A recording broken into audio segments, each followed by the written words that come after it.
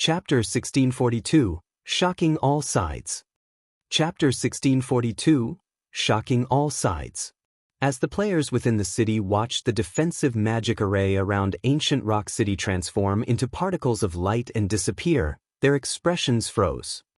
How is this possible? What's going on here? Ancient rock city's defensive magic array was destroyed. For a time, everyone struggled to process and accept the fact that the defensive magic array had actually broken. Although they were not particularly familiar with the strength of a city's defensive magic array, they knew that normal spells would be utterly useless against it. Even Tier 4 spells would barely have an effect. When Heaven's Burial had tried to capture ancient rock city, the guild had spent many hours bombarding the city's defensive magic array. It had even employed Tier 4 mythic-ranked evil beasts to assault the barrier. Yet this same, peerless magic array had crumbled under a single attack. It felt like some kind of joke. What did that person do? Is he some kind of high-tiered NPC? Curiosity filled Ancient Rock City's players as they watched Shifeng's cloaked figure.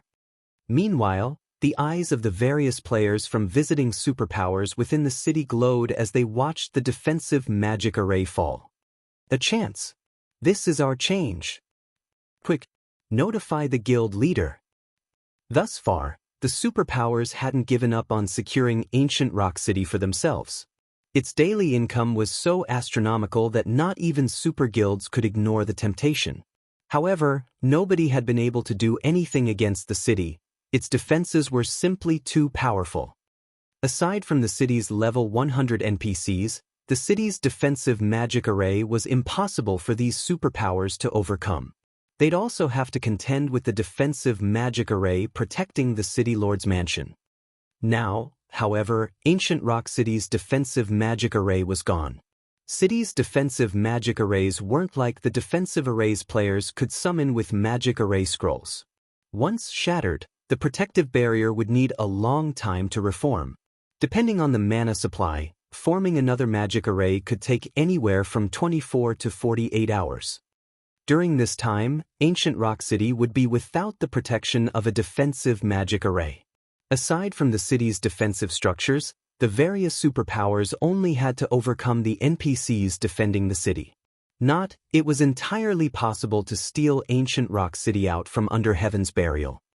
The various superpowers members who rested in Ancient Rock City immediately contacted their supervisors to report the city's situation.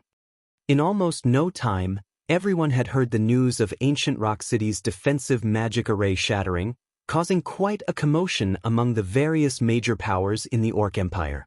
What? Someone has broken Ancient Rock City's defensive magic array? How did they do it? Hurry up and look into it.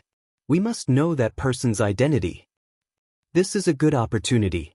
Heaven's Burial has been relying on Ancient Rock City to suppress us in the Orc Empire.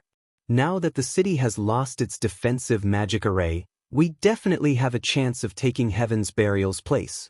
Mobilize all of our members in the Orc Empire and tell them to gather in Ancient Rock City.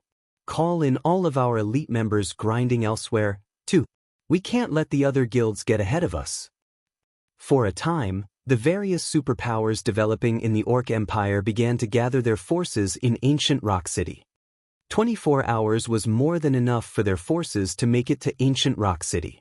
Without the defensive magic array in their path, they just needed to distract the NPC soldiers and destroy the City Lord's tablet, which was inside the City Lord's mansion. Once that was complete, the city would become ownerless, and a city order would appear. If they could get their hands on that city order, they would claim Ancient Rock City for themselves. Meanwhile, silence dominated the guild leader's office in Heaven's Burial's residence. When Singular Burial had initially looked out his office window and noticed the absence of the city's defensive magic array, he had been stunned for a long moment. Once he recovered from the shock, his expression turned somber as he radiated a chilling aura that even decreased the room's temperature. Everyone in the room shuddered as this aura overwhelmed them. Kill him. I don't care who he is. I want him dead. The Singular Burial bellowed as he glared at Shifeng's figure hovering over the city. Ancient Rock City was Heaven's Burial's foundation. The guild had sacrificed too much to obtain it. Now that the city's defensive magic array had fallen, the various superpowers, which had eyed ancient Rock City for a while, wouldn't miss this opportunity. They would launch fervent assaults against the city, and although Singular Burial was confident that his guild could repel these usurpers, Heaven's Burial would suffer immeasurable losses in the upcoming battle. It might even cripple the guild's development. Understood. Finally, everyone reacted and rushed out of the office. At first, they had assumed that they were dealing with some insignificant lunatic, but that lunatic had actually shattered ancient Rock City's defensive magic array and threatened Heaven's Burial's foundation. After Singular Burial issued the command, every NPC in ancient Rock City dashed towards Shifeng, hurling all kinds of ranged attacks. At the same time, the city's defense turrets and arrow towers began to bombard the flying swordsmen. But despite such powerful attacks flying at him from different directions, Shifeng didn't try to evade them. Instead, he flew straight towards the city lord's mansion. With Gale Domain active, Shifeng's movement speed was ridiculously high, and as a result, very few attacks managed to reach him. When an attack did reach him, the streams of dark blue air revolving around Shifeng struck it down before it could deal any real damage. What's that person trying to do? Is he not going to flee? He seems to be heading towards the city lord's mansion. He couldn't be.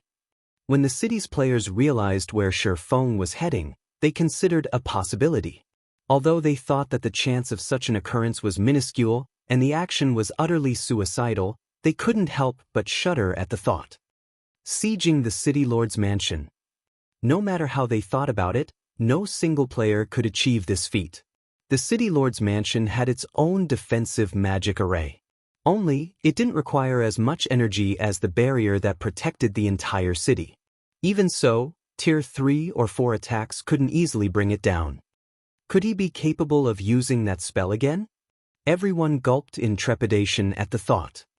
The spell Shifeng had used was absurdly powerful. The fact that he had already used it once was impressive enough. It would simply be unfair if he could use it again. No, he definitely can't use that kind of spell a second time. He must be bluffing. Singular Burial's eyes were bloodshot as he watched Shifeng soar closer to the city lord's mansion, refusing to believe that such a thing was possible. It wasn't long before Shifeng stopped above the city lord's mansion. With his lips curing into a smile, he raised the Demon King's horn once more and sacrificed another 30,000 magic crystals to the item. Suddenly, the same gigantic, pitch-black magic array appeared enveloped the city lord's mansion. A Demon King's phantom then materialized beneath the array. No, this is impossible. Madness struck Singular Burial as he watched the Demon King cast Hell Meteor again. Quick, kill him. Don't let him finish the spell. At this point, everyone from Heaven's Burial realized the severity of their situation. Without hesitation, they tried to tear Shifeng from the sky with Tier 3 magic scrolls. Some even used Tier 4 magic scrolls, hoping to kill this intruder as quickly as possible. It's too late. Shifeng smiled at the defensive magic array around the city lord's mansion. Lightly, he swung the Demon King's horn down, gesturing at the mansion. Chapter 1643, Destroying a City Alone. Chapter 1643, Destroying a City Alone. As Shifeng swung down the Demon King's horn from his position above ancient Rock City's city lord's mansion, the pitch-black magic array looming over the building released a blinding light. In response, hill-sized meteors began to emerge from the array and rain down on the city lord's mansion. Unlike the previous attack, the players outside of the mansion weren't protected by a magic array. They could clearly feel the heat waves from the blazing meteors. One meteor after another crashed into the defensive magic array protecting the city lord's mansion, causing the barrier to crack. Although the array had a constant supply of energy, its recovery rate couldn't keep up with the damage it received. As a result, more cracks began to spread across the barrier. The defensive magic array around the city lord's mansion is slightly stronger than the one that protected the city. It's definitely going to endure the attack. Singular Burial silently prayed as he watched the powerful bombardment. The City Lord's mansion was the heart of the city. Hence, the defensive magic array constructed to protect it was even stronger than the one that had protected the city. This was also why he was so confident that ancient Rock City would never fall into the various superpowers' hands. But as hope rekindled in Singular Burial's heart, reality gave him a tight slap to the face. Under Hell Meteor's continuous bombardment, the defensive magic array around the City Lord's mansion eventually collapsed, and the semi-translucent barrier shattered like a mirror. Is this a joke? Who is that guy? He actually destroyed 2 defensive magic arrays in a row. How is this possible? That's the City Lord's mansion's defensive magic array that we're talking about. Even several mythic monsters would need to attack it for a long time to destroy it. What kind of spell did he just use? The crowd in ancient Rock City was stupefied as they watched the spectacle before them. Even Heaven's Burial's members had forgotten to attack the intruder as they stared at the now unprotected City Lord's mansion with dumbfounded expressions. Nobody could believe their eyes. Not even the City Lord's mansion's defensive magic array could stop Shifeng's attack. What these players didn't know was that the attack Shifeng had executed with the Demon King's horn contained a Demon King's full power. The attack ranked at the peak of Tier 5. A normal city's defensive magic array would have no trouble blocking Tier 3 attacks. It could even withstand Tier 4 attacks, which would only exhaust albeit considerable, portion of the array's energy reserves. However, the Demon King's horn's attack far exceeded the threshold of any city's defensive magic array. The item could even break through Zero Wing City's defensive magic array, which had a special power source. Once an attack exceeded a defensive magic array's threshold, its energy depletion would increase by multiple times. It wouldn't be unusual if the array stopped functioning entirely. This was also why the various guilds had held massive celebrations whenever they gained a Tier 5 player in Shifeng's previous life. Tier 5 players weren't just capable of defending a city by themselves, they could also shatter an ordinary city's defensive magic array without help, making it far easier for their guild to capture a city. Even after the defensive magic array around the City Lord's mansion fell, Hell Meteor's duration hadn't ended. The brilliant meteors bombarded the mansion itself, and although the building had been reinforced with divine runes, it was no match for the incredible attack. In just a few short seconds, the City Lord's mansion was in shambles. As expected of a Tier 5 peak existence's large-scale destruction spell. Its power really is amazing. Shifeng was astonished as he stared at the tattered City Lord's mansion. He had thought that the Demon King's horn would only be able to break through the defensive magic array, but looking at it now, it would seem that he had still underestimated the item's power. Unfortunately, he could only use the Demon King's horn twice. Once the attack ended, the Demon King's horn gradually disintegrated, becoming no more than dust particles before it disappeared. He must die. I want him removed from God's domain entirely. Singular Burial glared at Shifeng with bloodshot eyes. If the man stood before him now, Singular Burial would eat Shifeng alive. Heaven's Burial could have relied on the City Lord's mansion's defensive magic array to withstand the various superpowers' assaults, but now that that array had shattered, ancient Rock City had lost its last line of defense. Now, however, with said magic array shattered, this meant that ancient Rock City's last line of defense had also disappeared. As Singular Burial barked out commands like a madman, Daybreak Fog and Heaven's Burial's other members worked with the NPC soldiers to eliminate Shifeng. In truth, though, they knew that their actions were futile. Even if they killed Shifeng, ancient Rock City's 2 defensive magic arrays were gone, and they would need a long time to recover. Meanwhile, facing attacks from all sides, Shifeng unhurriedly retrieved a Tier 3 defensive magic scroll and activated it, blocking every incoming attack. Damn it! Just who the hell is he? What kind of feud does he have with our guild? Find out. Use whatever means it takes to discover that person's identity. Seeing that Shifeng was unfazed despite so many players' attacks, both Heaven's Burial's members and the players from the various superpowers wondered about the man's identity. Even super guilds were helpless against ancient Rock City, yet Shifeng had destroyed 2 of the city's defensive magic arrays by himself. It was utterly unbelievable, but with the facts before them, they had no choice but to admit it had happened. As players ran off to investigate this flying intruder, Shifeng took the initiative to remove his black cloak, revealing his black flame appearance. Heaven's Burial! Didn't you guys ask for a fight? I'm here! Shifeng shouted as he looked down on Heaven's Burial's members. The moment Shifeng revealed his identity, a moment of silence descended on the city. What? It's Black Flame? Impossible! Black Flame actually came to ancient Rock City. And he destroyed 2 of the city's defensive magic arrays. Amazing! Truly amazing! The players in ancient Rock City were thunderstruck when they learned Shifeng's identity. They had never thought that Zero Wing's Black Flame would actually accomplish such an unbelievable feat. Black Flame? He's actually Black Flame? How is that possible? Singular Burial was dazed when he saw Shifeng, struggling to think properly.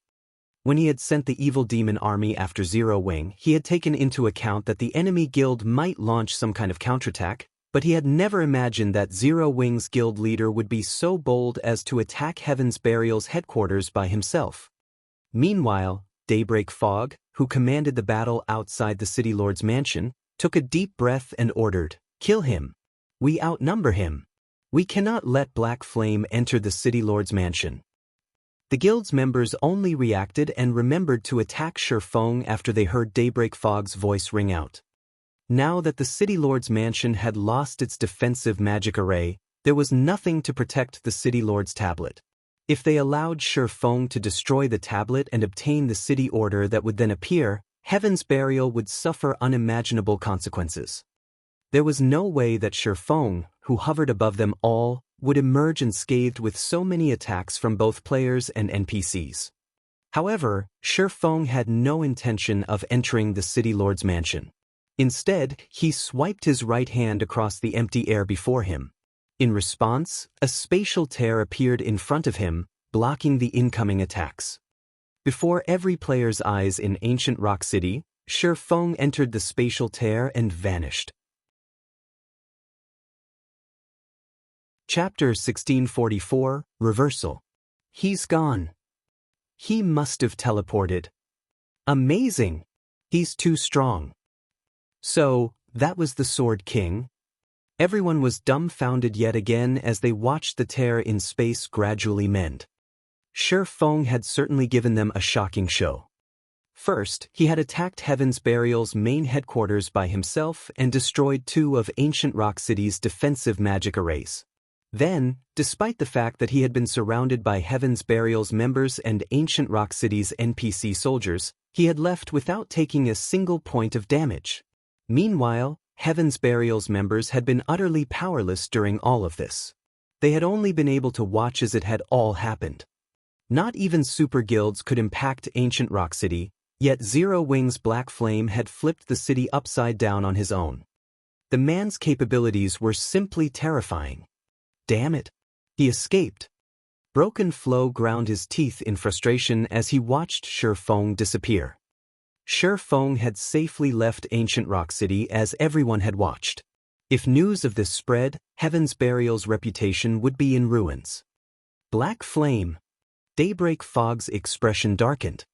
She had thought that Zero Wing had run out of options and was on the path to destruction.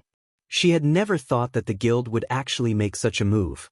Compared to what Shifeng had just achieved, Heaven's Burial's recent success in killing over 15,000 Zero Wing members wasn't even worth mentioning. Now that both of ancient Rock City's defensive magic arrays had been destroyed, the various superpowers would attack the city with renewed fervor. Meanwhile, Singular Burial seethed with rage in Heaven's Burial's residence. His eyes were bloodshot as he continuously smashed the desk before him to pieces.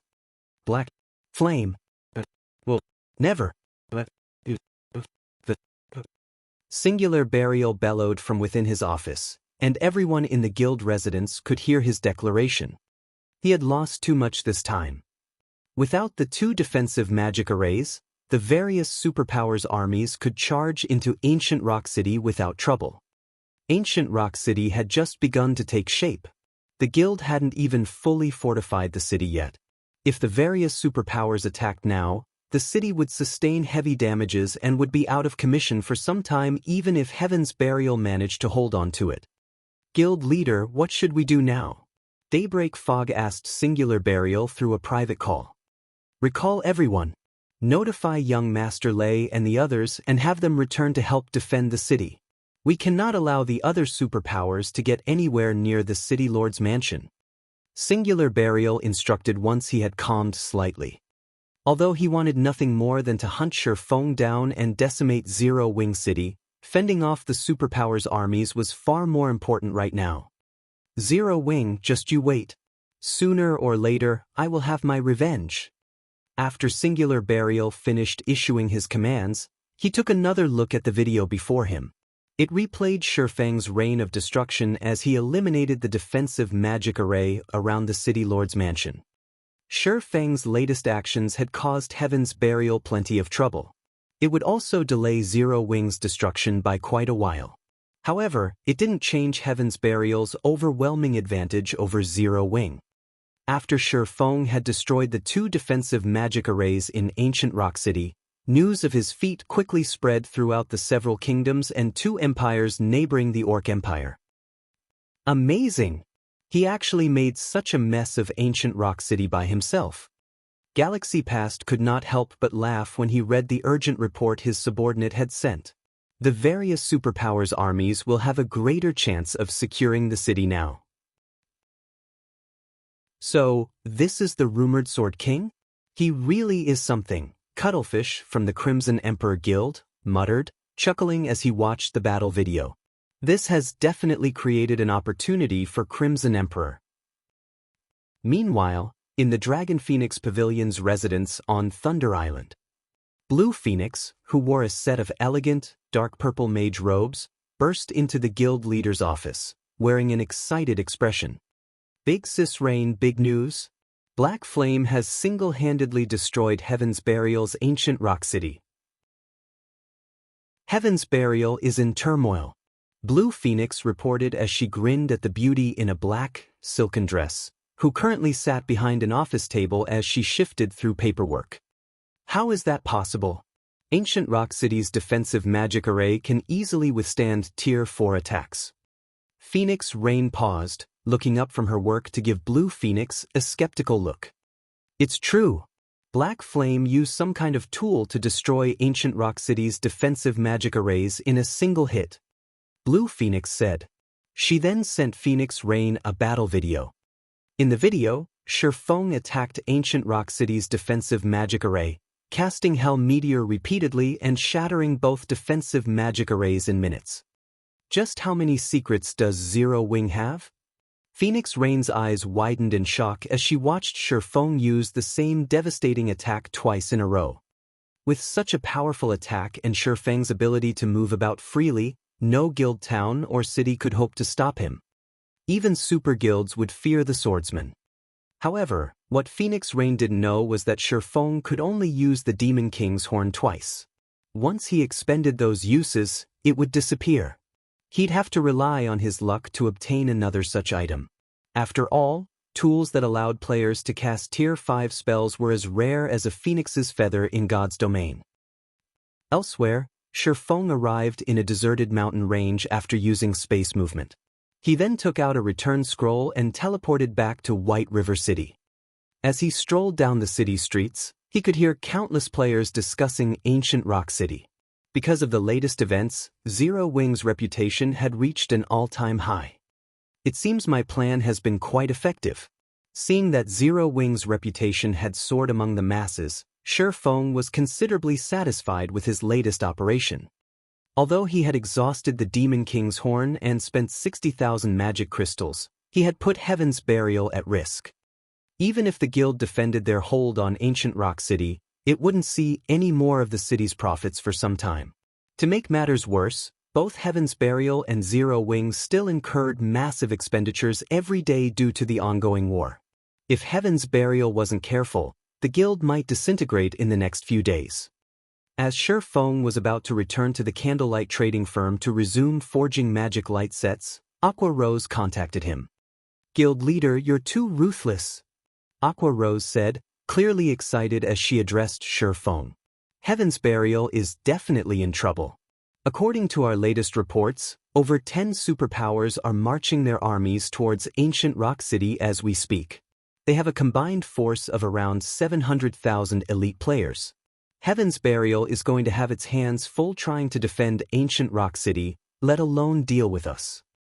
Heaven's Burial isn't our only enemy.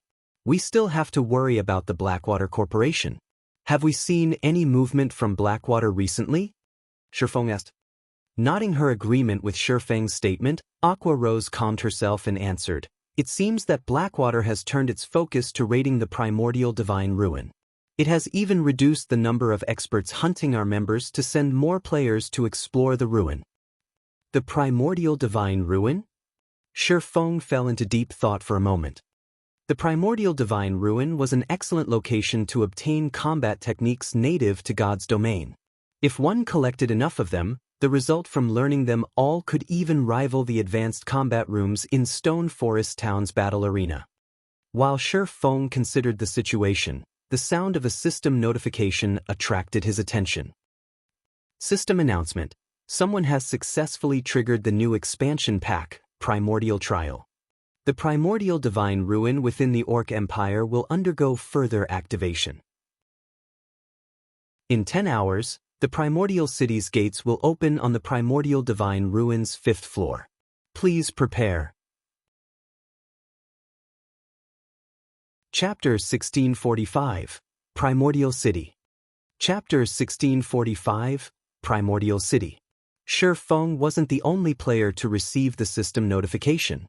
Players in the Orc Empire and those in the neighboring kingdoms and empires were also notified. A new expansion pack. Someone triggered an expansion pack related to the Primordial Divine Ruin? How lucky! What's going on? What's this Primordial City? The system notification stirred players in the various kingdoms and empires into an uproar. Although the new expansion pack this time did not require players to log off, every new expansion pack meant new opportunities. Every time a new expansion pack launched, the status quo in God's domain would change. Some guilds and players would rise, while others would fall. Meanwhile, this expansion pack was connected to the highly popular Primordial Divine Ruin, which even the various superpowers struggled to monopolize. It was clear that this expansion pack would be extraordinary. If one took advantage of this expansion pack properly, they could even experience a meteoric rise, becoming famous throughout God's domain. After all, the same thing had already happened multiple times thus far. Everyone immediately looked into this Primordial City the system announcement had mentioned. As soon as they had, though, they were stunned by what they had found. According to God's domain's historical records, Primordial City had been a legendary city before the Great Destruction. Nobody knew exactly what kind of place this city was. They only knew that players had to travel through a specific teleportation gate to reach the Primordial City.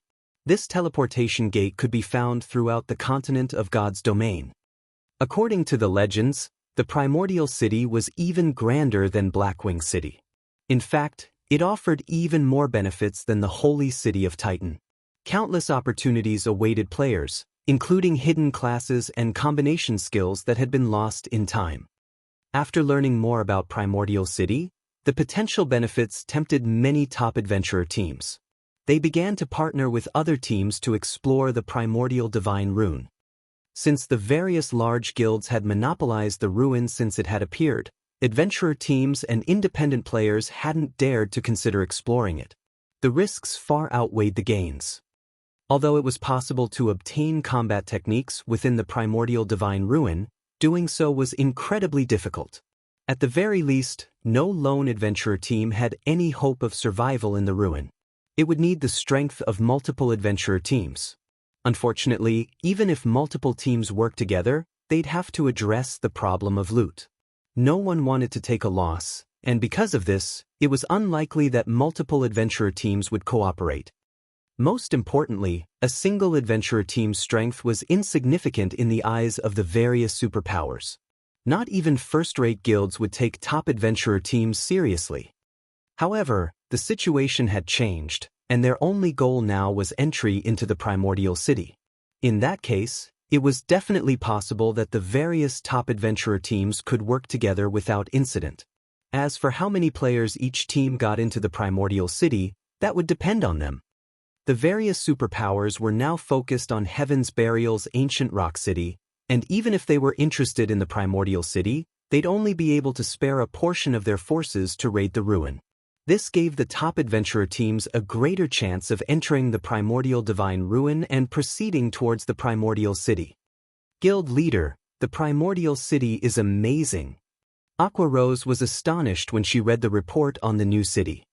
Not only was the Primordial City's foundations stronger than those of the Holy City of Titan, but it was also a holy ground for players who wanted to grow stronger. If players could enter the Primordial City, they would grow significantly stronger very quickly. Primordial City? Feng was just as surprised by the system announcement. He had never expected the opportunity to enter the Primordial City to arrive so soon. In the past, the Primordial City had made its appearance in God's domain after mainstream players had reached level 70. Everyone had known the city's importance, and it had caused a major struggle between the game's major powers. Even so, they had all underestimated how beneficial the Primordial City would become for players, though they eventually learned the truth.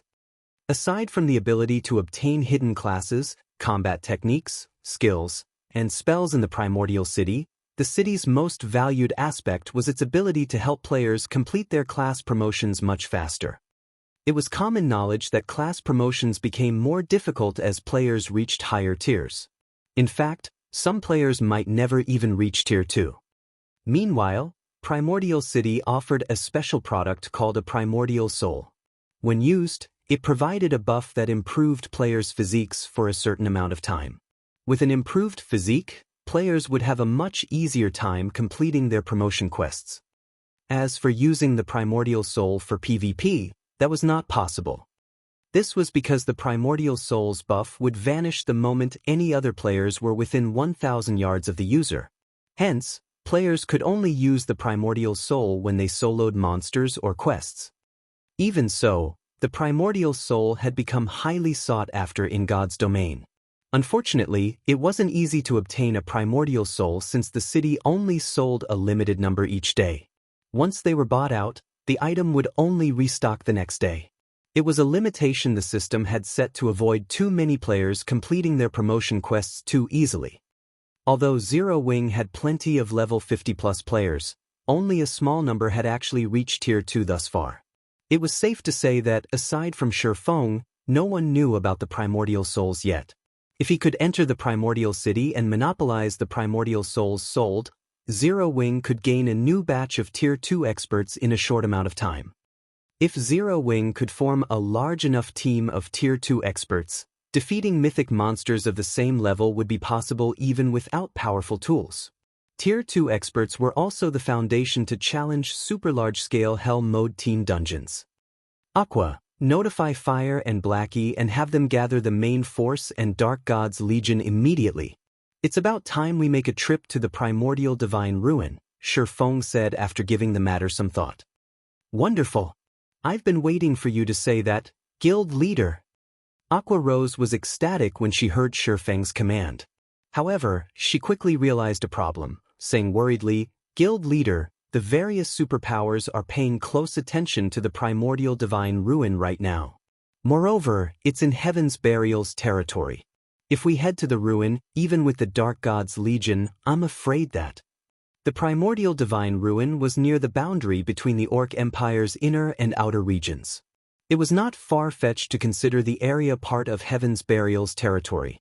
The location was also one of the reasons that Heaven's Burial had always secured around 1/10 of the available entry slots into the ruin despite so many powerful competitors.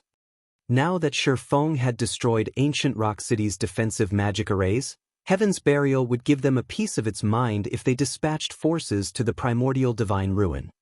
Even if they dispatched both Zero Wing's main force and the Dark God's Legion, they would only have 1,000 plus players. If they tried to face the superpowers elites and experts, they'd likely have a very difficult time securing enough slots. Relax. Yu Ziping and the others will join us as well, Shi Feng said, chuckling. While we're on the topic, how is the equipment collection coming along? We've collected the necessary weapons and equipment.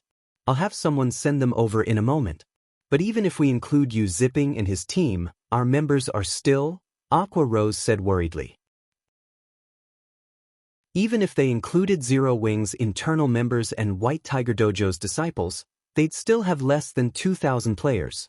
Compared to the tens of thousands of elites and experts the superpowers had dispatched, such a small force wasn't worth mentioning. However, Shi Feng remained firm on his decision. In God's domain, quantity wasn't the most important. Rather, quality meant everything.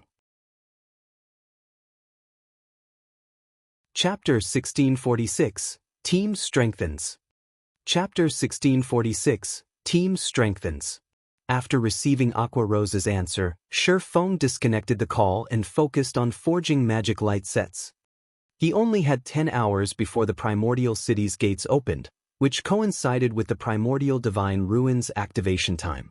It would not be easy to put together a powerful team in so little time, so he needed to make use of every second. Meanwhile, Aqua Rose contacted Zero Wing's members. She also sent someone with the level 50 weapons and equipment to White River City, instructing them to hand the items over to Yu Ziping and the others. With this, Zero Wing instantly gained nearly 700 powerful experts. This development, more or less, brightened Aqua Rose's mood. Normally, large guilds nurtured expert players very slowly, producing 200 or 300 experts per month. Some guilds' development was even slower, losing experts rather than gaining them. More players joined God's domain each day, after all, and as players became more familiar with the game's combat styles, the standards for expert players rose to greater heights. With the addition of Yu Ziping and the others, Zero Wing's expert count increased drastically. If the public knew of this, countless players would be shocked. 700 expert players might not be a match for a 10,000-strong elite army on a battlefield, but when it came to guerrilla warfare, the experts would dominate. Moreover, expert players could adapt to far more easily than elite players. Now that Heaven's Burial had its hands full, it and Blackwater would suffer if Zero Wing suddenly introduced another 700 expert players to their war. It was a pity that Yu Ziping and the others were forced to make their debut in the Primordial Divine Ruin. It would allow Heaven's Burial and Blackwater to see to preemptive measures to cope. Candlelight Trading Firm, Special Forging Room. Controlling the purple thunder flame, Shi Feng carefully smelted and combined the necessary materials to forge the magic light set. Once he included the magisteel ingot, he began to shape the molten alloy. He had completed the entire process as smoothly and naturally as flowing water, with every one of his movements nearly, if not exactly, perfect. At the end of the day, however, his forging success rate was only 60% even if he followed the procedures perfectly.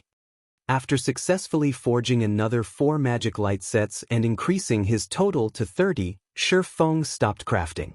Instead, he retrieved the Advanced Book of Magic from his bag and began to forge Advanced Mana Armor Kits. The Advanced Mana Armor Kits didn't provide as much of a boost as the Magic Light set, but if every player equipped 3 of these kits, their basic attributes would increase by at least 10%. This was a substantial increase for level 50 players.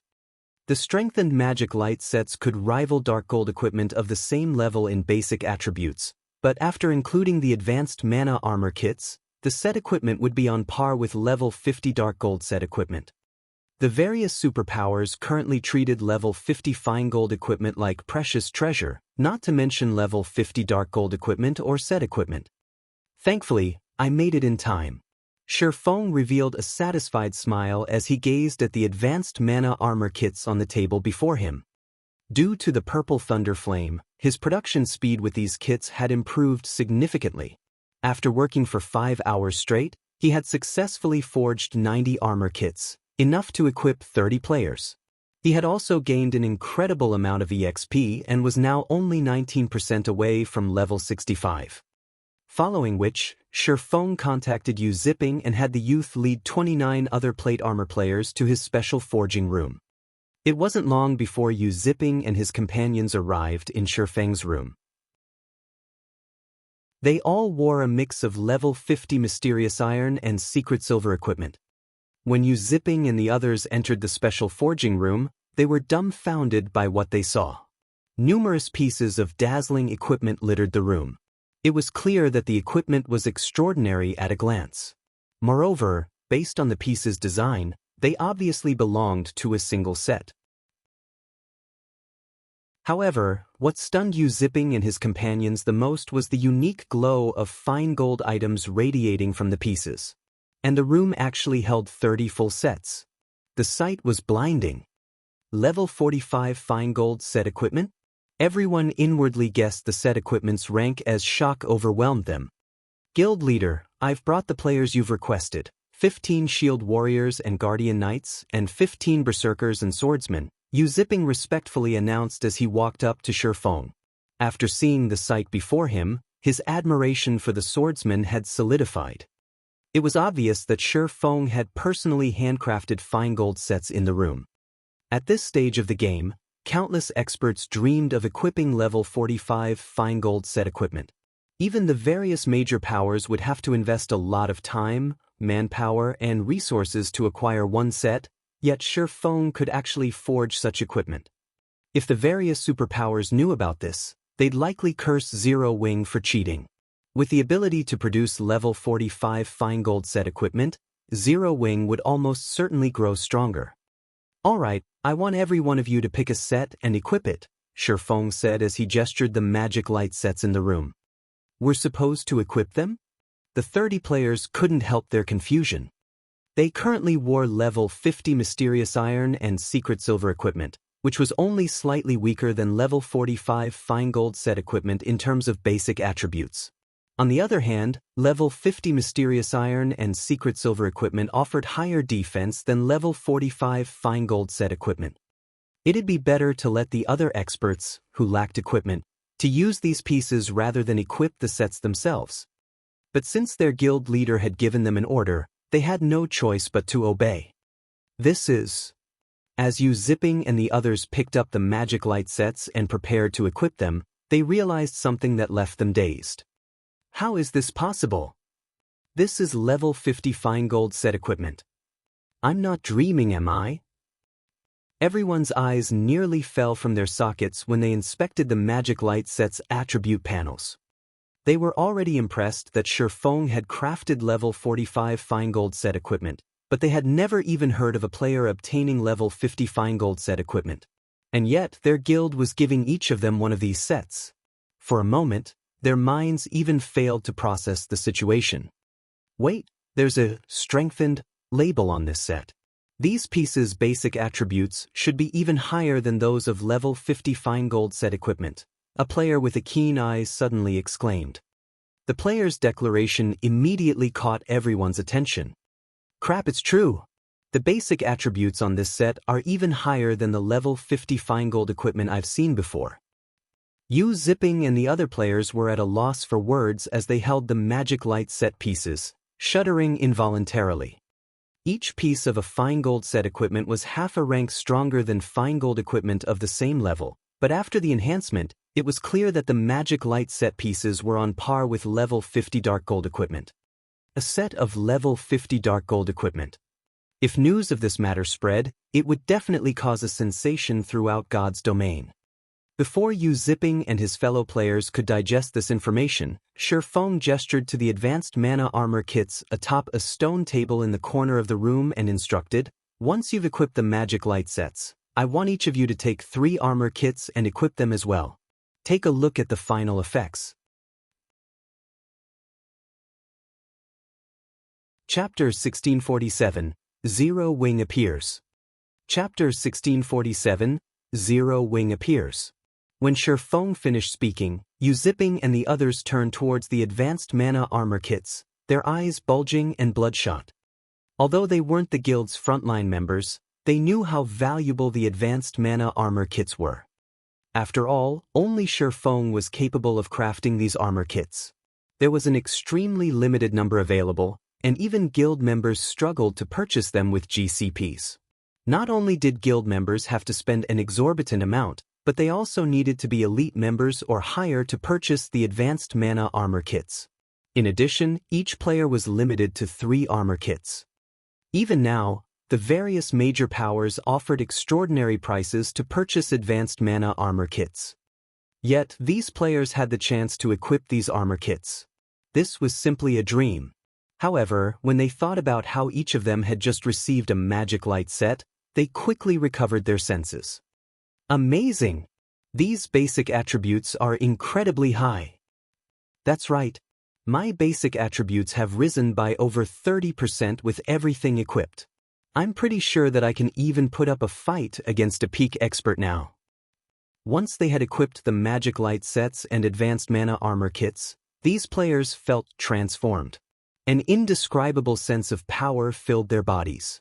They couldn't help the rising desire to spar with other experts to get a good feel for their new prowess. With a 30% increase to their basic attributes, their overall combat power should have, at the very least, doubled. It seems the enhanced magic light sets are quite effective. Satisfaction filled Shifeng as he examined everyone's attributes. Yu Ziping and his companions' basic attributes could now rival Superpower's peak experts, who wielded multiple epic items. Overall, they should be even more powerful than the Conqueror Party's members with their battle arrays active. Even a Tier 1 metric ton could tank Grand Lord of the same level by himself in the magic light set.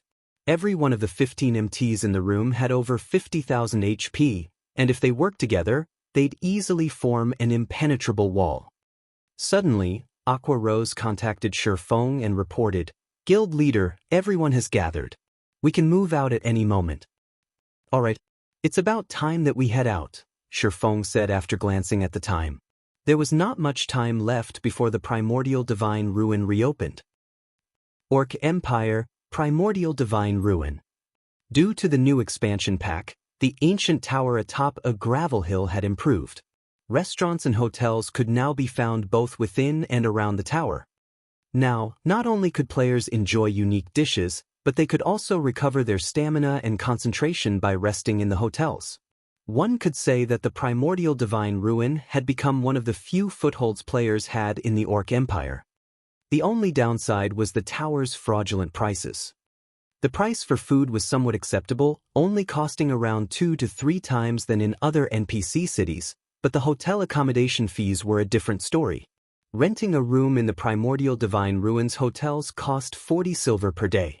Even expert players had trouble justifying such a high price, much less elite players. Even so, plenty of players had gathered in the tower. As some players who planned to rest in the Primordial Divine Ruin were about to enter the massive tower, an intense aura washed over them, halting their steps. When these players warily searched for the cause of such a powerful aura, they discovered a crowd of other players within the tower. The atmosphere resembled that of Imperial Capital's teleportation halls, but unlike those halls, every one of the players within radiated an intense killing intent as they watched each other cautiously. It seemed as if they were all enemies. The players in the tower were members of multiple groups. The smaller groups only had around 5,000 or 6,000 members, while the larger ones had over 10,000. The lowest level player in the tower was level 47, but most were level 48 or 49. Their equipment was also impressive, with most of them wearing at least level 45 secret silver equipment. Meanwhile, as time passed, more teams began to gather in the tower. As one team after another entered the tower, the scene caused a commotion among the independent teams. Quick look, that team is wearing Crimson Emperor's guild emblem. What? Even Crimson Emperor is trying to get in on the action? Crimson Emperor is nothing. Had you been here a moment ago, you would have seen members from the Sacred Temple arrive. The Sacred Temple's team is even led by Vice Temple Master, Quiet Melody for this operation.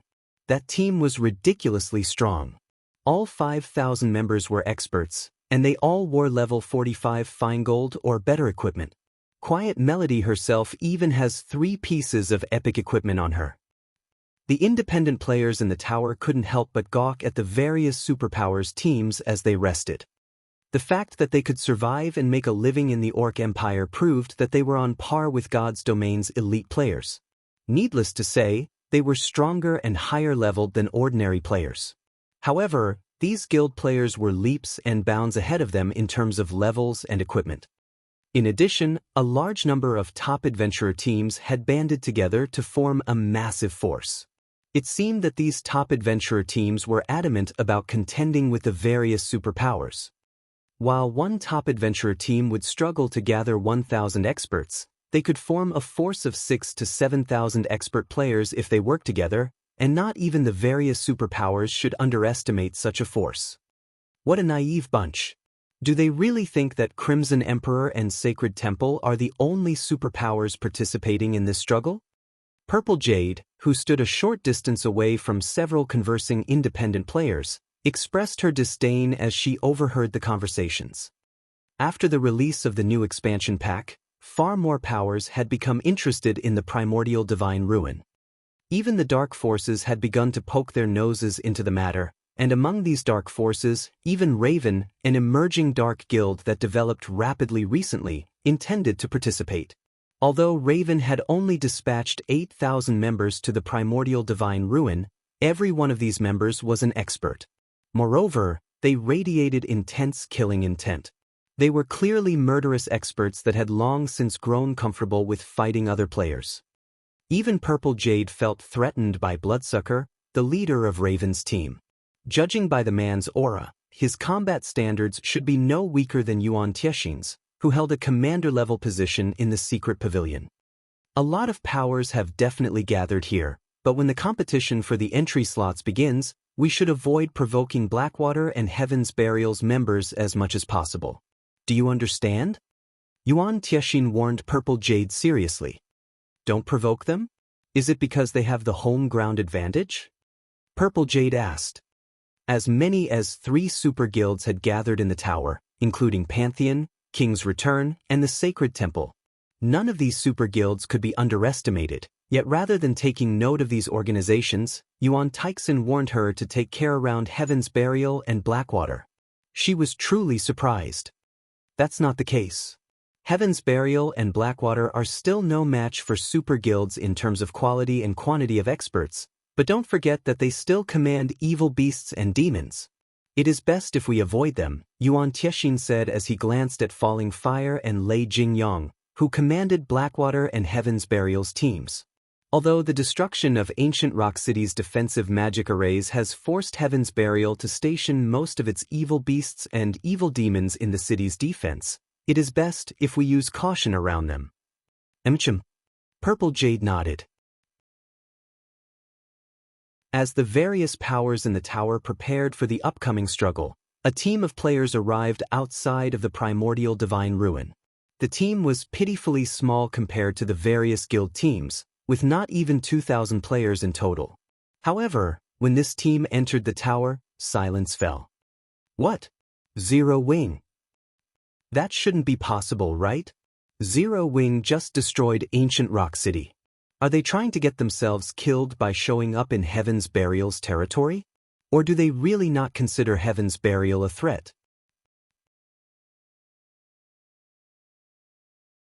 Chapter 1648, Surge of Experts.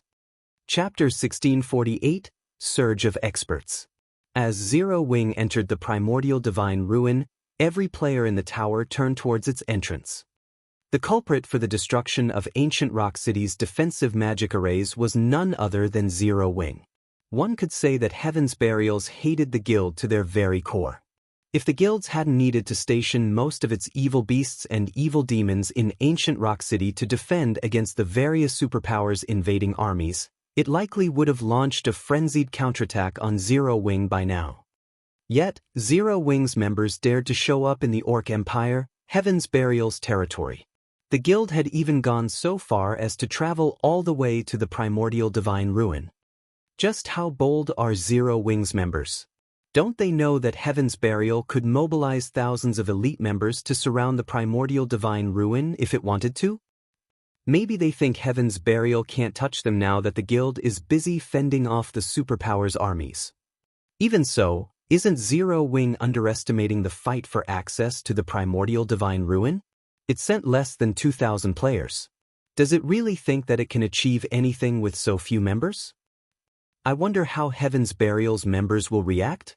With how few players Zero Wing sent, the force Heaven's Burial dispatched should be more than enough to take them out. Everyone spoke in hushed whispers as they watched Zero Wing's members approach the tower. Uncle Yuan, what do you think is going through Black Flame's mind? This is the Primordial Divine Ruin. Even if Heaven's Burial can't use its full force right now, it still has command of the evil beasts and demons. Even a small force of those monsters will be enough to put Zero Wing's team through hell. Purple Jade wondered as she watched Shi Feng, who led Zero Wing's team, with a confused look. One of the reasons that the various superpowers dared to invade ancient Rock City was their significant numbers. Combined, their armies included over 700,000 players. Even if Heaven's Burial controlled evil beasts and evil demons, how many players could those monsters possibly hold back?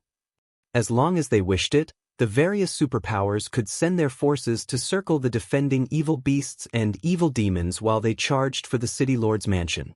With the evil beasts and demons' massive forms, they couldn't enter the mansion itself. Once the various superpowers got their members inside, not even an infinite number of evil beasts and demons could stop them. Heaven's Burial would have to rely on players and NPCs to hold the City Lord's tablet. Moreover, it was very difficult to protect a city with evil beasts and evil demons. At the end of the day, the human race was the evil god's temple's mortal enemy. If human NPCs encountered anything connected to the evil god's temple, they'd move to exterminate it immediately. In fact, there was a very high chance that ancient Rock City's NPC soldiers would disregard the invading players and attack the evil beasts and demons instead, accomplishing the opposite effect. This was also why the various superpowers dared to attack ancient Rock City. However, it was a different story in the fields and the Primordial Divine Ruin. Players weren't prohibited from attacking each other in the ruin, and Heaven's Burial didn't have anything to protect here, so its evil beasts and evil demons could focus on the slaughter. Even if the monsters only killed half of Zero Wing's experts, it would deal a massive blow. I don't know, but the Primordial Divine Ruin is incredibly important to every guild. It is not strange that Zero Wing is willing to take such a risk, Yuan Tiexin said, shaking his head. As Zero Wing's force moved closer to the tower, the players from the various superpowers and adventurer teams, who anticipated an interesting show, revealed dumbfounded expressions. Is this a joke? Those players are actually all level 50 or higher. Crap, didn't someone say that Zero Wing didn't have much equipment left? How are so many of those players wearing fine gold set equipment? What level are those fine gold sets? I can feel so much pressure coming off of them. Who are those players in the lead? I don't think I've ever seen them before. When did Zero Wing gain another batch of experts? For this operation, Shi Feng did not have his team members wear black cloaks. Hence, both their levels and equipment were exposed for all to see. At this stage of the game, only an extremely small number of players had managed to reach level 50. First-rate guilds only had around 30 to 40 level 50 players, and the various superpowers only had 300 to 500. Yet, every player in the team of nearly 2,000 that Zero Wing had dispatched to the ruin was level 50 or higher. Some were even level 52. This was simply unbelievable. Moreover, Zero Wing's members wore dazzling equipment. The 30 unfamiliar players at the lead even wore the same fine gold set equipment. The aura they radiated was akin to a ferocious beast that had just been released from its cage. Wearing the magic light sets, which were even stronger than level 50 dark gold equipment, Yu-Zipping and the others' basic attributes were even higher than a Lord-ranked monster of the same level. A Lord-ranked monster might not be a tough opponent for the players in the Primordial Divine Ruin, But it was a different story if it were a player with the attributes of such a monster. Such a player could easily solo an elite party. Even the superpowers commander-level individuals felt an immense pressure wafting from Yu Ziping's group. Although their equipment was considered top-notch in God's domain, their basic attributes were nowhere near a level 50 lords. Suddenly, the various superpowers members saw Zero Wing's players in a new light. They were all powerhouses, and they knew what this aura and pressure represented. Although these factors couldn't be used to determine a player's strength, they did hint at a player's general combat standards. Just how much strength has Zero Wing hidden? It already introduced another 100 refinement realm experts, and now it's revealed so many experts with such intense auras. Could some superpower really be supporting Zero Wing in secret? Purple Jade's eyes widened when she saw the magic light sets Yu Ziping and the other players wore. Currently, she had numerous pieces of level 50 fine gold equipment on her, and the weakest piece she had was level 45 dark gold rank. In addition, she carried an epic weapon and a piece of epic equipment. Overall, her lineup was among the best in the game right now. Yet, Yu Ziping and his companions' basic attributes seemed higher than hers. Her basic attributes ranked among the top in the secret pavilion. What kind of power was the secret pavilion? It was an organization which only a small number of super guilds could compare to, yet Zero Wing had just revealed 30 never-before-seen experts with even higher attributes. The situation was simply ridiculous. It's no wonder why Black Flame dared to lead a team here. It seems that he came prepared. Yuan Tiexin's mouth twitched slightly as he watched Shi Feng. Level 50 fine gold set equipment, huh? In his opinion, the only possible reason that Yu Ziping's group had higher basic attributes than his and Purple Jade's was their level 50 fine gold set equipment. There was no other way that these players could surpass them. Level 50 fine gold set equipment? Purple Jade couldn't help her surprise. How is that possible? Even our guild has only collected 2 of such sets so far. How could Zero Wing possibly collect 30 sets? Level 50 equipment was already extremely difficult to gather, let alone level 50 fine gold set equipment. Even after investing tons of manpower and resources, the secret pavilion had only obtained 2 level 50 fine gold sets. What means did Zero Wing, a guild that was many times weaker than the secret pavilion, possibly employ to obtain 30 such sets? Don't forget that Black Flame is a master forger. It is very likely that he crafted the level 50 fine gold sets, Yuan Tiexin said, his expression turning somber. Truthfully, even he struggled to believe it. It wouldn't be surprising if Shi Feng were simply a master forger, but a master forger capable of mass-producing level 50 fine gold set equipment held an entirely different meaning. Just thinking about how Zero Wing could deploy expert teams in level 50 fine gold set equipment made Yuan Tiexin shudder. As players discussed the possible power behind Zero Wing, dense killing intent radiated from Heaven's Burial's team, which stood not far from Zero Wing's members. Zero Wing. They actually dare to show up here. Lei Jingyang frowned, a cold glint flashing in his eyes as he glared at the enemy players. Do they really think we'll just stand by and watch?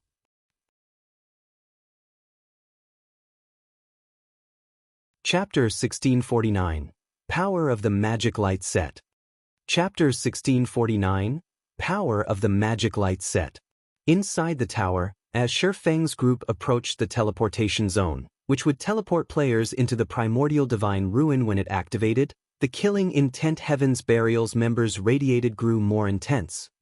In fact, Heaven's Burial's members weren't the only ones to react this way.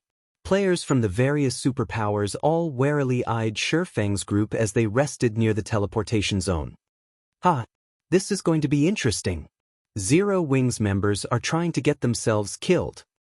Don't they know that the closer they get to the teleportation zone, the more likely it is that someone will target them? That might be the case.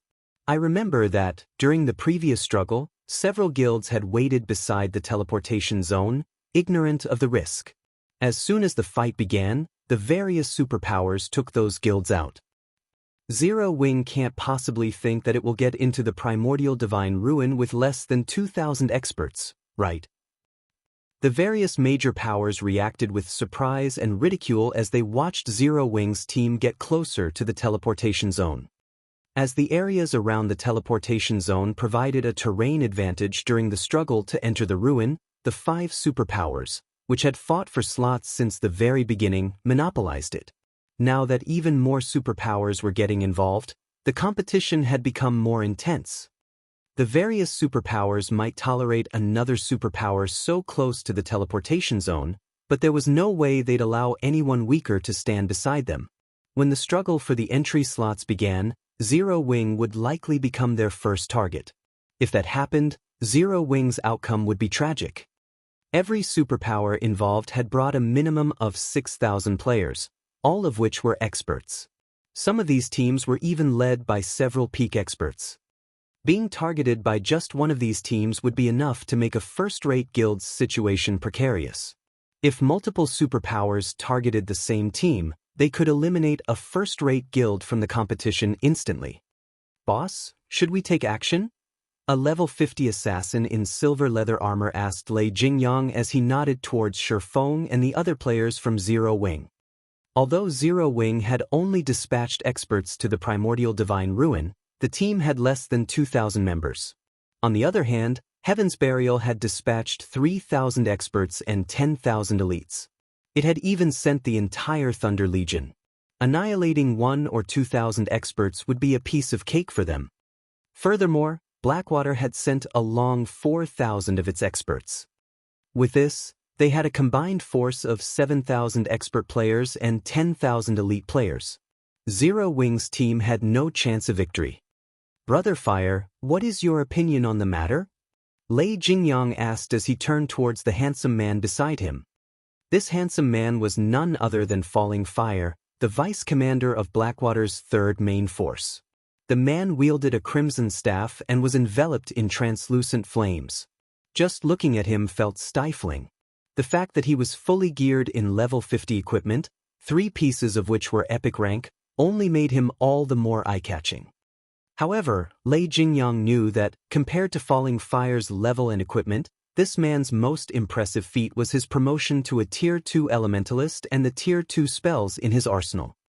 That was also why Blackwater had assigned Falling Fire to lead the team that would assist Heaven's Burial in this endeavor.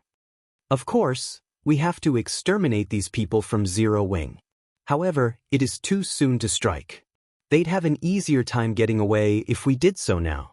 It won't be too late to attack once the struggle begins. Even if Zero Wing's members try to flee, they'll never get away while entrenched in the chaotic battlefield. Falling Fire said as he gestured to the various major powers behind Zero Wing's team. The system didn't stop players from fighting with each other inside the tower. Players could start a fight whenever they wished, and the tower had only one exit. It was relatively easy to escape the tower before the battle for the Primordial Divine Ruins entry slots began, but once it did, chaos would ensue. If a team weren't careful, other teams could easily drag it into the fray. Because of this, players had a very difficult time leaving the tower once the fight began. I guess you're right. We'll strike once the struggle starts, then, Lei Jingyang said, nodding as he surveyed his surroundings. He then turned to his team and said, when the time comes, leave none of Zero Wing's members alive, particularly those wearing level 50 fine gold set equipment. It'd be a massive waste to let them hold onto such precious items. Although he wanted nothing more than to slaughter Shifeng and his guildmates, Falling Fire's opinion was reasonable. Many powers had come to enter the Primordial Divine Ruin this time, and among them, plenty were top adventurer teams. Once the struggle to enter the ruin began, Zero Wing would have a challenging time trying to get out of the tower. They'd be able to kill far more Zero Wing players if they waited.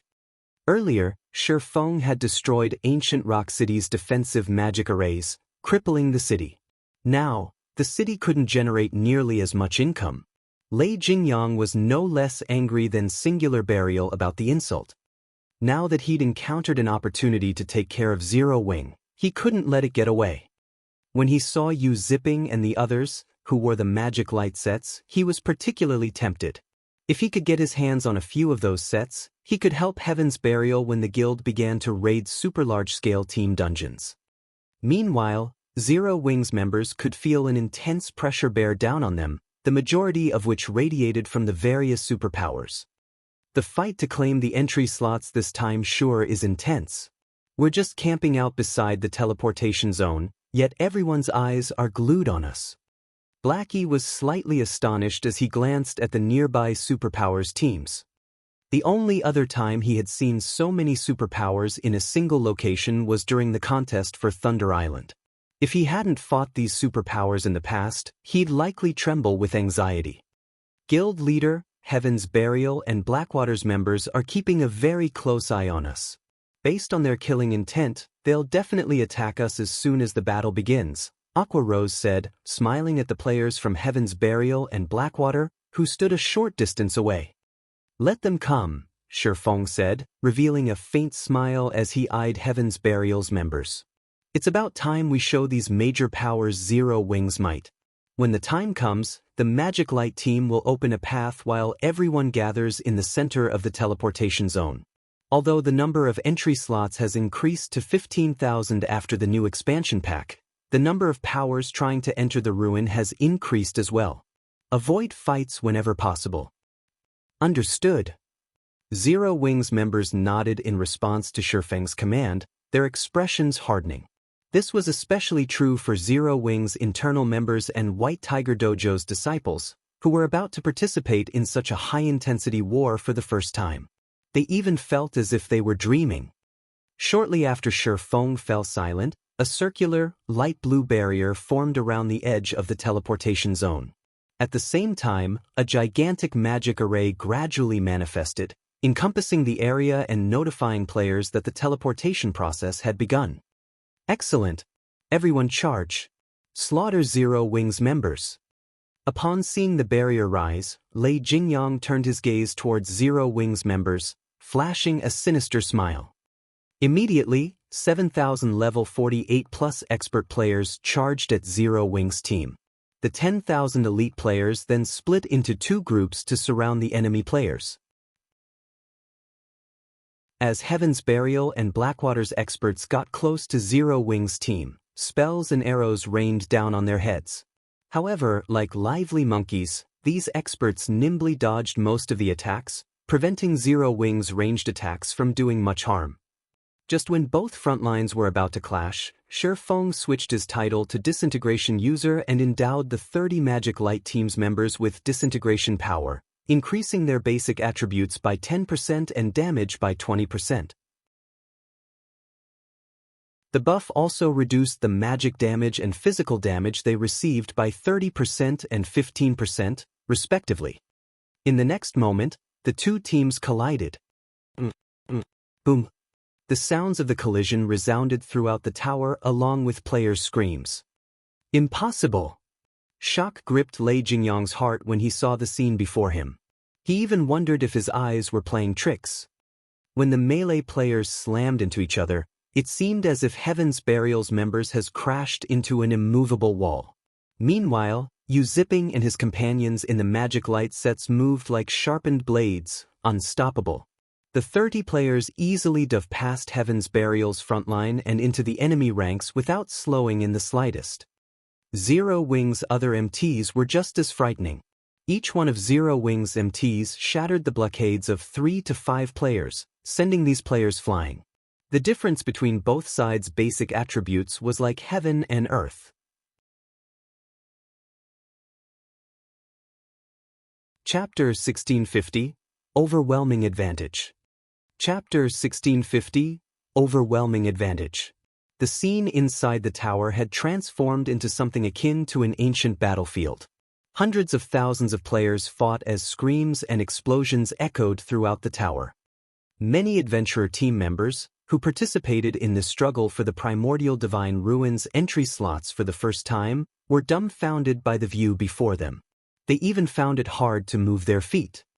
Amazing! So, this is the struggle for the Primordial Divine Ruin? This battle is too fierce. Even expert players are no different than ants here. Many adventurer teams and normal guilds, which had planned to participate, watched the battle in a daze from the sidelines. None of them were bold enough to join the fray. They were all afraid of being devoured and annihilated in the blink of an eye. Even the expert players they normally thought were so powerful lasted less than 10 seconds on this battlefield. These experts were either overwhelmed by an uncountable number of spells or ganged up on by equally powerful experts.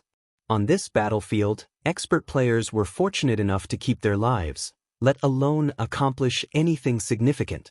As for the elite players, they were pure cannon fodder. Most elite players usually died before any of the rear-line healers could get to them. Of the multitude of battles across the battlefield, those near the teleportation zone were the most intense. Zero Wing's 30-man Magic Light team moved like a pack of ferocious beasts that had just escaped their cages.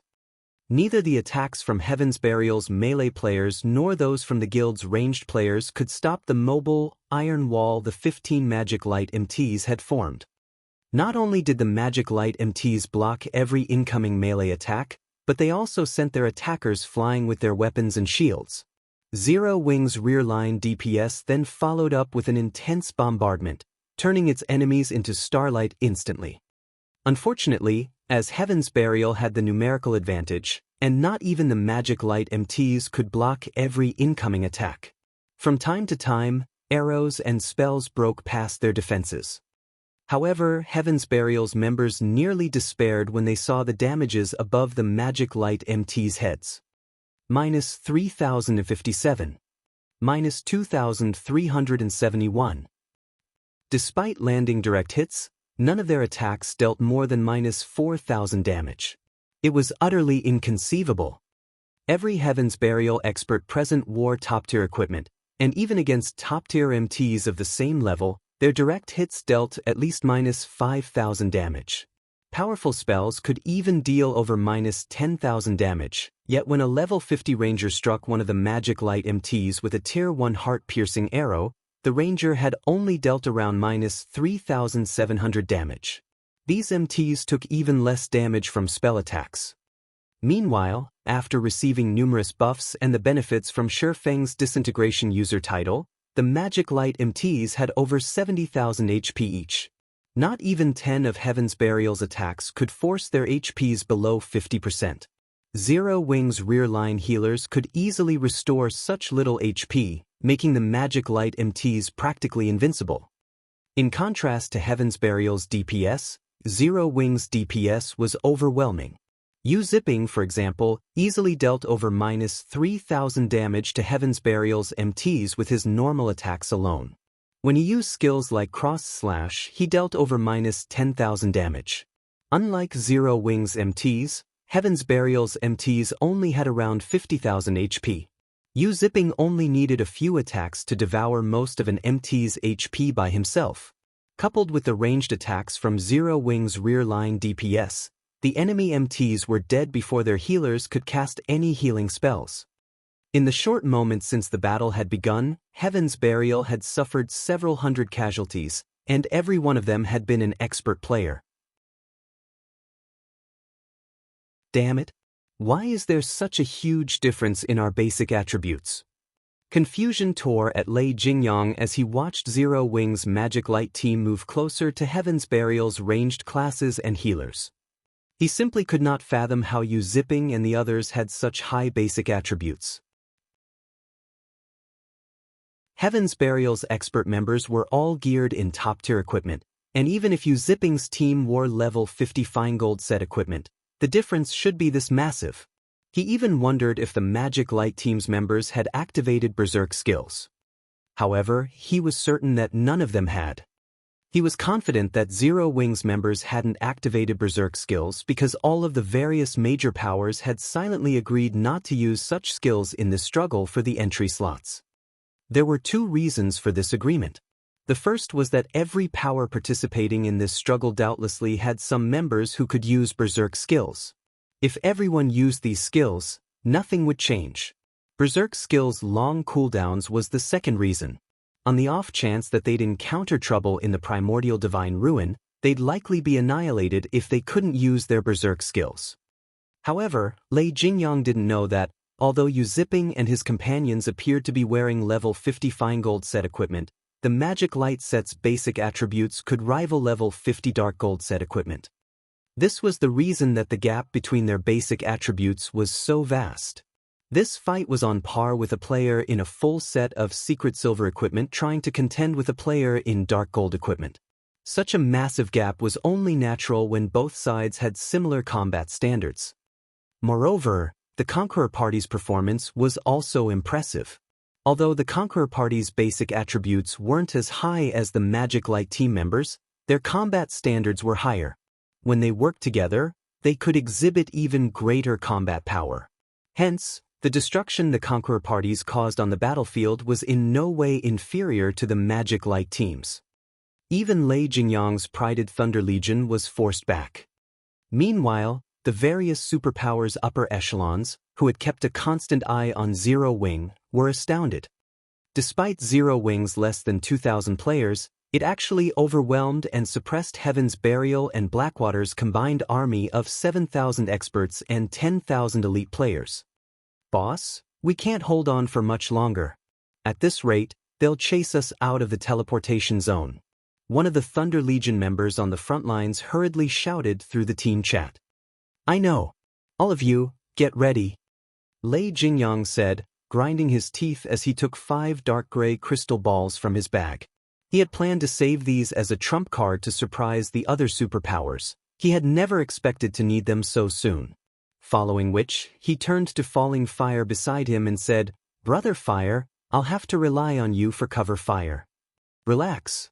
Although they have superior basic attributes, they're all Tier 1 players. They're nothing compared to Tier 2 players, Falling Fire said, disdain flashing in his eyes as he watched the distant Zero Wing members. Good. Lei Jingyang then began to chant an incantation to activate the 5 crystal balls.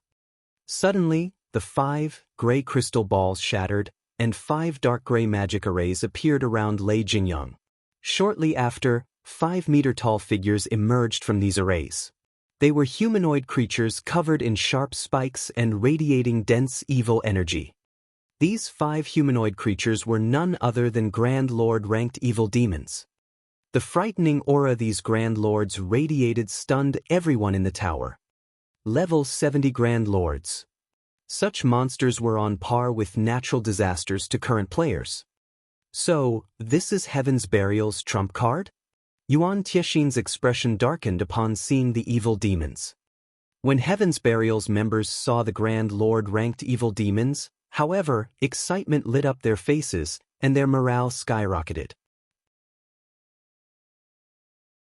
Although the combined force of Heaven's Burial and Blackwater's players appeared exceptionally powerful, it was nothing compared to the superpowers' forces. They had only dared to contend with the superpowers because of this trump card.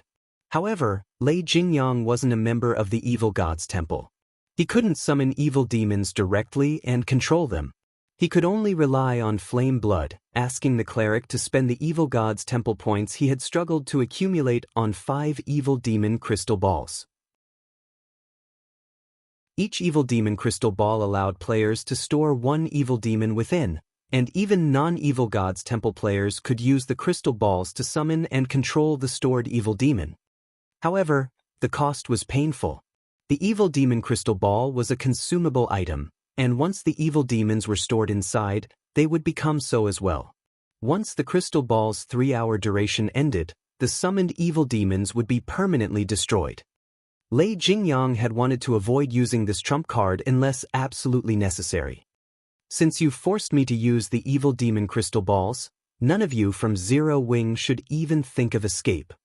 Lei Jingyang revealed a sinister grin as he glared at Zero Wing's team. He then charged at Zero Wing's members alongside his 5 level 70 Grand Lord-ranked evil demons. Falling Fire followed the charge with his own team.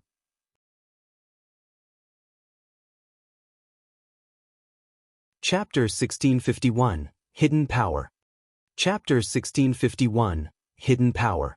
The appearance of the 5 Grand Lord-ranked evil demons immediately attracted the attention of everyone on the battlefield. If the evil demons summoned were merely level 70 Great Lords, they still wouldn't pose much of a concern. After all, current players could defeat such existences, albeit after paying a considerable price.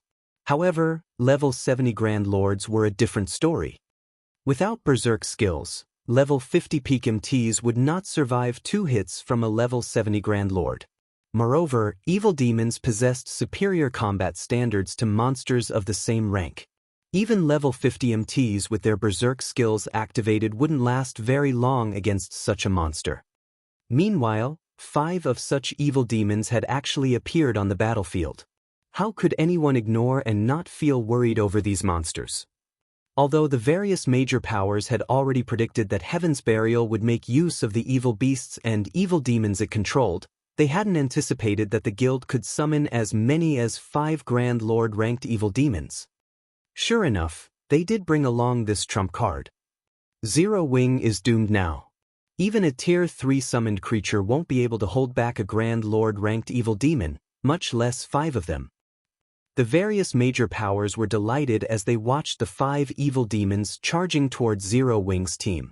With this, they would have one less competitor to worry about. At the same time, though, a somber expression also appeared on their faces. After all, once Heaven's Burial finished off the Zero Wing contingent, needless to say, Heaven's Burial would have no trouble securing a large number of entry slots with the help of the 5 Grand Lord ranked evil demons, leaving other powers like them with fewer slots they could compete for. Just as everyone was thinking of how to go about competing for the entry slots, the 5 evil demons had already arrived at the front line of the battle between Zero Wing and Heaven's Burial under Lei Jingyang's lead. You people from Zero Wing should feel proud that you forced me to use my trump card so soon. However, now that I have, you are all going to become evil demon food. Lei Jingyang revealed a sadistic grin as he swept a glance at the Zero Wing members before him. He then stopped controlling the 5 evil demons and simply commanded them to slaughter Zero Wing's members. Roar! Once the evil demons were no longer under direct control, their eyes released a bloody glow as they bellowed angrily. The evil energy they radiated also intensified, so much so that it clouded the perception of nearby players slightly. Even the Zero Wing members standing somewhat far away from the evil demons could not help but shudder at the powerful auras the evil demons released. Grand Lord ranked evil demons? Shi Feng frowned slightly as he glanced at the roaring evil demons. Immediately, he commanded through the team chat, "Cola, Turtledove, Wumin, you 3 go keep those evil demons busy. Everyone else, focus on wiping out Heaven's Burial's members." Evil demons? That's not a bad opponent. Cola licked his lips in eagerness as he looked at the evil demons. It's a good opportunity to test my new equipment. Currently equipped with the Trembling Crown and Trembling Shield, Turtledove was also brimming with fighting spirit. Before coming to the Primordial Divine Ruin, Shi Feng had distributed the weapons, equipment, and skills he obtained from the Lost Town to Cola and the others. Among them, he had given the Trembling Crown and Trembling Shield to Turtledove, while Yi Wumian received Cola's Dragon Scale Shield, which she had been using. Cola and the others promptly dashed towards the 5 evil demons. Keep on struggling. Lei Jingyang sneered when he saw Zero Wing's members trying to move out of the evil demon's way. At this moment, he could already foresee the annihilation of Zero Wing's Magic Light team. Just when the 5 evil demons arrived before some melee players of Zero Wing, Cola suddenly appeared in front of the 5 monsters and raised his shield. At the same time, he activated Justice Roar.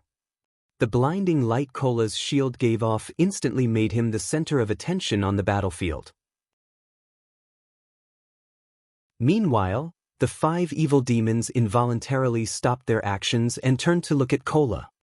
An taunt? What a suicidal bastard. Lei Jingyang's eyes gleamed with ridicule as he looked at the glow from Cola's shield. Even current peak MTs couldn't last very long against a level 70 Grand Lord ranked evil demon. Yet, now, Cola had used an AoE taunt on 5 of such evil demons. At this moment, Lei Jingyang could already foresee the scene of Cola being killed instantly. As if summoned, the 5 evil demons instantly appeared before Cola, with one evil demon already swiping its right claw at the male guardian knight. So fast! The evil demon's attack astonished the spectating crowd, which could just barely see the afterimage of the evil demon's claw. If it were up to these players, blocking or dodging the monster's attack would be impossible.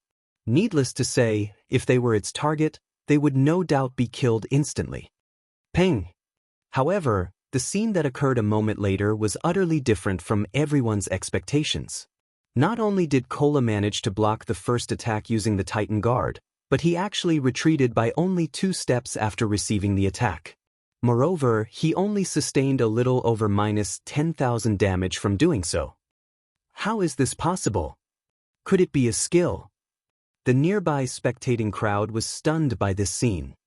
Just as everyone was wondering what Cola did to take so little damage, another 2 evil demons launched attacks on Cola, their claws blurring. Ping! Another 2 crisp clangs rang out. Cola was forced to retreat by a total of 4 steps, and 2 damages above -10,000 also appeared above the Guardian Knight's head. However, even after receiving 3 attacks that dealt over -10,000 damage each, he still had over half his HP remaining. Not bad. Their strength should be roughly the same as a level 60 specialized Grand Lord. Cola revealed a faint smile at the faint numbness in his arms.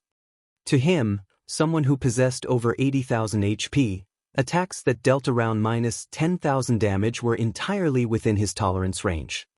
When Cola noticed the last 2 evil demons attacking him as well, he decided to activate Titan's Will, the skill reducing the damage he received by 90% and increasing his attack speed by 100%, movement speed by 30%, and starting movement speed by 80% for 20 seconds.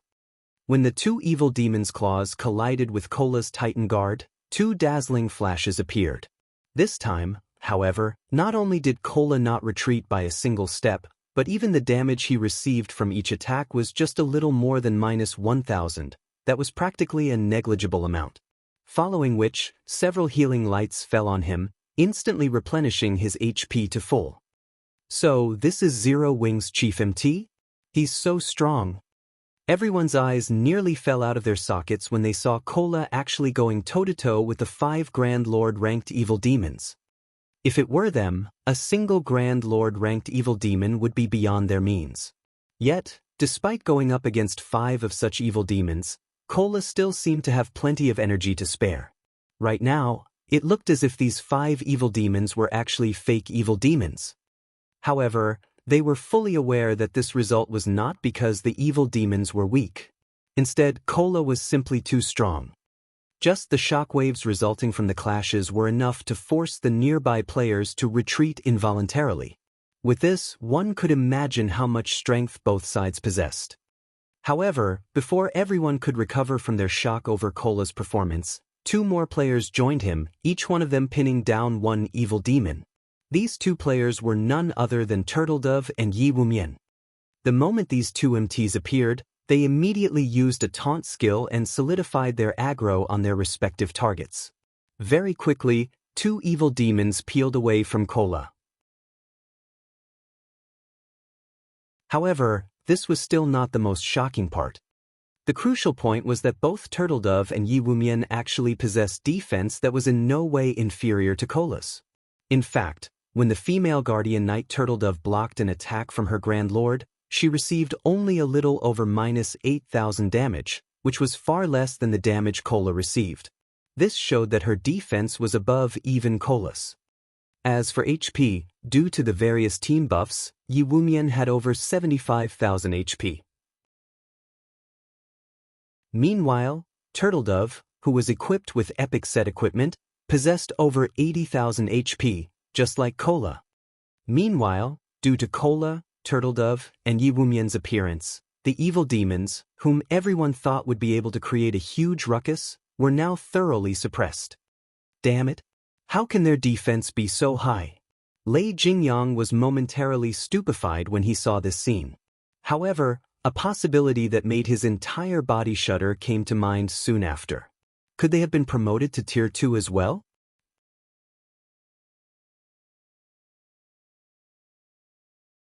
Chapter 1652, Tier 2 vs. Tier 2.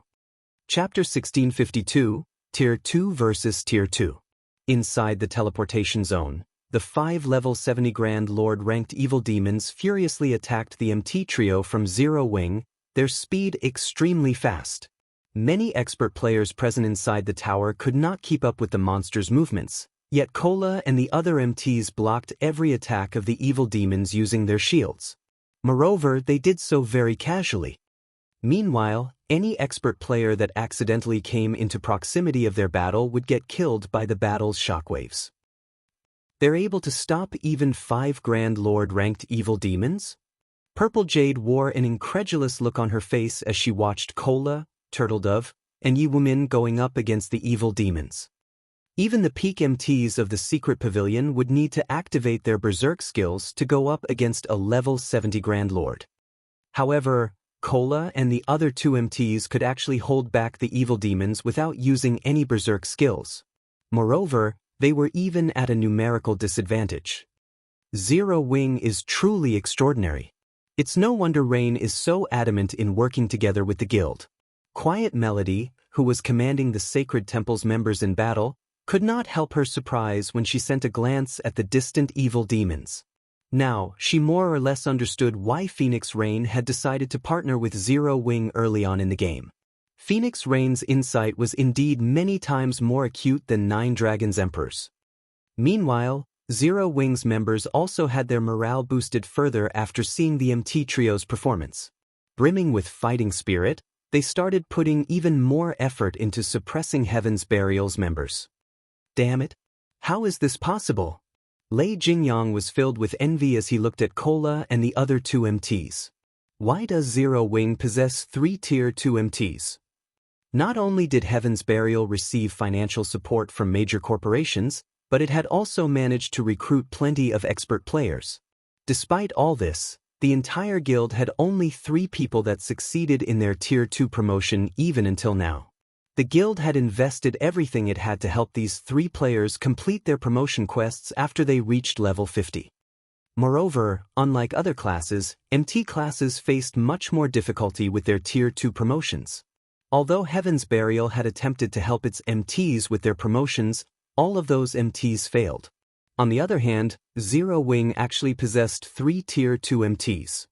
The value of Tier 2 MTs was much greater than that of Tier 2 players of other classes. After all, the majority of a guild's weapons and equipment came from dungeons. If a guild possessed powerful MTs, it would have a much easier time raiding dungeons. Boss, what should we do? Those 5 Grand Lords are all pinned down right now. We're also still getting pushed back by Zero Wing. At this rate, we'll be chased out of the teleportation zone, the level 50 ranger commanding the battle asked worriedly. Although their side had an overwhelming advantage in numbers, Zero Wing's members were simply too powerful. Thus far, their side had already lost over 1,000 players. In contrast, Zero Wing's death toll amounted to only a little over 100. Most importantly, the 30-man Magic Light team had yet to suffer a single casualty. All ranged DPS, change targets, and focus fire on those 3 MTs of Zero Wing. I refuse to believe that Zero Wing will have another method to stop the evil demons once we get rid of the 3 of them. Lei Jingyang commanded through the team chat. After saying so, Lei Jingyang personally led a team of 20 experts, followed by Falling Fire's team, and charged at Cola, Turtledove, and Yi Wumin.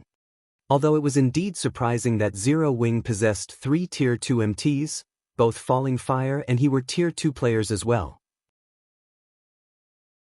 If they went up against the MT trio, they would not necessarily be the one to lose. Not to mention, Cola and the other 2 still had to tank 5 evil demons. Very quickly, Lei Jingyang and the others arrived within 40 yards of the Mount Trio. Die! Like throwing a javelin, Lei Jingyang hurled the greatsword he carried at Cola, arcs of silver electricity appearing around the weapon as it left his hand. In mid-flight, the greatsword suddenly split into a dozen serpents made out of silver lightning. Meanwhile, unlike normal spells and arrows which could only move in a straight line, the serpents slithered nimbly through the air towards Cola, their movement patterns changing constantly. The boss is getting serious. Zero Wing's members are dead now. The eyes of the Thunder Legion members glowed when they saw this scene. The attack Lei Jingyang had just executed was a trademark move of his, a combination of his precision control and the additional skill of his greatsword, Electric Serpent Bites. Each Electric Serpent summoned possessed 120% of the user's strength. They also moved ridiculously fast, so much so that even top-tier experts would have trouble coping with just one of the serpents. Going up against a dozen electric serpents simultaneously would be a struggle even for peak experts of the same level, who would have no choice but to retreat temporarily. As for Falling Fire, who stood beside Lei Jingyang, he was not one to be outdone either. As he completed an incantation, 9 crimson magic arrays appeared on the ground around him. The ambient fire-type mana immediately began surging towards these 9 magic arrays frantically. Shortly after, Falling Fire tapped the butt of his staff on the ground. Tier 2 Curse, Spark Impact. In the next moment, the 9 magic arrays started launching small meteorites one after another into the air.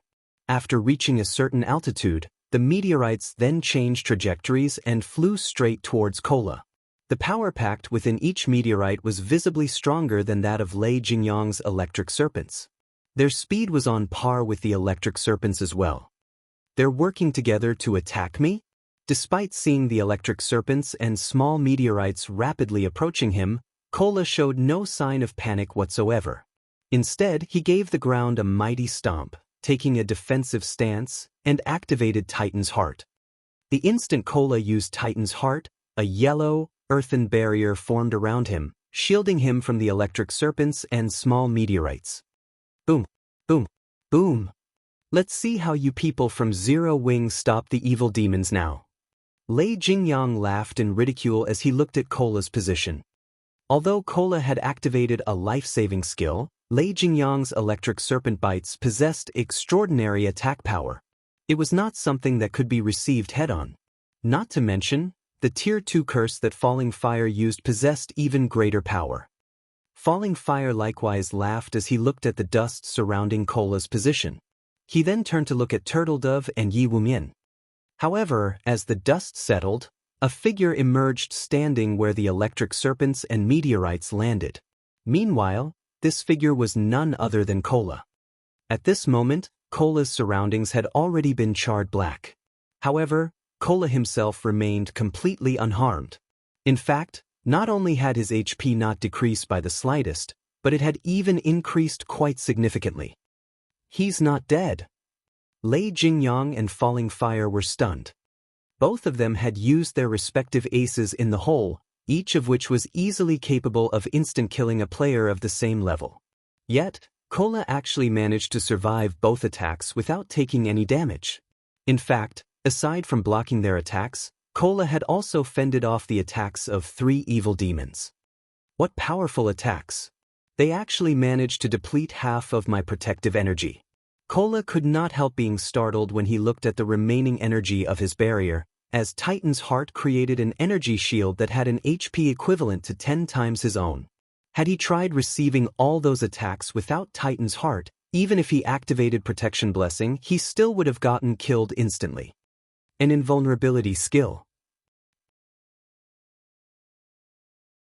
Both Lei Jingyang and Falling Fire shared the same thought as they looked at Cola.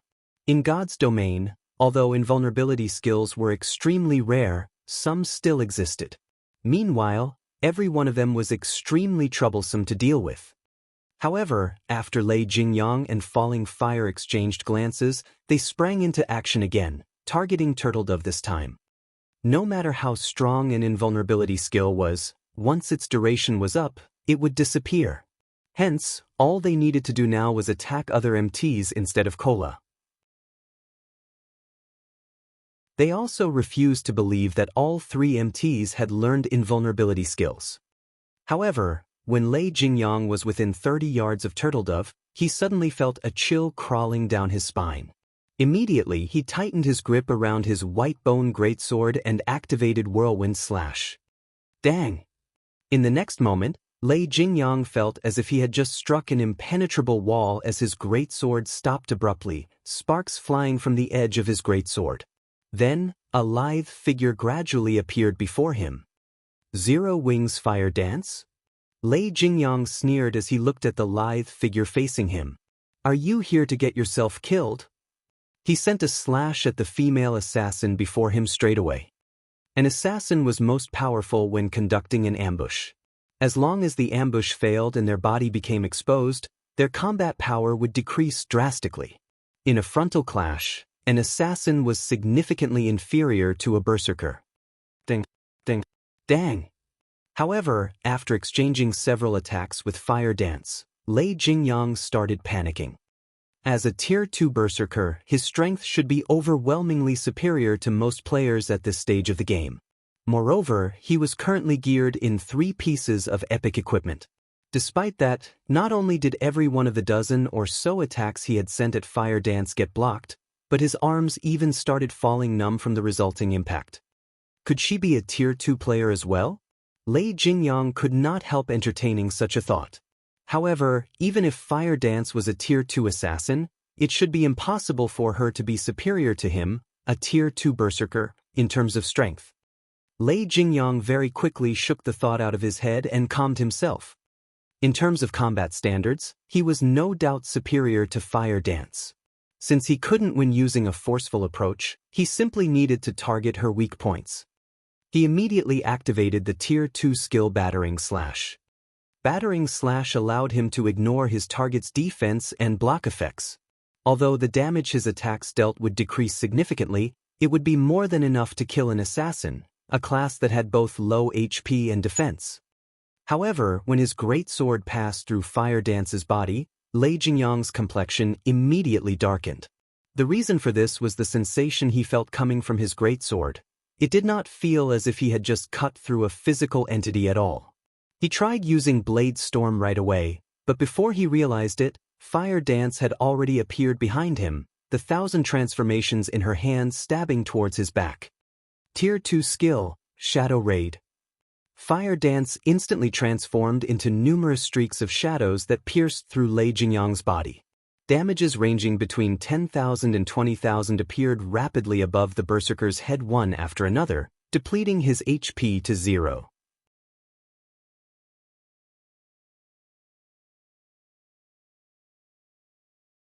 Chapter 1653, Tier 2 Galore. Did Lei Jingyang die? An instant kill. For a time, the players watching the battle between Fire Dance and Lei Jingyang were stunned by the sudden development. The fight had been lightning quick, and many had failed to realize what had happened before it was over. In one moment, Lei Jingyang had been alive and kicking, and in the next, he was dead. The members of Lei Jingyang's Thunder Legion were particularly dumbstruck. They all knew how powerful their commander was. Not only did he wield 3 pieces of epic equipment, but he was also one of 3 Tier 2 players in Heaven's Burial. The Berserker had over 53,000 HP as well, which was in no way inferior to Tier 1 peak MTs of the same level. If Tier 1 experts like themselves had to face Lei Jingyang, they'd never be enough to take down the Berserker even with a 20-man team. Yet, an assassin had killed their commander with a single move. No matter how they looked at the situation, it felt unreal. Only Shifeng knew how possible the feat truly was. After all, Fire Dance wielded a fragmented legendary weapon, which no epic weapon could compare to. Moreover, the assassin class was famous for its explosive damage, dealing significant amounts in a very short time. Meanwhile, Shadow Raid was Fire Dance's strongest explosive skill. If she landed a hit with the skill, even a Tier 2 Guardian Knight or Shield Warrior of the same level would stand on the precipice of death, if not die instantly, let alone a Tier 2 Berserker. After Lei Jingyang died, Heaven's Burial's members fell into a panic, confused about what to do next. Along with Lei Jingyang's death, the 5 Grand Lord-ranked evil demons he had summoned had disappeared. This was like salt in an open wound to Heaven's Burial's members. Kola, Turtledove, and Yi Wumian had already embedded their strength into their enemies' minds. Lei Jingyang's followers doubted that they had the strength to surpass a Grand Lord-ranked evil demon. Useless trash. He actually died so quickly. A deep frown pulled at Falling Fire's face as he watched Lei Jingyang's corpse transform into particles of light. He had never expected Zero Wing to have a Tier 2 assassin and 3 Tier 2 MTs. Immediately he shouted through the team chat, "Everyone, retreat. Leave the teleportation zone for now. We'll re-enter from another side." At this stage of the game, it was extremely difficult for players to reach Tier 2. Even Blackwater, with its abundant resources, had only nurtured a few Tier 2 experts thus far. Yet, not only did Zero Wing have 3 Tier 2 MTs, but it had a Tier 2 assassin as well. This left him truly confused. Even if Fire Dance took part in the battle, Heaven's Burial and Blackwater should have been able to resist Zero Wing by relying on the 5 Grand Lord-ranked evil demons, but now, Lei Jingyang was dead and the evil demons had vanished. Even if they had the numeric advantage, they had lost any momentum against Zero Wing due to the loss. Their chances of victory were now slim, regardless of whether or not they continued to fight. The wisest decision now would be leaving the teleportation zone temporarily and trying to get back in from another side. With the limited number of entry slots, Zero Wing shouldn't bother chasing them. On the off chance that there were less than 15,000 players in the zone after Zero Wing left it, the guild would miss the opportunity to enter the Primordial Divine Ruin. The risk of giving chase simply outweighed the gains. However, as Falling Fire ushered his team out of the teleportation zone, a snowy white dagger appeared behind him, transforming into a streak of silver light as it thrust into the elementalist's back. Another assassin? Falling Fire panicked. But it was already too late to dodge or block the attack physically. Instinctively, Falling Fire activated Blink, vanishing from the dagger's attack trajectory in the most critical moment and reappearing 15 yards away. He then turned towards the player that had ambushed him with a grim expression. Unlike the lithe assassin that had ambushed Lei Jingyang, the assassin that had attacked Falling Fire was a physically fit youth. This youth was none other than Flying Shadow. What fast reactions! Flying Shadow was astonished when Falling Fire successfully evaded the ambush. He evaded my attack despite being caught off guard. Sure enough, I'm still not on the level of peak experts like him. He had been so close to killing Falling Fire just now. In his opinion, he had already concealed himself sufficiently, and his attack had been fast enough, yet Falling Fire had avoided his dagger. Zero Wing's Flying Shadow? Falling Fire recognized Flying Shadow instantly, feeling no less shocked than the assassin. How is he so strong? He had detailed information on all of Zero Wing's top-ranked experts, and Flying Shadow wasn't wearing a black cloak. Even without an identification skill, he easily determined the youth's identity based on his appearance. Based on the report he had read, Flying Shadow wasn't nearly as strong as Fire Dance, Zero Wing's #1 assassin. Yet, just now, the youth had displayed far more power than the report had mentioned. After Falling Fire had been promoted to Tier 2, he hadn't encountered a Tier 1 assassin that could get within 10 yards of him undetected. Only the guild's Tier 2 assassins had been successful. Could he be a Tier 2 player as well? As Falling Fire looked at Flying Shadow, he felt the edges of his world beginning to crumble. Since when had reaching Tier 2 become so easy? The fact that Zero Wing had one Tier 2 assassin was surprising enough, but he had just encountered another. Had he not reacted quickly enough, he might have fallen to Flying Shadow's attack. Watching Flying Shadow approach again, Falling Fire began to double speed cast. Suddenly, stone spikes rose from the ground beneath the assassin's feet. At the same time, a large number of ice swords rained down on the youth. This forced Flying Shadow to focus on the attacks from above and below, which drastically slowed his advance. Moreover, he stiffened slightly each time he blocked an ice sword. Aside from Falling Fire's attacks, Flying Shadow had to deal with the nearby Heaven's Burial and Blackwater members. For a time, all of the incoming attacks forced Flying Shadow into a passive state. He couldn't close the distance between himself and his target. Your equipment is quite good, but it's a pity your combat standards are somewhat lacking, Falling Fire said, a condescending smile spreading across his face as he watched the assassin's HP slowly decrease. Flying Shadow might be considered a first-class expert in a first-rate guild, but he was still young and tender in Falling Fire's eyes. the assassin's focus on dodging and blocking was particularly poor and inefficient. Even without the support of other players, he could easily kill this player. Die! Falling Fire completed the final verse of his incantation and launched the Tier 2 spell, detonating flame arrows, at Flying Shadow. However, before he could release the dozens of flaming arrows that had formed above him, a dark blue magic array had appeared in the sky, releasing a torrent of water that snuffed the arrows out. Reacting, Falling Fire used Blink again and avoided the descending water. By the time he reappeared, the force of the torrent had carved out a massive crater in his previous position, filling it with water. How is that possible? Someone actually crushed my detonating flame arrows? Confusion tore at Falling Fire as he eyes the man-made pond. He had cast a Tier 2 spell, which shouldn't have crumbled so easily even under another Tier 2 spell, yet not only had his detonating flame arrows been eliminated, but the torrent of water had contained enough destructive power to form a massive crater. But before Falling Fire could discover his attacker, over a dozen light blue water spears shot towards him. The spears had appeared in almost the same moment Falling Fire had reappeared after using Blink. The enemy caster's timing and aim were incredibly precise. Dazed, Falling Fire failed to protect himself in time with an ice barrier, and 4 water spears plowed into him, each dealing over -16,000 damage. Falling Fire, who only had 40,000 HP, died instantly. As the Elementalist's HP reached 0, he was barely able to turn his head in time towards the water spear's origin. Standing around 30 yards away was a lithe, graceful woman in a lilac robe and wielding a dark blue crystal staff. A light blue magic array gradually faded from beneath her feet while dense, water-type mana surrounded her. Another Tier 2 player. Although Falling Fire still wanted to speak, his vision had already darkened, and his body collapsed.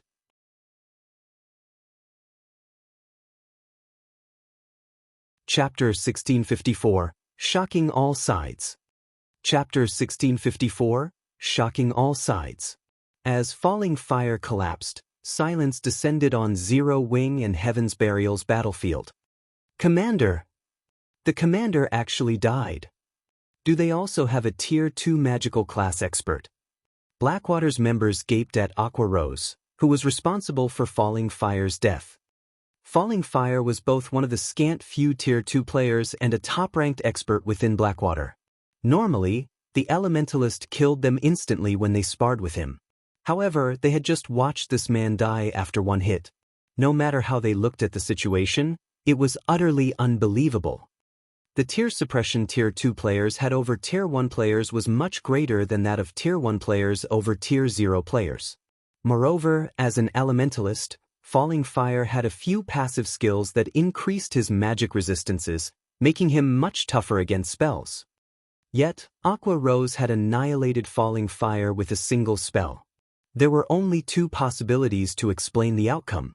The first was that Aqua Rose had used a Berserk skill followed by a Tier 1 curse.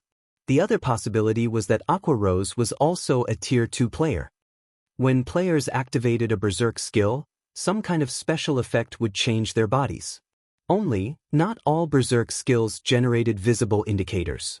Regardless, when a player activated a Berserk skill, the intensity of their aura would increase drastically, informing others that the player had activated such a skill. However, Aqua Rose displayed neither phenomena, so it was obvious that she hadn't activated a Berserk skill. There was also no way they'd miss the resulting changes. They all had keen senses as experts, and activating a Berserk skill was akin to turning on a light in a dark room. When Blackwater's members considered the possibility that Zero Wing also had a Tier 2 magical class, they couldn't help but shudder. Tier 2 MTs were only powerful when tanking monsters. Their DPS was lacking. However, it was a different story for Tier 2 magical classes. Magical classes already wielded extremely high DPS even at Tier 1, and they had more AoEs than other classes. After their promotion to Tier 2, magical classes' attacks would grow even stronger.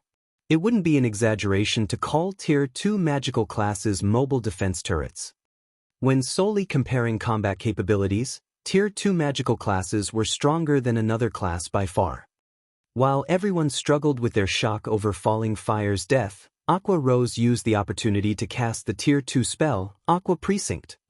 With the female Cursemancer at its center, a water domain manifested, covering a 70-yard radius. Any of Heaven's Burial and Blackwater members caught within Aqua Precinct soon noticed the rapid drop in their basic attributes. In the blink of an eye, their basic attributes had fallen to 70% of their original values. Following which 12 8-meter-long water serpents rose from the pool of water, releasing enraged bellows that echoed throughout the tower. Every water serpent possessed the strength to rival a great lord of the same level. Under Aqua Rose's control, the water serpents jumped at the players from Heaven's Burial and Blackwater. Aqua Precinct wasn't like normal AoEs and was categorized as a domain skill. When using it to attack, Aqua Rose wouldn't harm her allies as normal AoE spells would as long as she controlled the spell properly. Tier 1 experts would have a very difficult time coping with a Great Lord's attacks. Only Tier 1 MTs of the same level could block such attacks without receiving much damage. However, unlike normal Great Lords, which had monotonous attack patterns, the water serpents were flexible since Aqua Rose controlled them. Any MT that failed to block the serpent's attacks instantly lost over 20,000 HP. Since Heaven's Burial and Blackwater's MTs had lost 30% of their basic attributes, the water serpents only needed 2 hits to finish off a level 50 MT. In the short moment since Aqua Rose had cast Aqua Precinct, she had killed 4 level 50 MTs. The rear line healers had never even had a chance to heal their allies. Monster! She's a monster! Heaven's Burial's and Blackwater's experts stared at the female Cursemancer in utter horror. Retreat! There's a monster! With Zero Wing's Magic Light team and Conqueror parties gaining the upper hand, followed by Aqua Rose's sudden massacre, Heaven's Burial's and Blackwater's members panicked. Rather than a slow, organized retreat, they turned and fled like cowards. Not only would they lose a level if they died, but they'd also lose a piece of equipment. To expert players like them, the loss was unbearably painful. Hence, now that they knew that they were no match for Zero Wing, they wouldn't continue to throw themselves into the jaws of death. Furthermore, their commanders, Lei Jingyang and Falling Fire, had already died. Big Sis Aqua, you couldn't hold back a little? We've barely killed any enemies, yet you've already scared them all away. How are we supposed to earn extra income now? Shadow Sword and Zero Wing's other Tier 2 players sighed in frustration as they watched Heaven's Burial and Blackwater's members flee. They had previously held back because they were worried about scaring off their prey. It had actually taken quite a bit restraint to drag this battle out, yet their prey had run in fear of them before they could reap the benefits and slaughter them all. This frustrated Shadow Sword and the others. My bad. I'll be more careful next time, Aqua Rose said, sending her companions an apologetic glance. She hadn't expected Heaven's Burial and Blackwater's players to be so cowardly. Thus far, the battle between their guilds had been fairly even. In fact, Zero Wing wouldn't get off easily either if Heaven's Burial and Blackwater continued the fight. Yet, rather than stand their ground, the 2 guilds members had turned and fled. This will work too.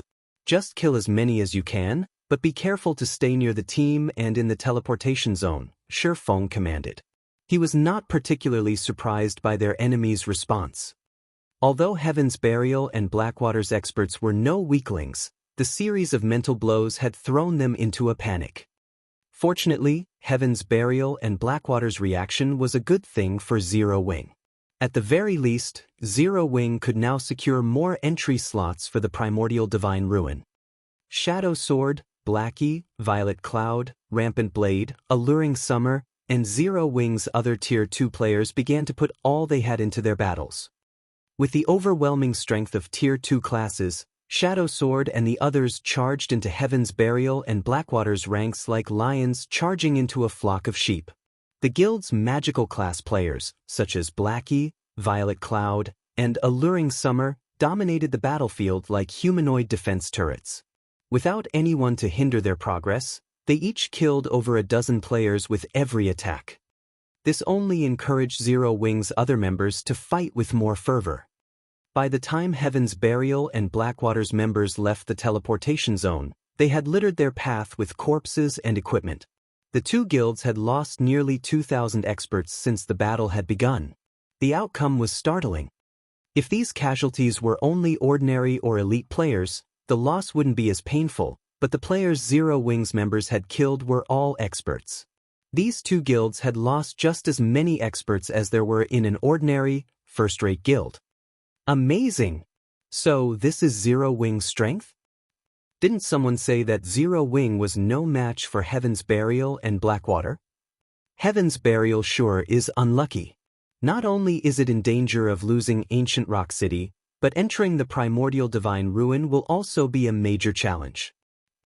The various major powers had been paying very close attention to the battle between Zero Wing and Heaven's Burial, and the superpowers present were no exception.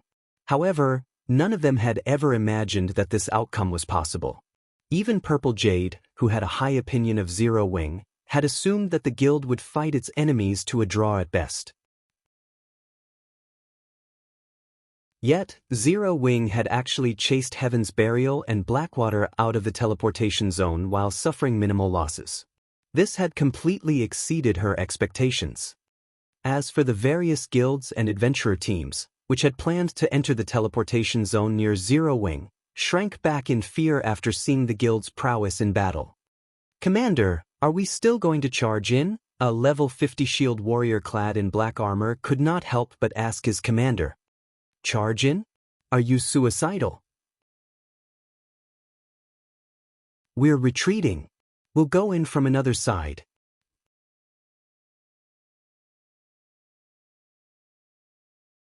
Chapter 1655. 10 years too early. Chapter 1655, 10 years too early. After Zero Wing's victory over Heaven's Burial, the various superpowers in the teleportation zone couldn't help but re-evaluate their opinions of Zero Wing. Sure enough, Zero Wing can be quite capable. No wonder they dared to ignore our guild's warning. It might not be a bad idea to consider partnering with them for the Primordial Divine Ruin raid, a middle-aged man in black armor muttered as he looked at Zero Wing's members with an interested expression. He carried a great sword with runes that radiated a chilling aura. The Primordial Divine Ruin was akin to a dungeon. If one wished to progress inside the ruin, they needed a certain level of strength, whether it be basic attributes or combat standards. The difficulty also increased as one delved deeper into the ruin. After reaching the Primordial Divine Ruin's fourth underground floor, players faced extraordinarily strict requirements. In fact, it was so difficult to pass from the fourth floor to the fifth floor, where the gate to the Primordial City was located, that a single guild team could no longer clear the challenge. They would only have a higher chance of reaching the fifth underground floor by working together. The middle-aged man's words surprised the nearby players. The middle-aged man before them was none other than Broken City, an upper echelon from King's Return. He had been very famous in the virtual gaming world some years ago. Even King's Return's guild leader had to treat Broken City with respect. Broken City didn't praise players or powers very often. The last player Broken City had praised had become King's Return's present guild leader. Hence, King's Return's members found it truly surprising that Broken City would praise Zero Wing. "Uncle Broken, aren't you thinking too highly of them? They've merely repelled upstarts like Heaven's Burial and Blackwater. Zero Wing is still 10 years too early to work alongside us," the handsome youth beside Broken City said, scoffing. The youth wore dark gray plate armor and wielded a one-handed axe engraved with beautiful runes in his right hand while holding a tower shield made of scales in his left. Ocean, Uncle Broken must have his reasons for saying that. While not all of Zero Wing's team members have monstrous basic attributes, the team's overall strength is considerable. After entering the Primordial Divine Ruin, Zero Wing would make a good choice as a partner. Praying Lotus, who was garbed in a set of white, sacred robes, said as she shook her head. She didn't particularly approve of Wild Ocean's opinion. Although Wild Ocean had recently received a promotion, becoming one of King's Return's adjudicators, and was one of the guild's few Tier 2 players, his thinking was shallow. Like Broken City, Praying Lotus felt they shouldn't underestimate Zero Wing's strength. Throughout the battle, she hadn't seen Feng take action at all. This proved that Zero Wing was still holding back and was far from being as simple as everyone believed. Zero Wing is only good in PvP. We're going to face an endless number of monsters and various traps in the Primordial Divine Ruin. Just clearing the 3rd floor would be a huge problem, let alone reaching the 5th floor. Aside from us superpowers, no team has cleared the ruin's 3rd floor. You should also know that you can't rely on powerful attributes alone to clear the 3rd floor. We'll talk about cooperation after they reach the 4th floor. Wild Ocean snorted, thinking that both Broken City and Praying Lotus's opinions of Zero Wing were too generous. Wild Ocean wasn't the only person with that opinion. King's Return's other experts agreed with Wild Ocean's thoughts. If they partnered with Zero Wing, they would have to share half their slots to enter the 5th floor. What kind of guild was Zero Wing? What kind of guild was King's Return? Did Zero Wing even qualify to share half of their slots? As time passed, the struggle in the teleportation zone intensified. More powers were also joining the fight in the teleportation zone. Now, even the various powers that had hesitated to provoke Zero Wing had decided to give it a try. The struggle for the entry slots lasted for over half an hour. This time, the struggle's intensity was unprecedented. Players' corpses littered the teleportation zone. In the end, the various superpowers still took the majority of the entry slots, while the alliance of first-rate guilds and the alliance of top adventurer teams only claimed a small portion. Among the various powers that had participated in the struggle, Zero Wing's performance was the most extraordinary. Despite Zero Wing starting the fight with less than 2,000 members, they still had over 1,200 members inside the teleportation zone by the time the struggle ended. The guild had claimed nearly 1/10 of the available entry slots, only slightly less than the various superpowers. Among the various superpowers, the Secret Pavilion had the best performance, securing exactly 2,000 slots. Although the Secret Pavilion was more than capable of gaining more than that, it had deliberately held back to avoid standing out.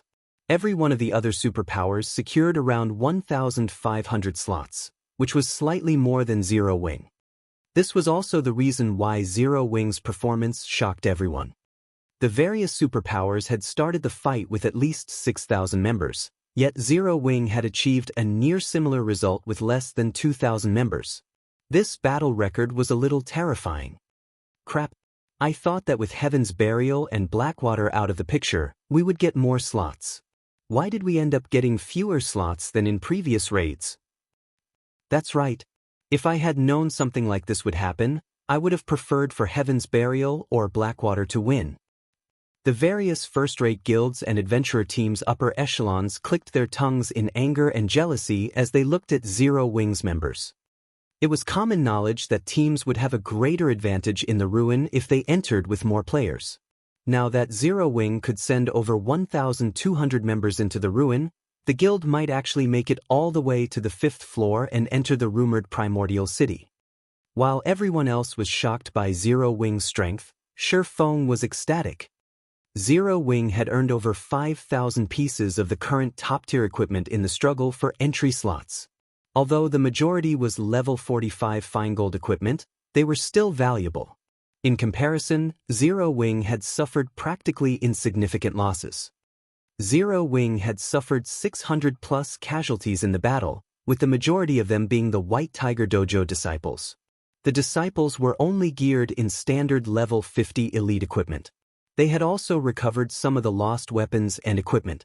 Hence, Zero Wing had made a fortune in this battle. When there were fewer than 15,000 players in the teleportation zone, a blue glow enveloped the area. The players inside the zone disappeared a moment later, leaving an empty plot of land behind. The members of the various major powers that remained inside the tower quickly spread the news of the battle's outcome. With the teleportation array's help, Zero Wing's surviving members instantly arrived at Dark Canyon. There were 3 shining, silver moons hanging in the sky. The visibility within the canyon was also very poor. At best, They could see 200 yards around them, and they couldn't sense any other creatures, which instilled a deep fear and insecurity. So, this is the Primordial Divine Ruins' first floor? Aqua Rose muttered as she curiously surveyed her surroundings. With her physique as a Tier 2 player, she soon discovered the hidden threats around them. A group of skeleton undead hid at the top of the canyon, carrying heavy crossbows that could launch bolts with the power to rival Tier 2 skills. It was obvious that these skeletons had already locked onto their team and were ready to fire their crossbows at a moment's notice. Aside from the crossbow-wielding skeletons, Aqua Rose noticed a large number of ghosts flickering in and out of existence on the path ahead. The ghosts wandered around the bottom of the canyon, and even the weakest among them was a level 50 chieftain while the strongest were level 55 Grand Lords. If players accidentally provoked these monsters, the consequences would be unimaginable. As if they had long since familiarized themselves with this floor, the various superpowers teams quickly advanced on a predetermined path. As they advanced, the superpowers teams skillfully pushed away any ghosts they came across while dodging the heavy crossbow bolts. In comparison, the alliance formed by top adventurer teams quickly had their advance halted by powerful ghosts, their members peppered by the crossbow bolts from above the canyon. Damn it! Why is it so difficult? The various adventurer teams' upper echelons frowned at the first floor's difficulty. They were at a loss. Seeing this, the superpowers members shook their heads disapprovingly. The Primordial Divine Ruin was an extremely dangerous place, yet the various adventurer teams had believed that getting into the ruin was the most difficult part. The struggle in the teleportation zone was simply a prelude for what was to come. Before the adventurer team alliance could think of a plan, they noticed Zero Wing's members taking large strides towards the gateway to the next floor. Have they lost their minds? The various adventurer teams' upper echelons gaped as they watched Zero Wing fearlessly advance.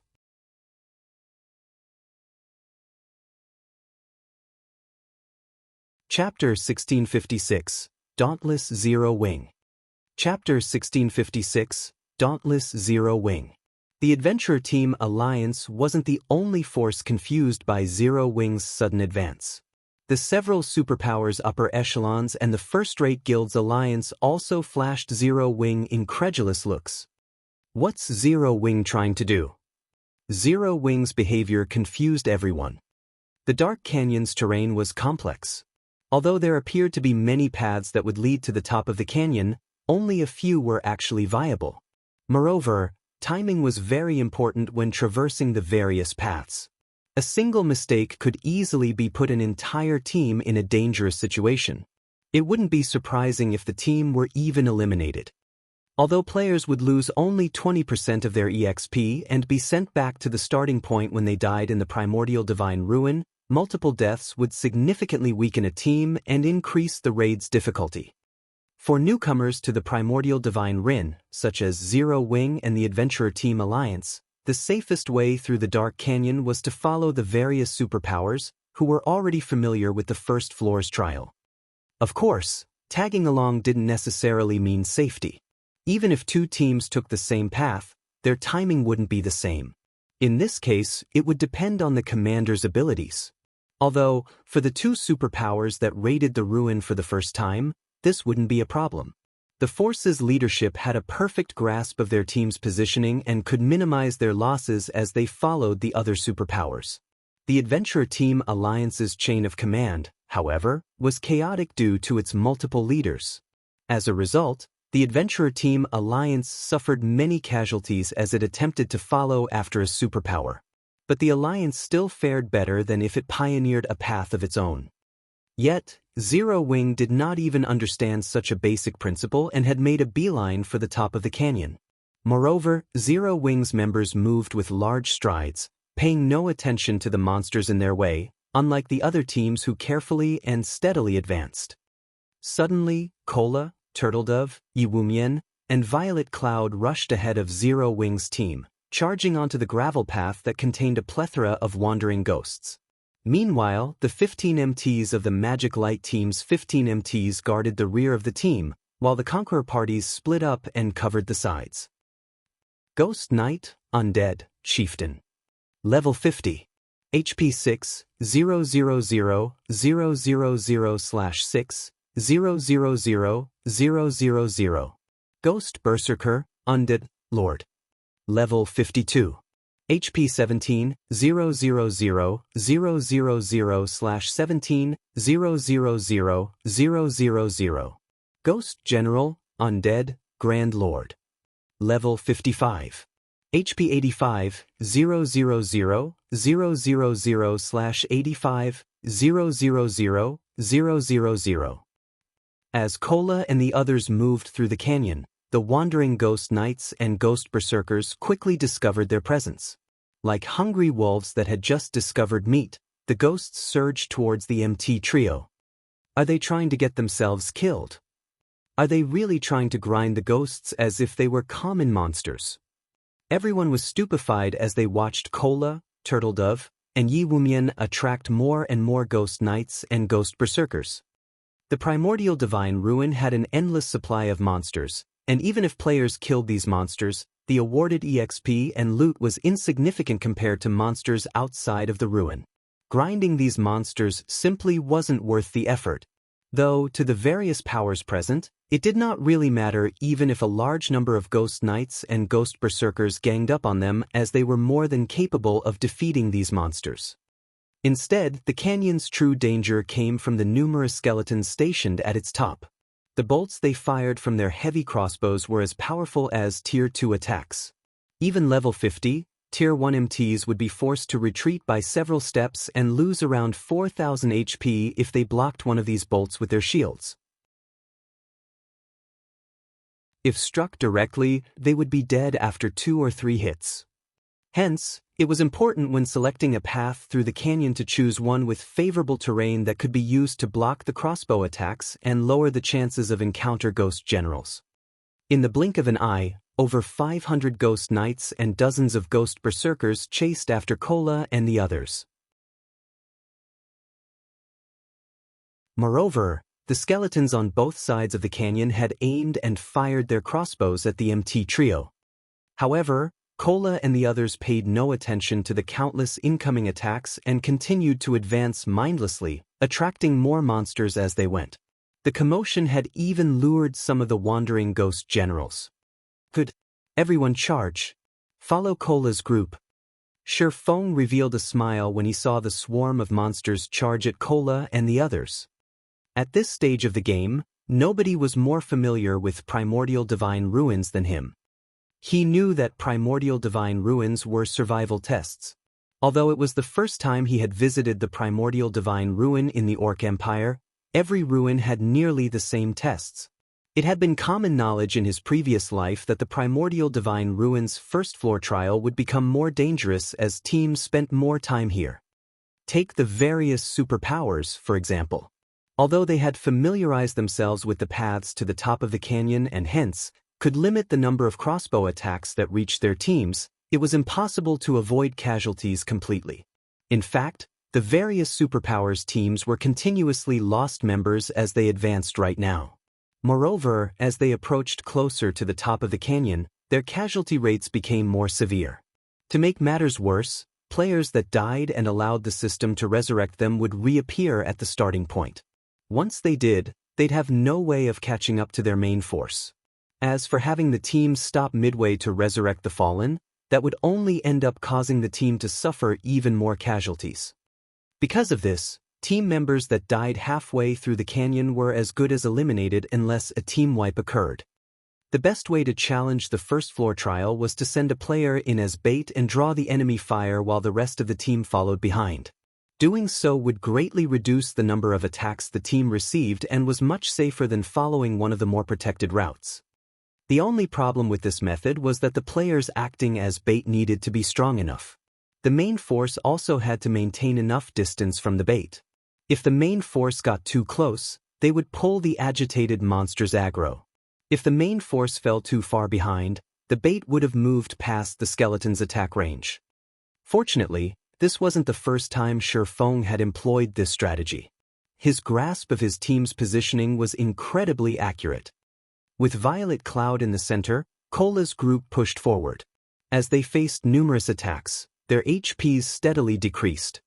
Fortunately, the Chieftain-ranked Ghost Knights and Lord-ranked Ghost Berserkers were not much of a threat. The true threat came from the Ghost Generals and the heavy crossbow attacks from both sides of the canyon, in particular.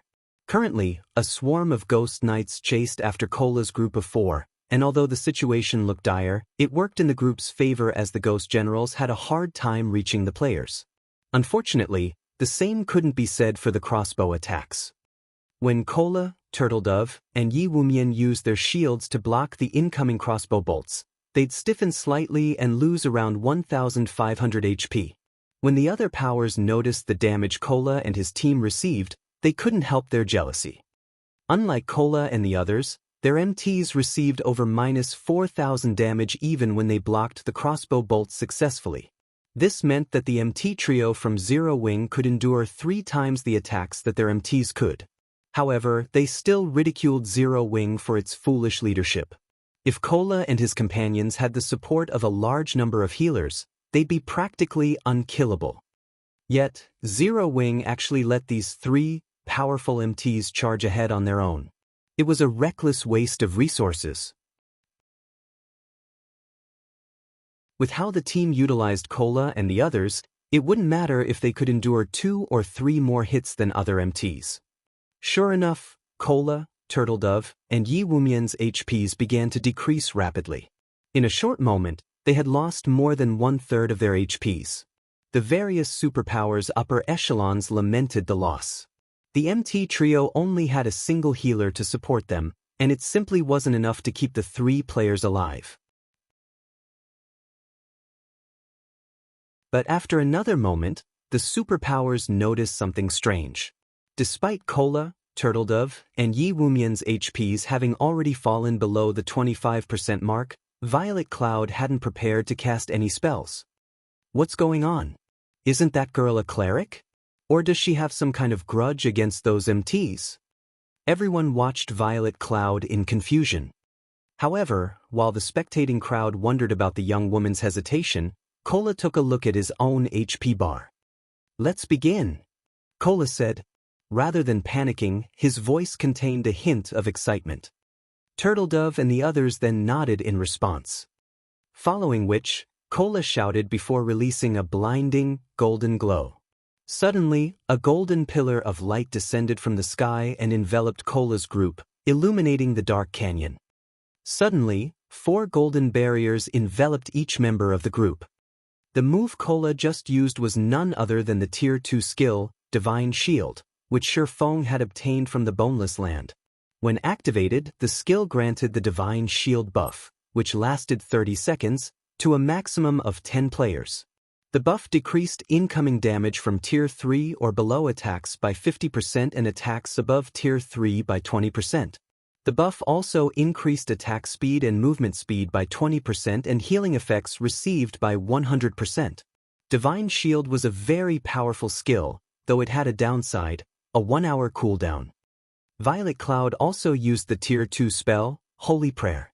The spell affected all allies within a 50-yard radius and granted them an hot buff that healed them based on Violet Cloud's mana.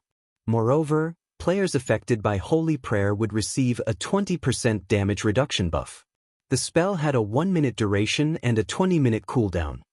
Under the effects of these 2 skills, Cola's group members each recovered over 8,000 HP every second. The damage they received was reduced to a pitiful amount as well. This turn of events allowed Cola's group to advance with ease while the rest of Zero Wing's team followed behind. In less than a minute, Zero Wing's members had reached the top of the canyon.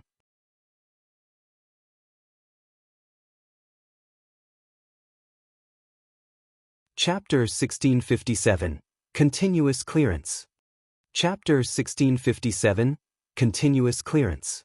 The sounds of battle had filled the dark canyon, but as Zero Wing's members reached the top, the various powers, which were still engaged in combat, fell silent.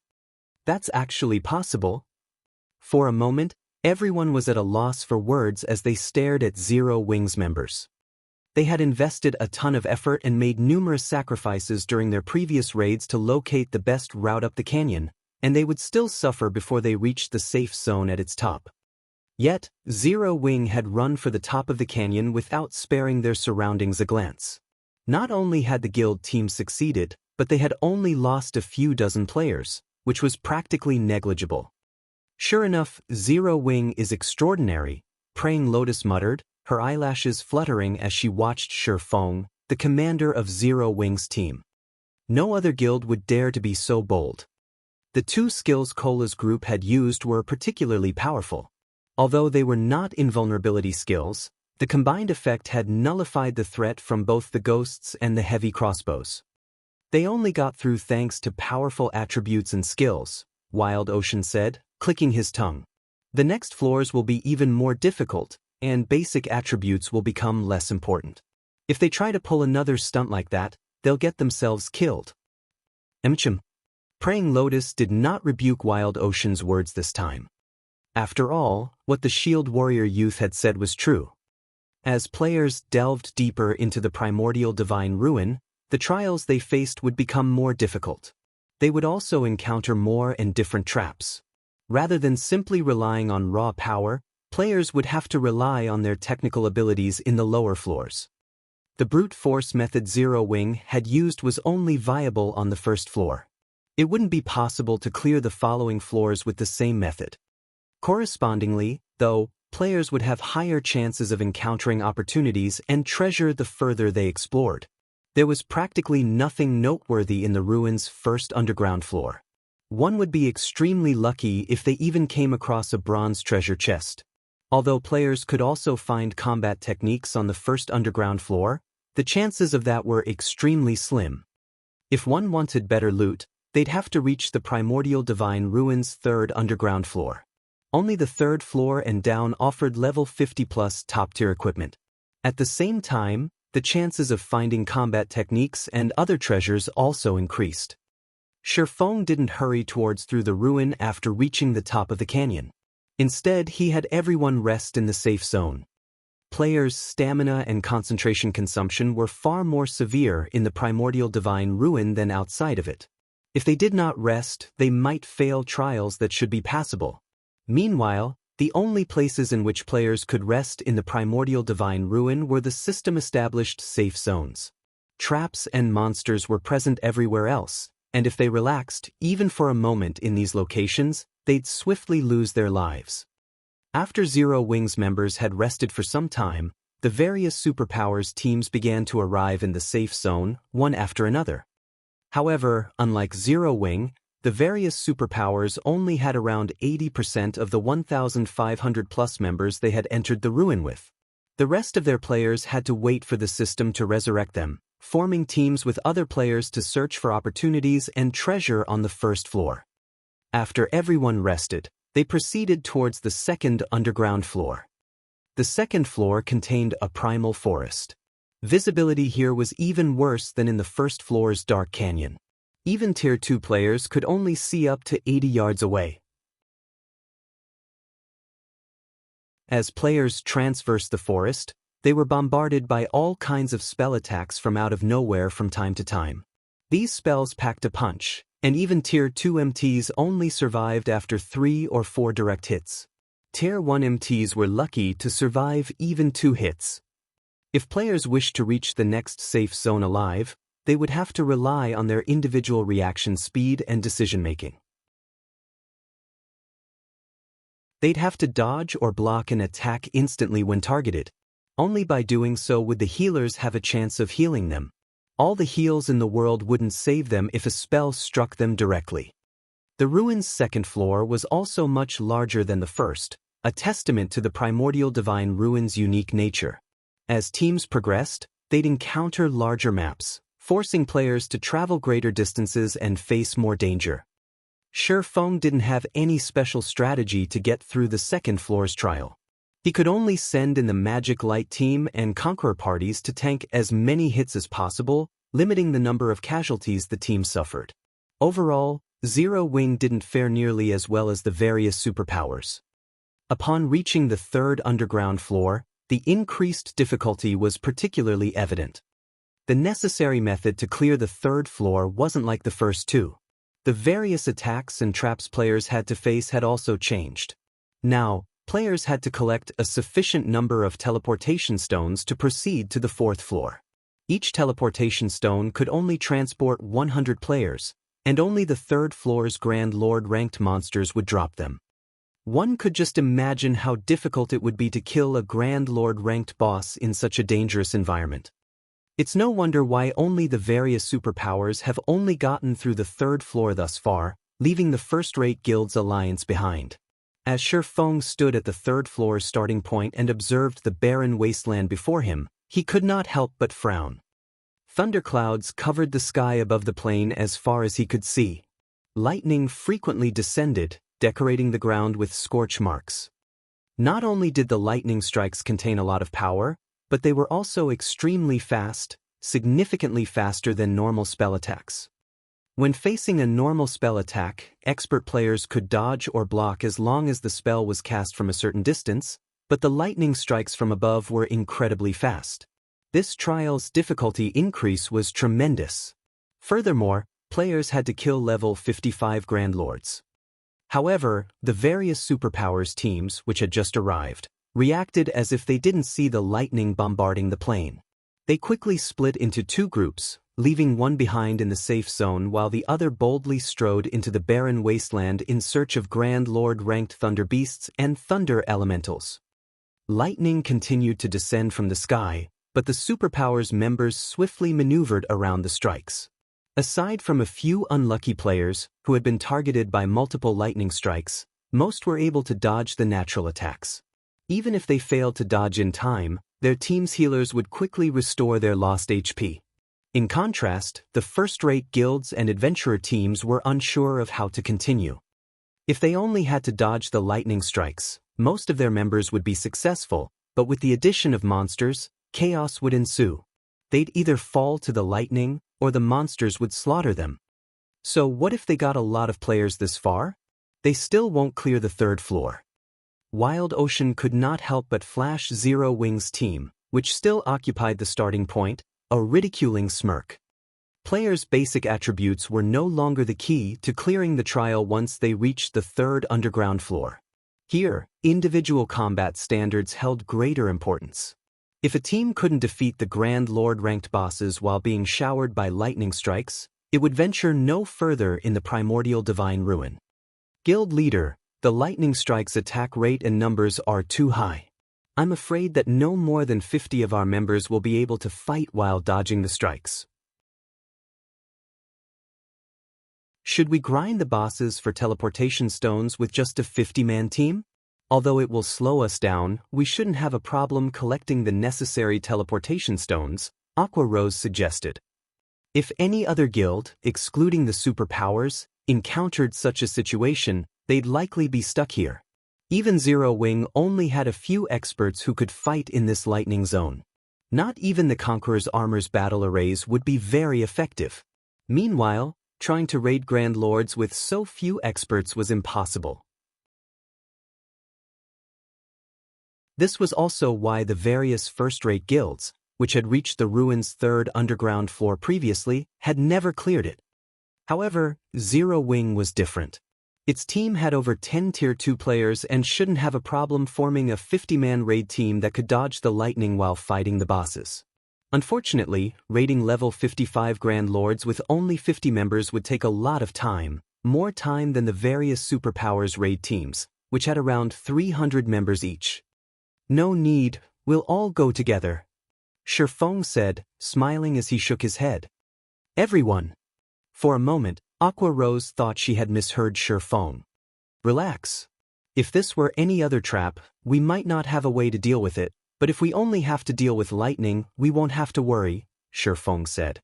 He then took a thick, ancient tome from his bag. This item was none other than the Ancient Weather Book.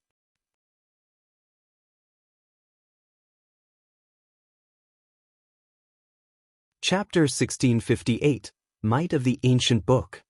Chapter 1658, Might of the Ancient Book. Across the vast wasteland, the various superpowers hunted bosses with organized precision. Meanwhile, the first-rate guilds and top adventurer teams could only watch from within the safe zone. Although these teams had a few experts who could dodge the lightning strikes, players who could dodge while fighting a Grand Lord were as rare as a phoenix's feather. A level 55 Grand Lord was already an extremely difficult foe, and teams lost players even during a normal raid. Hence, trying to raid one while severely handicapped would simply be suicidal. To compensate for their lack of numbers, the various first-rate guilds and top adventurer teams had tried to pool their experts to raid the bosses. However, despite multiple attempts, they had failed. Although the alliance of the various first-rate guilds and adventurer teams had formed allowed them to build a raid team with sufficient manpower, the environment favored the Grand Lord-ranked Thunder Elementals and Thunder Beasts. The third floor's environment enhanced all lightning-type skills and spells by 30%. Cloth armor classes, which had low HP and defense, would likely die instantly if they failed to dodge the Thunder Elementals or Thunder Beast skills. 0 mistakes were allowed in battle. However, players would be hard-pressed to avoid mistakes while constantly bombarded with lightning. In the end, the Alliance team wiped after losing so many members midway through the battle. As the first-rate guilds and top adventurer teams rested, Shifeng led his entire team into the lightning zone. It was as if he had missed their tragic downfall after fighting in the wasteland. They're going all together? Have Zero Wings members lost their minds? What are they trying to do? Even if a single death only costs 20% EXP, do they have to be so reckless? When the members of the various first-rate guilds and adventurer teams saw Zero Wing head into the plains, they thought that Zero Wing's members had gone mad. In this lightning wasteland, a player's basic attributes didn't matter as much as on the previous floors. Here, combat standards were far more important. Even if a team charged into the lightning wasteland with 1,000 members, each member would suffer the same number of lightning strikes. In fact, the players would have a higher chance of being struck. This was because players would have less space to maneuver in a larger group.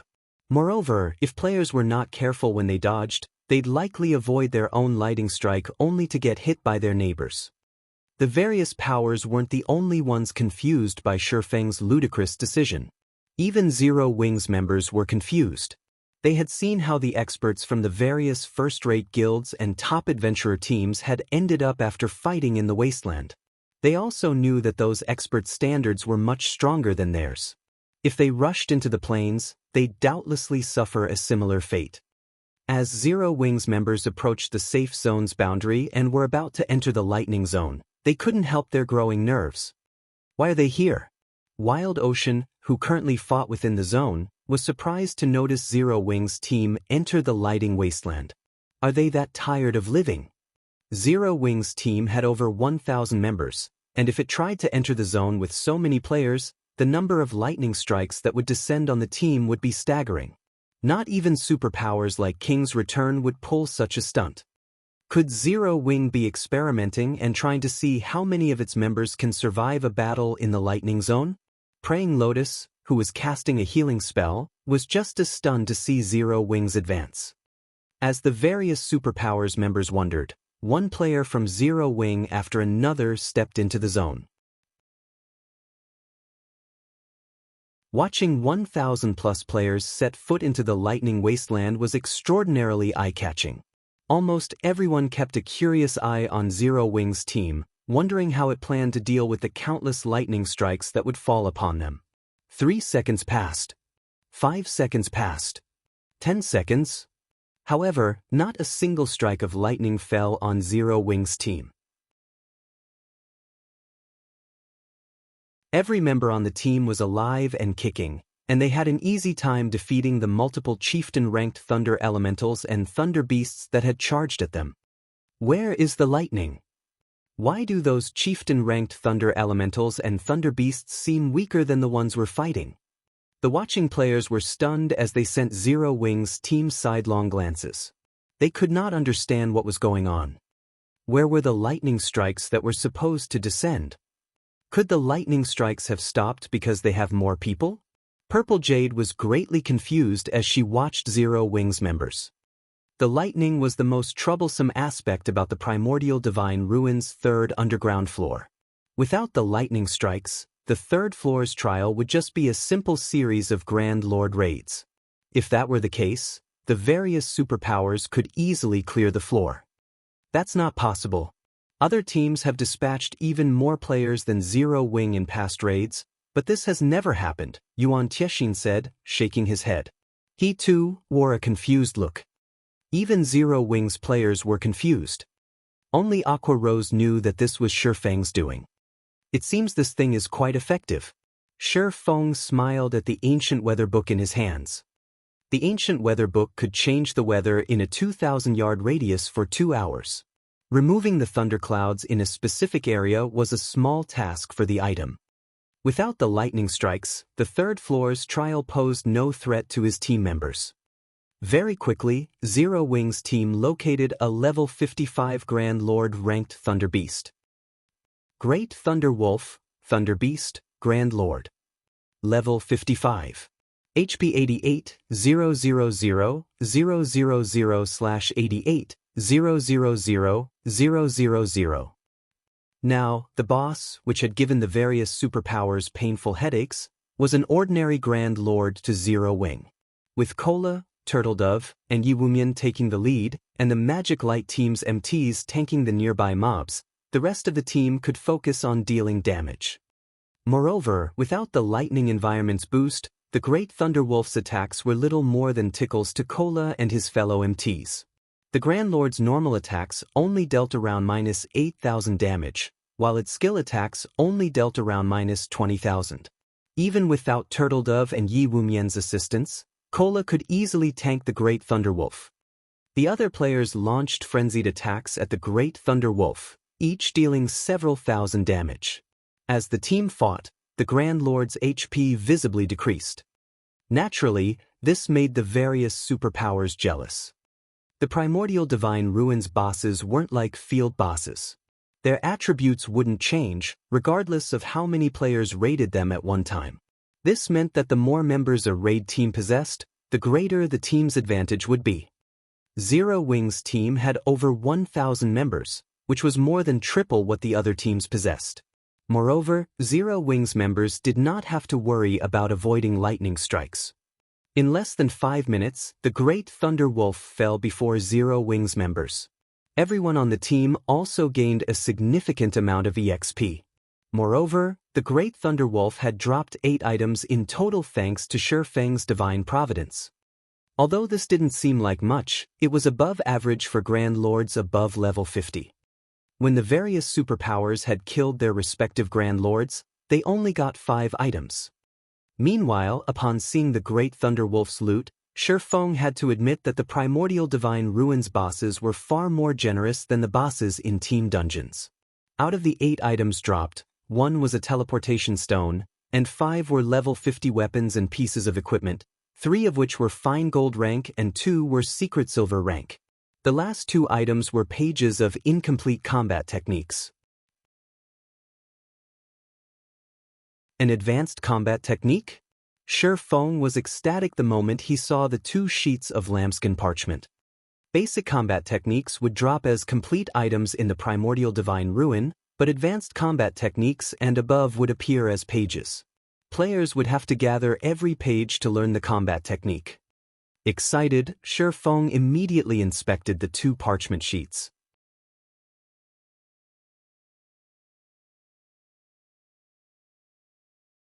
Chapter 1659, Top-Tier Advanced Combat Technique. Chapter 1659, Top-Tier Advanced Combat Technique. As Shifeng inspected the incomplete pages, his eyes shone with excitement. Lightning Flash. This dilapidated page belongs to a book that depicts a secret attack technique, which has been passed down since ancient times. Only after gathering all incomplete pages can you read the complete book's content. There are a total of 13 pages. This leaflet is the 3rd page. Lightning Flash. This dilapidated page belongs to a book that depicts a secret attack technique, which has been passed down since ancient times. Only after gathering all incomplete pages can you read the complete book's content. There are a total of 13 pages. This leaflet is the 6th page. Most of the combat techniques that dropped in the Primordial Divine Ruin were basic combat techniques, and most of them dropped as the complete versions. Although some basic combat techniques dropped as incomplete pages, those were the extreme minority. Normally, only advanced rank or higher combat techniques would drop as individual pages. However, there were differences between advanced combat techniques and those of other ranks. Not only could players in God's domain improve their foundations by learning combat techniques, but they could also learn ways to exhibit their strength more efficiently, thereby raising their overall combat power. Some combat techniques even granted players the power to challenge foes of higher levels. A basic combat technique might not help half-step Refinement Realm experts fight Refinement Realm experts, but an ordinary advanced combat technique could. This was also why the various super guilds and super first-rate guilds were so desperate to compete for slots to enter the Primordial Divine Ruin. Meanwhile, an advanced combat technique's strength could be determined by the number of pages it possessed. An ordinary advanced combat technique would only include 6 to 8 pages, a first-rate advanced combat technique would possess 9 to 12 pages, and a top-tier advanced combat technique would possess 13 to 15 pages. An ordinary advanced combat technique could only help a half-step Refinement Realm expert qualify to fight a Refinement Realm expert. Meanwhile, a first-rate advanced combat technique allowed Refinement Realm experts to face Flowing Water Realm experts. As for top-tier advanced combat techniques, if Flowing Water Realm experts learned one, they could even pose as a threat to Void Realm experts. Even throughout God's domain, Void Realm experts were extremely rare. Yet, with a top-tier advanced combat technique, a Flowing Water Realm expert could stand against Void Realm experts.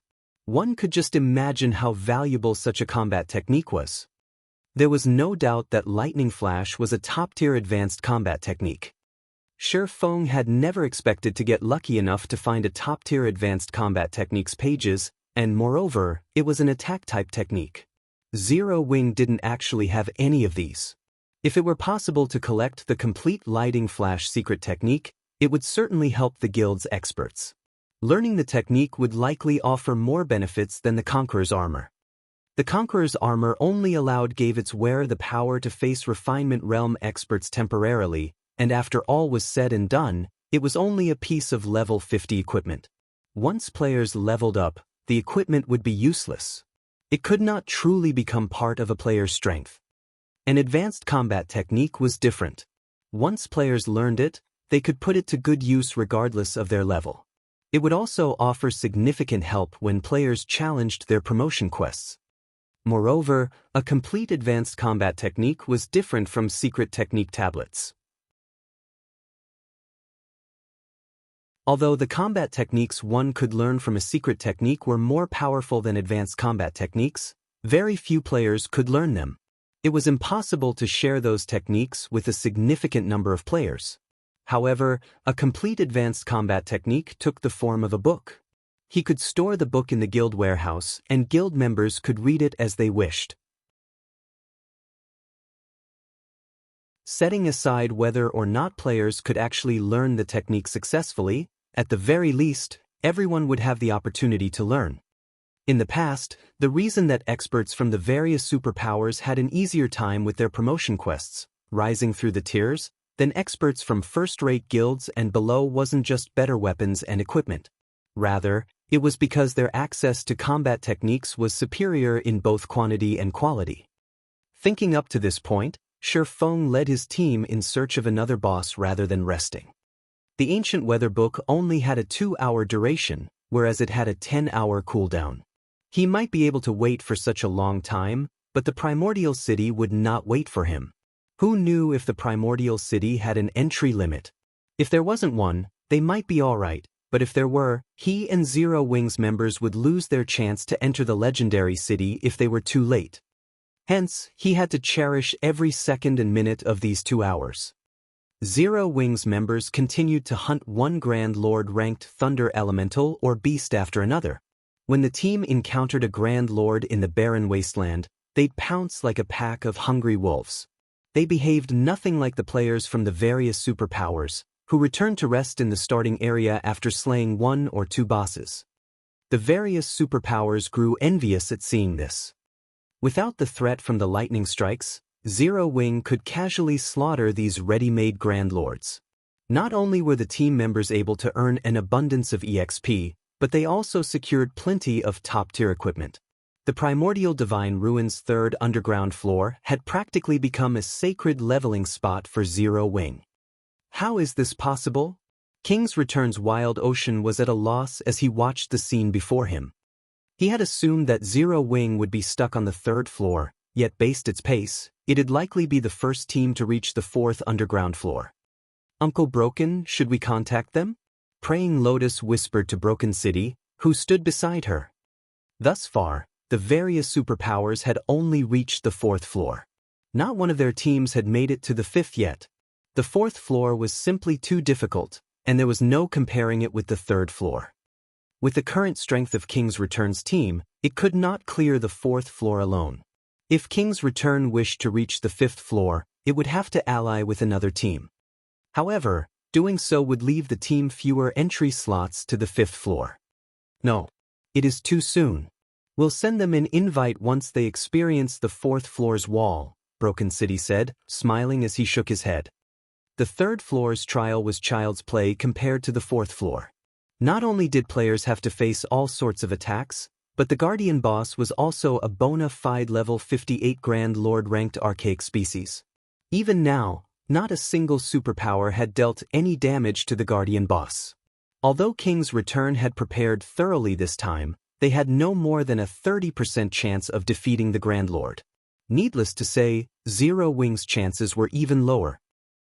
While the various powers grinded bosses on the Primordial Divine Ruins' third underground floor, news of Zero Wing's team completing the third floor's trial quickly spread among the participating teams.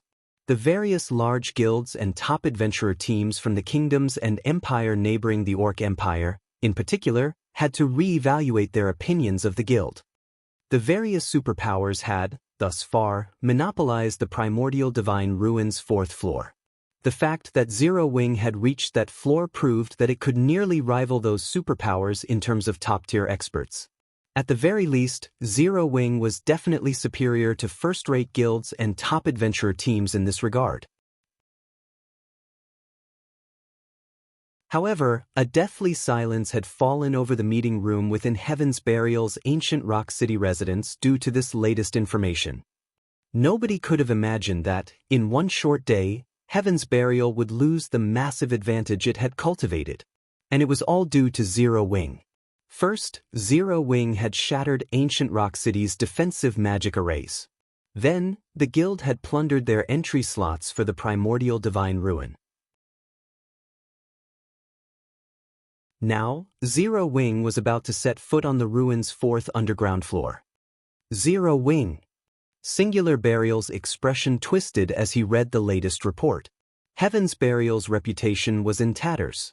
If they did not figure out a way to deal with this problem now, the guild would likely have a rocky path ahead even if they held on to ancient Rock City. Singular Burial spun towards Flame Blood, who sat beside him wrapped in bandages, and growled, "Flame, didn't you say that Beast Emperor needs the souls of 400,000 elite players to display his full strength in Star Moon Kingdom? Go, tell him that I will fulfill that request." Guild leader, are you planning on giving up on Star Moon Kingdom entirely? Flame Blood could not help his surprise. Beast Emperor's request was no laughing matter. It was both the last and worst option Heaven's Burial had. That's right. Since we can't have Star Moon Kingdom, what's the point in leaving it alive? Singular Burial nodded, a hint of madness flashing in his eyes. Although he did not want to admit it, he had to acknowledge the fact that Heaven's Burial had lost the struggle for Star Moon Kingdom.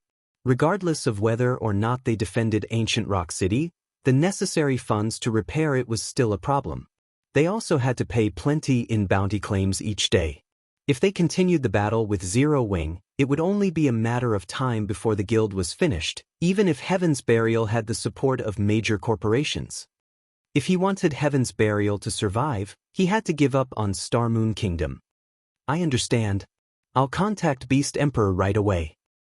Seeing how serious Singular Burial was, Flame Blood inwardly lamented the fact that the man had become like this. He never thought that a guild like Zero Wing could actually corner Singular Burial, a genius, to this extent.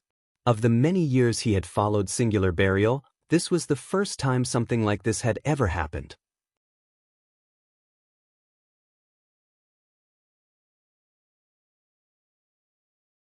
Chapter 1660, Lightning Flash Secret Technique. Chapter 1660, Lightning Flash Secret Technique. In a certain mountain range covered with dense forests, countless powerful monsters roamed about the area. Every monster here was above level 100, and quite a few were mythic rank.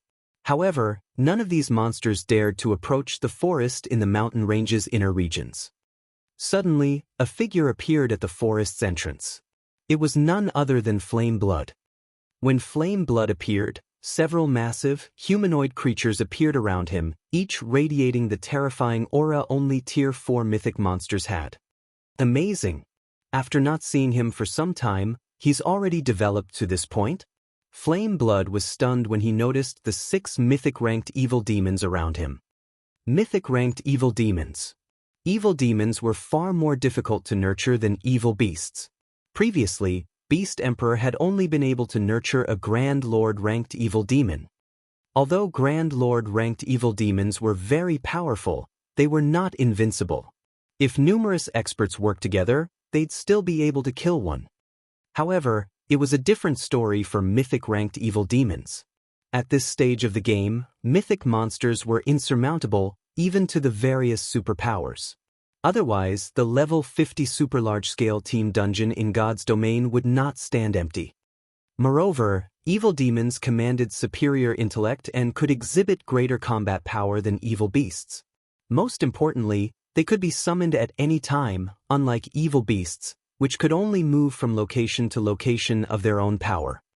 Now that Beast Emperor commanded mythic-ranked evil demons, he had the equivalent of mythic-ranked bodyguards at all times. Having mythic-ranked evil demons would undoubtedly increase the safety and survivability of controllers like Beast Emperor by a significant margin. He would no longer have to hide when attacking and could control his armies more efficiently. After seeing these mythic-ranked evil demons, Flame Blood's desire to obtain his own grew. Being a member of the Evil God's Temple, every race on the continent of God's domain hunted him constantly. Surviving in the game had become exceedingly difficult. Moreover, if players or NPCs captured him and sent him to the War God's Temple, his character would be sentenced to death in the truest sense, and he'd be forced to start all over again. Hence, he needed to be careful when he moved about and rarely appear before other players. If he had his own mythic-ranked evil demons, though, he wouldn't have to worry about capture unless he encountered a Tier 5 NPC. Fortunately, Tier 5 NPCs were apex powerhouses in God's domain, and they weren't so easy to encounter. Normally, the strongest NPCs players would meet were Tier 4. After the evil demons had a chance to observe Flame Blood for a moment, they retreated back into the forest. Flame Blood then strode into the forest himself. There was a massive crater within the heart of the forest. The crater radiated an evil energy so dense that even an evil god apostle like him gasped as it washed over him. If an ordinary player bathed in this dense evil energy, it would likely corrupt them instantly. This crater was none other than the home of Starmoon Kingdom's Evil God's Temple. As long as players were within range of the temple, its energy would cut off their communication with the outside world. They would not be able to send or receive messages. Flame Blood. A middle-aged man covered in pitch-black ruins sat in the severely dilapidated temple. When he noticed Flame Blood enter the temple, he sent the cleric a glance and asked, "Why are you here? Weren't you controlling your evil demon army to protect ancient Rock City?" Although the man before Flame Blood hadn't expressed any emotion, speaking only in a calm tone, Flame Blood's heart palpitated in fear. This wasn't just because Beast Emperor was one of the Evil God's Temple's evil god envoys, but also because of the horrific evil energy that lingered around him. The man was far more frightening than the last time Flame Blood had seen Beast Emperor. The evil energy Beast Emperor radiated was no weaker than the evil energy the temple itself radiated. This man's evil energy would likely kill ordinary players before they could approach him. Moreover, as Flame Blood looked at Beast Emperor, he could not help but feel as if he stared at a ferocious beast that had just woken from a long slumber. "My guild leader sent me," Flame Blood said after stealing his mind. "Didn't you say that you needed 400,000 souls from elite players? My guild leader says he can give them to you." "He's finally made up his mind?" Beast Emperor asked, chuckling. "Then return and tell him this. The day he has the players ready will be the day Zero Wing perishes." Although he was quite powerful and could easily hunt down players for their souls, the immortal souls he needed had to come from willing players. Unfortunately, he was still short 400,000 elite players even after exhausting his means. Otherwise, he would have handed Star Moon Kingdom to the Evil God's Temple a while ago. Flame Blood nodded in response. He had no doubt regarding Beast Emperor's claim. Others might not know the power Beast Emperor wielded after the Evil God's Temple had activated, but as a member, Flame Blood knew it very well. Meanwhile, back in the Primordial Divine Ruins' third underground floor, quite some time had passed since the various superpowers had departed for the fourth floor. Only the first-rate guilds and top adventurer teams, which couldn't defeat the bosses, and Zero Wing's team, which still hunted Grand Lord-ranked thunder beasts and elementals, remained on the third floor. Crap. Just how many Grand Lords must Zero Wing's members kill before they are satisfied? They might be grinding for level 50 top-tier equipment on this floor. After all, opportunities like this don't come often. With how many Grand Lords they've already killed, they should have more than enough teleportation stones. I wonder if they'd be willing to share some with us? Don't even think about it. First, the Primordial City will definitely have an entry limit. It's only natural to let as few players as possible reach the 4th and 5th floors. Moreover, the teleportation stones are bound to players of the same team and can only be passed around between players on the same team. The stones can also only be used on team members. If the team's member count suddenly increases, the teleportation stones they've collected thus far will become useless. That makes it even less likely that they'd be willing to help us. The various first-rate guilds and top adventurer teams couldn't help but envy Zero Wing's battling members as they searched for treasures on the 3rd floor. When they saw the teleportation stones scattered across the ground, their eyes became bloodshot. Despite all of their effort, they hadn't obtained a single teleportation stone, yet Zero Wing's team didn't even bother to pick up the stones that had dropped. Meanwhile, Shifeng activated Divine Providence as they killed another level 55 Grand Lord-ranked Thunder Beast. After he collected the loot and inspected it, his brows lifted in joyful surprise. "Wonderful! With this, I finally have everything I need." Shifeng could not help his excitement as he gazed at the last page of Lightning Flash. They had raided bosses for nearly 2 hours now. They had even begun to lure 2 or 3 Grand Lords, raiding them at once, midway through their journey. Fortunately, they had collected all 13 unique pages for the Lightning Flash secret technique before the ancient weather book's weather control ran out. System, you have collected all pages for Lightning Flash. Do you wish to synthesize the complete version of it? Synthesizing the complete version will require 1,000 magic crystals. 1,000 crystals? Why so many? Shifeng was confused after reading the system notification. Normally, synthesizing an advanced combat technique only required between 50 and 100 magic crystals, depending on the number of pages the technique possessed. Yet, the combat technique in his hands required 1,000 magic crystals. The system was clearly trying to swindle him. "I want to see what kind of combat technique you're going to give me." Shifeng couldn't care less about the cost, however, paying the 1,000 magic crystals without hesitation. After all the trouble he had gone through to collect the pages, he wasn't going to leave them to rot just because the system wanted to rob him. Fortunately, there wasn't much of a difference between 100 magic crystals and 1,000 to Shifeng. Suddenly, with Shifeng at its center, a pitch-black magic array appeared beneath his feet. A powerful stream of mana surged upward from the array, and ignoring the ancient weather book's effects, thunderclouds gathered above, blocking out the sun above Shifeng. Massive lightning bolts then descended from the clouds, striking the 13 incomplete pages that hovered above Shifeng's head. After hundreds of thundering booms echoed throughout the third floor, a thick, ancient tome hovered before Shifeng. Faint arcs of blue electricity danced around the tome.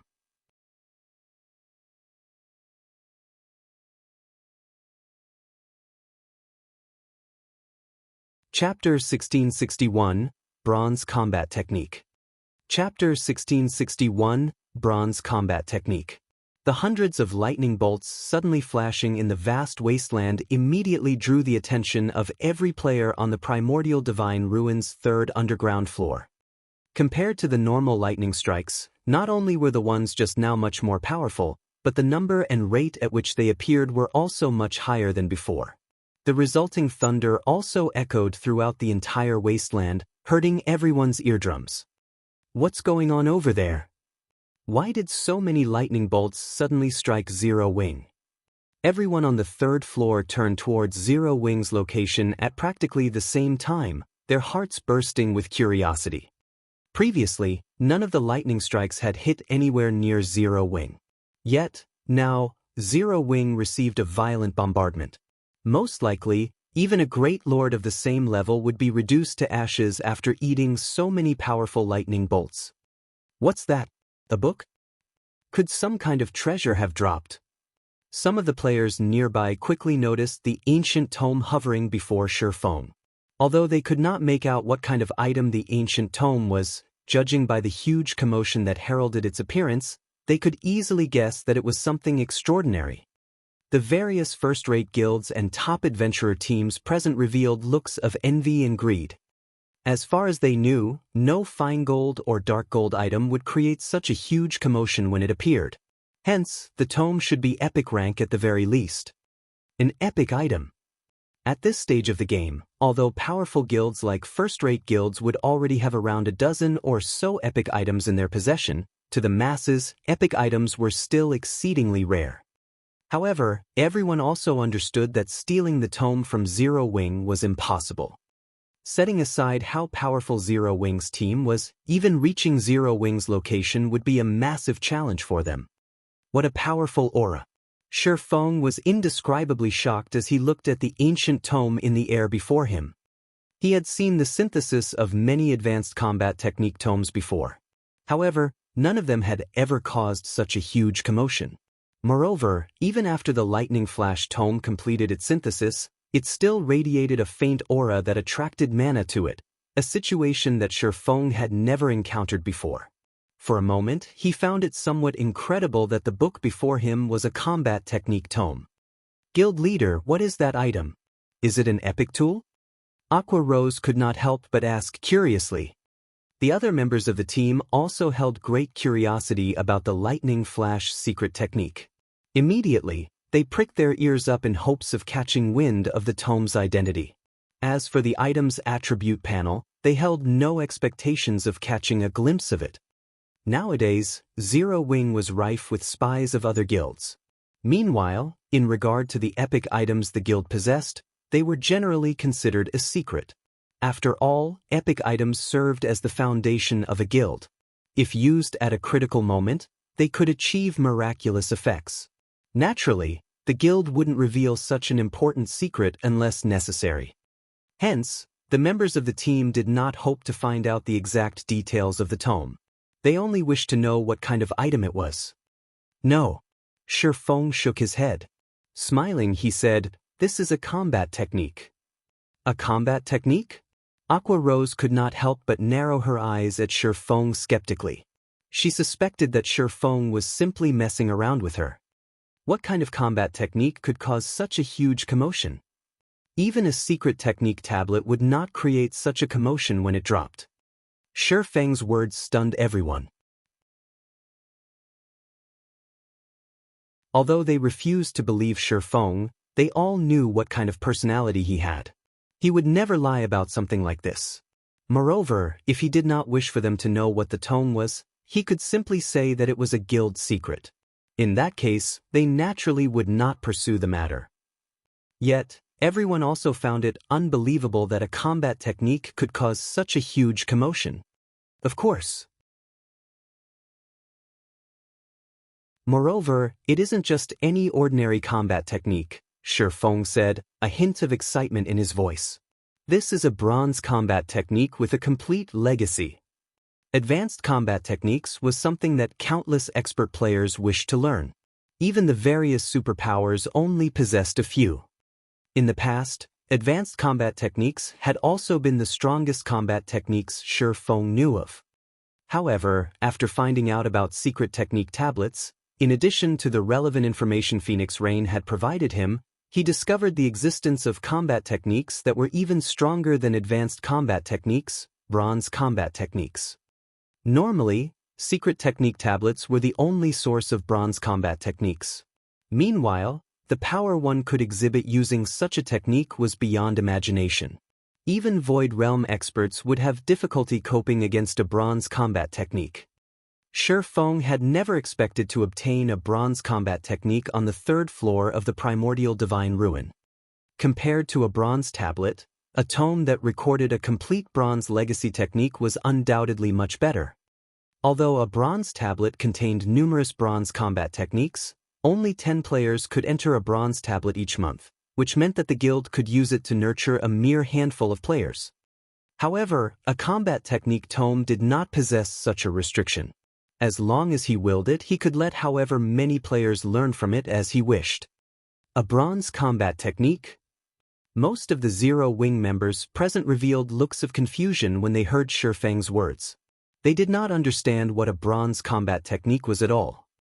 As for Aqua Rose and the others who had previously entered the legacy space for the secret spellcasting technique, they could not help but gape in shock. They knew what exactly a bronze combat technique represented, something much more powerful than an advanced combat technique. Only players like them, who had entered the bronze temple of a secret technique space, would know about bronze combat techniques. However, back then, they received only one learning opportunity for each floor they ascended in the bronze temple. Moreover, each floor became increasingly difficult to clear as they reached higher floors, which severely limited the number of learning opportunities they had. Now, however, they had a complete bronze combat technique tome. This meant that they could learn the combat technique recorded on it at any time and without limit. Now that we have achieved our goal here, it's about time we headed down to the 4th floor, Shi Feng said, chuckling. He then used the teleportation stones to send everyone to the 4th underground floor of the Primordial Divine Ruin. Zero Wing's team of 1,000+ players vanished from the lightning wasteland. Primordial Divine Ruin's 4th underground floor. The setting here was a quiet valley abounding with lush vegetation. A towering set of doors could be seen situated at the heart of the valley. Even if one stood at the summit of the mountains that formed the valley, one could still see this towering set of doors very clearly. Not only were the doors 100 meters in height, but they also sported plenty of divine runes carved on them. The doors radiated a powerful aura that would probably deter ordinary players from approaching them. At this moment, however, a flashy light show could be seen taking place before the massive stone doors. At the same time, sounds of explosions kept echoing throughout the entire valley. In the next moment, a 2-headed, 3-tailed earth dragon, which stood before the stone doors, could be seen letting out a deafening roar. Meanwhile, encircling this earth dragon was a team of 1,000+ experts. Currently, these expert players were attacking the monster in a frenzy, bombarding the 50-meter-tall earth dragon with one attack after another. However, despite the spectacular phenomena accompanying their attacks, the attacks themselves dealt only around -400 damage. From beginning to end, not a single attack inflicted over -1,000 damage to the monster.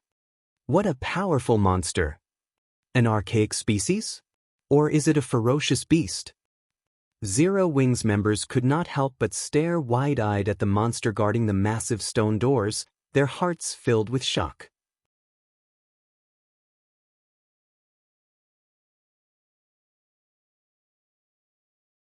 Chapter 1662, Edgeless Blade. An Earth Dragon. Shi Feng could not help but be astonished as he looked at the 50-meter-tall monster standing inside the valley. Frost Flame Two-Headed Earth Dragon, Archaic Species, Inferior Dragon, Grand Lord. Level 58. HP 270, 000/270, 000/000. Compared to other archaic species of similar rank and level, the Frost Flame Two-Headed Earth Dragon was clearly stronger. Its HP already rivaled that of mythic monsters of the same level. It did not look like a Grand Lord at all. Moreover, aside from the Earth Dragon having superb defense, the battlefield it fought in was surrounded by pools of scorching lava. From time to time, jets of lava would shoot up and rain down on random locations of the battlefield. Even MTs would be able to endure a direct hit from the lava only 3 or 4 times. Should they successfully block the lava rain, the durability of their weapons and equipment would decrease significantly. In addition to the lava rain, the Earth Dragon itself attacked with its 3 tails and spewed out frost or flame breaths frequently. As a result, the expert players of the superpowers currently raiding the boss turned into streaks of light and disappeared from the battlefield one after another. In less than 10 minutes, the team made up of 1,000+ experts was annihilated. By the time the battle was over, the entire area before the massive stone doors had transformed into a world of flames and frost, the scene both mesmerizing and shocking. At this point, the spectating members of the various superpowers wore somber expressions on their faces as they looked at the Earth Dragon looming over them arrogantly before the stone doors. The Earth Dragon's defense and HP were both ridiculously high. In addition, players raiding the Earth Dragon had to keep an eye out for the lava that would rain down from the sky. However, after Shifeng and the others arrived inside the valley, the various superpowers all shifted their sights towards them. When these superpowers saw Shifeng's group moving past them, heading straight towards the Frost Flame Two-Headed Earth Dragon, none of them displayed any hostility. They simply watched quietly as Zero Wing's team approached the boss. Although there was only one boss on the entire 4th floor, they were not in a hurry to fight it at all. The reason for this was their confidence in the Earth Dragon's strength. The task of killing the Earth Dragon was no longer something a single superpower or large guild could achieve. Multiple superpowers would need to cooperate to deal with the boss. They couldn't possibly intend to take on the boss on their first visit, right? Wild Ocean could not help but laugh in ridicule when he saw Zero Wing's team showing signs of wanting to raid the Earth Dragon. The team that tried raiding the Earth Dragon just now consisted of the strongest experts of 2 superpowers. In the end, however, they were still no match for the boss. The Earth Dragon itself was already a massive challenge to players. The lava rain launched at random intervals from the surrounding lava pools only served to further increase the demands on players' combat standards. Meanwhile, the standard of Zero Wing's members was significantly inferior to that of the members of the various superpowers. Of course, it would be a different story if Zero Wing could replicate its feat on the 3rd floor and prevent the lava attacks from occurring entirely. However, how could such a thing happen time after time? It's better for us if they try. Once they realize where the difficulties of the raid lie, we'll have an easier time negotiating conditions for cooperation with them later on, Broken City said, chuckling nonchalantly. Though, I do wonder how much of the boss's HP Zero Wing will be able to shave off. Zero Wing was behaving similarly to how the Sacred Temple and Crimson Emperor had before. Although both guilds had known that the boss was not easy to deal with, as this was their first time raiding the Primordial Divine Ruin, they had felt that they should have no problem taking down the boss if they worked together. In the end, however, their combined forces got annihilated before they could even get the boss's HP below the 80% threshold. Now, the upper echelons of both guilds were wearing exceedingly ugly expressions on their faces. Even the combined forces of the Sacred Temple and Crimson Emperor managed to lower the boss's HP only to 81%. I'm guessing Zero Wing will have trouble taking away even 5% of the boss's HP. Just the first 2 lava showers will most likely wipe out over 80% of Zero Wing's members.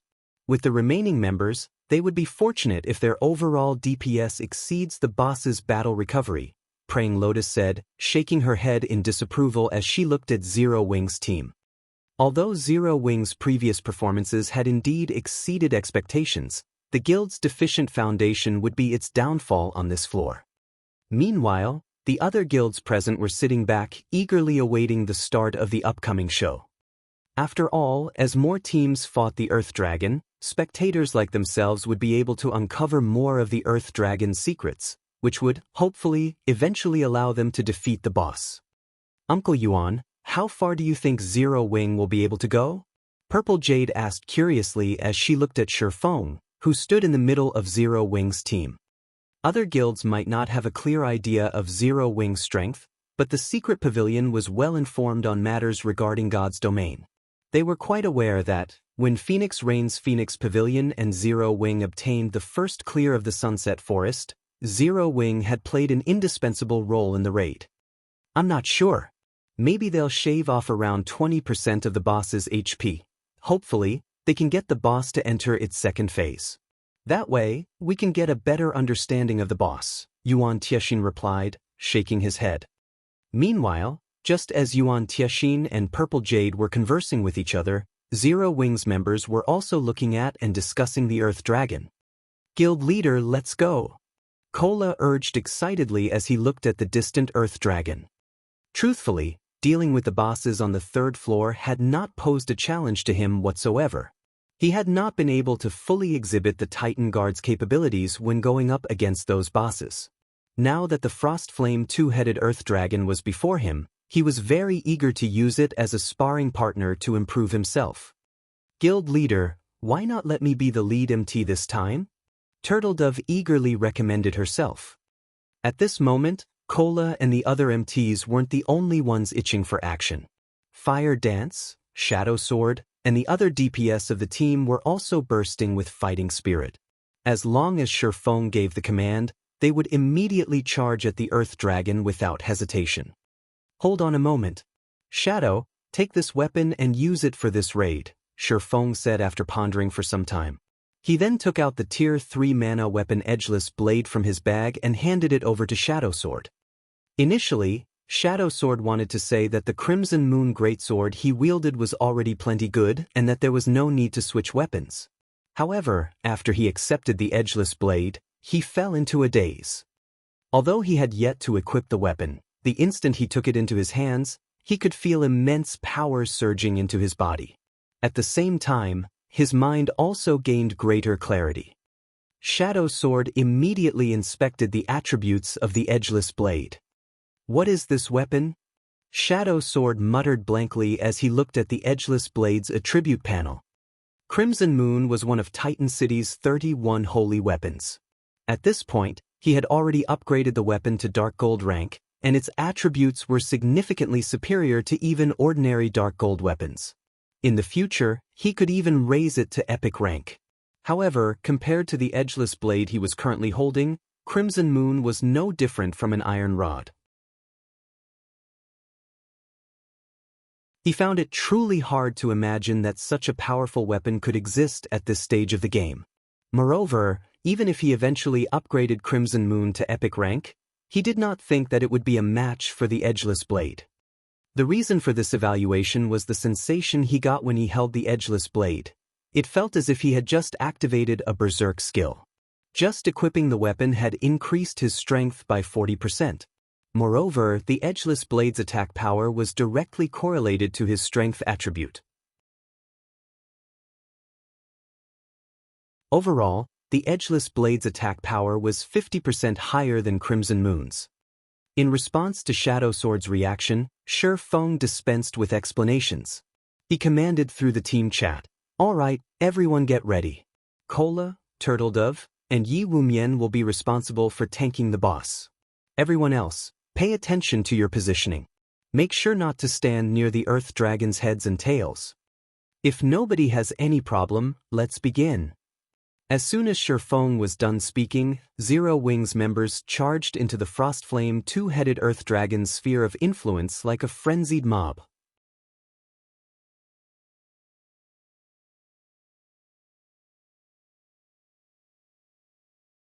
Chapter 1663, Tier 3 Power.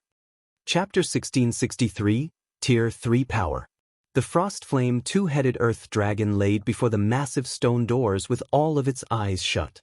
As the earth dragon breathed, the area before its heads turned into a hell of frost and fire. When Kola, Turtledove, and Yi Wumian got within 300 yards of the earth dragon, it stirred. When its two sets of amber eyes fell on the MT trio, it released a deafening roar that echoed throughout the valley. A horrific pressure washed over Zero Wing's approaching members, instilling a sense of dread and turning their movements sluggish. Ha! They're really doing it! And they're charging in as one mindlessly instead of sending a few experts to test the waters. What a bunch of brave fools! Wild Ocean laughed when he saw the ugly expressions that Zero Wing's members wore. He knew just how powerful the Earth Dragon was. After all, he had already fought the boss more than once. One could only understand the Earth Dragon's strength if they had experienced it personally. From what he had learned, he knew that ordinary Grand Lord-ranked archaic species couldn't compare to this Earth Dragon. The boss had even easily overwhelmed a Tier 2 shield warrior like himself. Although the Earth Dragon seemed like a single entity, it should actually be treated as an amalgamation of three. This was because its two heads were capable of acting independently. Although all three tails normally moved in unison, they moved as though they had minds of their own. They could sense and attack targets that the two heads couldn't see. The Earth Dragon also possessed tremendous strength. Even when it was suppressed by a magic array, a single attack forced a Tier 2 metric tons to retreat several steps and take over -20,000 damage. This was after he had executed a technique to deflect most of the attack's power. If he simply blocked the Earth Dragon's attacks normally, he would take over -30,000 damage from its normal attacks. If he were careless for even a moment, the Earth Dragon would kill him instantly. Even without the constant threat of the lava showers, the Earth Dragon was a daunting foe.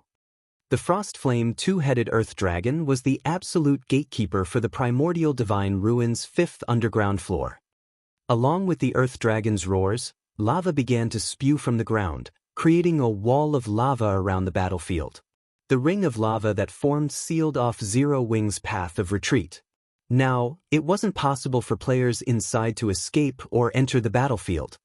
Players wouldn't have any opportunities to attack in rotation. Only the victor would survive this lava-surrounded battlefield. As the lava barrier formed, the Earth Dragon's two mouths widened. The ice and fire-type mana in the environment began to surge towards the beast's maws. Zero Wing really is unlucky. The Earth Dragon is actually using Frost Flame Breath right off the bat. The battle is likely already over. Praying Lotus sighed, watching the scene from afar. Frost Flame Breath was one of the Earth Dragon's team wipe moves. Not only did the skill possess a massive AoE, but it had an extremely short channeling time. As a cone attack skill, players normally wouldn't have trouble dodging it if they were within 50 yards of the boss. However, Zero Wing's members were still over 100 yards away from the boss. In this case, they would have to cross greater distances to move out of the skill's AoE, which was impossible with so little time. Praying Lotus wasn't alone in her thinking. Everyone could already imagine the boss wiping out Zero Wing's team before they could land a single attack. Seal. Just as the Earth Dragon was about to complete its Frost Flame Breath, Shifeng raised his right hand, which wore the 7 Luminaries ring, and cast Forbidden Domain on the Guardian boss. Suddenly, the mana in a 600-yard radius around the Earth Dragon froze. The mana surging towards the Earth Dragon's heads also stopped. In turn, the magic arrays which Frost Flame Breath had formed began to crumble due to a lack of mana started crumbling due to a lack of mana. What a powerful silencing effect. Zero Wing has such a powerful silencing skill. The distant spectators gasped. None of them could believe that a player was actually capable of stopping the Earth Dragon's Frost Flame Breath as it activated. God's Domain might have many players who had learned silencing skills, but there were differences in these skills' strength.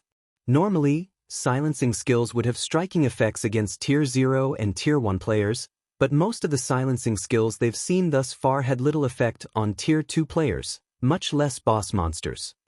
silencing skills that could affect boss monsters were incomparably valuable, even more so than large-scale destruction spells. Being able to silence a boss even for a moment could save a team from instant annihilation and turn the tide of battle, and most superpowers would offer astronomical prices to purchase such skills. According to their knowledge, aside from Tier 3 silencing magic scrolls, there had yet to be a player that had learned a silencing skill capable of affecting a Grand Lord-ranked boss. Even silencing skills that could affect Great Lords had yet to be discovered, but Zero Wing actually possessed one. Zero Wing's value rose even higher in the various spectating superpowers' eyes. At the very least, Zero Wing now possessed an advantage none of them had against the Frostflame two-headed Earth Dragon. With this silencing skill, raiding the Earth Dragon would be considerably easier. After being silenced, the Earth Dragon became enraged. Letting out a powerful roar, it charged toward Shifeng. Having expected such a reaction, Shifeng leisurely commanded, "Cola, you three will intercept the boss. Guild leader, leave it to us." Cola and the others smiled as they moved to meet the boss in battle. To the Earth Dragon, the MT trio was little more than a group of ants. The Earth Dragon lifted one of its claws and swept it horizontally at the approaching pests. "Come!" Seeing the massive claw approach, Cola's lips curled into a grin. He then raised his shield and charged forward. Ping! When the Earth Dragon's massive claw swept across the uneven ground, it removed all obstacles without slowing in the slightest, yet when its claw collided with Cola's Titan guard, its speed sharply decreased. The claw completely stopped after another 10 yards or so. What strength! Cola was surprised when he blocked the Earth Dragon's claw. This claw swipe had taken nearly 40,000 of his HP. The Earth Dragon's strength was already close to rivaling an ordinary mythic monster of the same level. The onlooking superpowers were even more shocked. If the Earth Dragon were unsuppressed, a single attack would be enough to instant-kill a Tier 1 metric ton, while Tier 2 MTs would lose over 50,000 HP. Meanwhile, their Tier 2 MTs only had a little over 60,000 HP. 2 hits would be more than enough to kill a Tier 2 metric tons. Yet even after receiving the Earth Dragon's attack head-on, Cola still had over half of his HP remaining.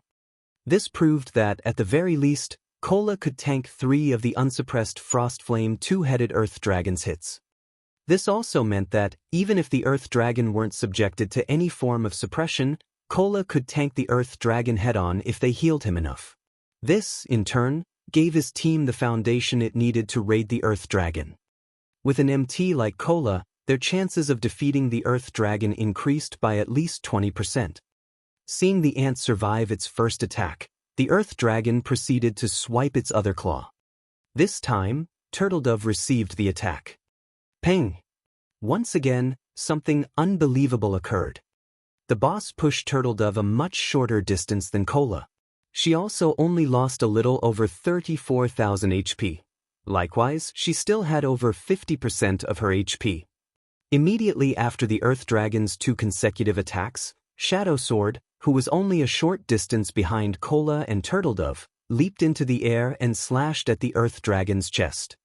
After the flash of silver, the Earth Dragon's head screamed in agony.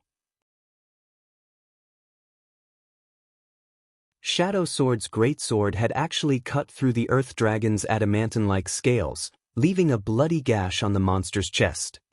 Minus 10,320. An unbelievable number had appeared above the Frostflame two-headed Earth Dragon's heads.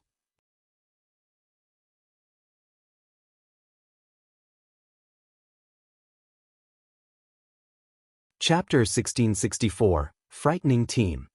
Over 10,000 damage. How is that possible? I'm not seeing things, right? How is his damage so high?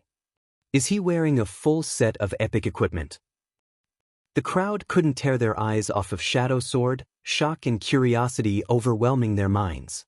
In fact, many of them wanted to rush over and demand to know what Zero Wing had done to allow a player to deal over minus 10,000 damage to the Frostflame two-headed Earth Dragon. The majority of their members' attacks had only dealt damage in the hundreds. Only their Tier 2 players had dealt more than that thanks to their superior attributes. Even so, their normal attacks only dealt around -3,000 damage each, yet Shadow Sword had dealt over -10,000 with a normal attack. Even if Shadow Sword were a Tier 2 Berserker, there should be no way his damage should surpass their Tier 2 members by such a large margin. The only reason they could think of was that the Berserker must have a full set of epic equipment, but even then, such a thing was unrealistic. How valuable was epic equipment? Players would need over 10 pieces to be fully geared in epic ranked equipment. Most of God's Domain's large guilds didn't even have that many pieces. Even super guilds could only afford to equip their strongest members with 4 or 5 pieces for maximum efficiency. They refused to believe that Zero Wing had the capability or generosity to gear a single player in 10 or more pieces of epic equipment. Guild leader, what kind of weapon did you give Shadow? Its attack power is amazing. Aqua Rose and Zero Wing's other Tier 2 players could not help but ask Shifeng after seeing Shadow Sword's shocking damage. They knew very clearly what kind of equipment Shadow Sword wore, and they knew that none of them could deal over -10,000 damage to this Guardian boss, especially not with a normal attack. The only explanation for Shadow Sword's unexpected performance had to be the weapon Shifeng had given him before the raid. However, they found it hard to imagine that changing weapons would offer such a massive boost. Even if the Great Sword were an epic weapon, the Berserker shouldn't be capable of so much damage. After all, the various superpowers had armed their Tier 2 DPS experts with epic weapons as well. I never said that I had given Shadow the weapon. I'm only letting him use it. As for what kind of weapon it is, that is a guild secret. Shifeng said, revealing a meaningful smile. If any of you enter the flowing water realm in the future, I can help you obtain this kind of power too. Truthfully, the Edgeless Blade's performance had even surprised Shifeng. He had never thought that a Tier 3 mana weapon would be so powerful. However, as mana weapons had yet to make their public appearance in God's Domain, he did not want too many people to learn about them. If not for the Earth Dragon's incredibly high defense, he wouldn't have let Shadow Sword use the Edgeless Blade. Seriously, guild leader? Flying Shadow and the others' eyes sparkled when they heard Shifeng's offer. They all wanted to wield the power Shadow Sword had just displayed. Of course. When have I ever lied to you? Shifeng said, shrugging. Although Tier 3 mana weapons were extremely rare, even rarer than epic weapons, there were 12 Tier 3 mana weapons sitting in the Lost Town's tower. If he could secure the Lost Town, those weapons would be his for the taking. Hearing Shifeng's assurance, everyone's enthusiasm to improve their combat standard soared. If they raised their combat power to the flowing water realm and obtained a weapon like the Edgeless Blade, they would instantly become apex experts in God's Domain.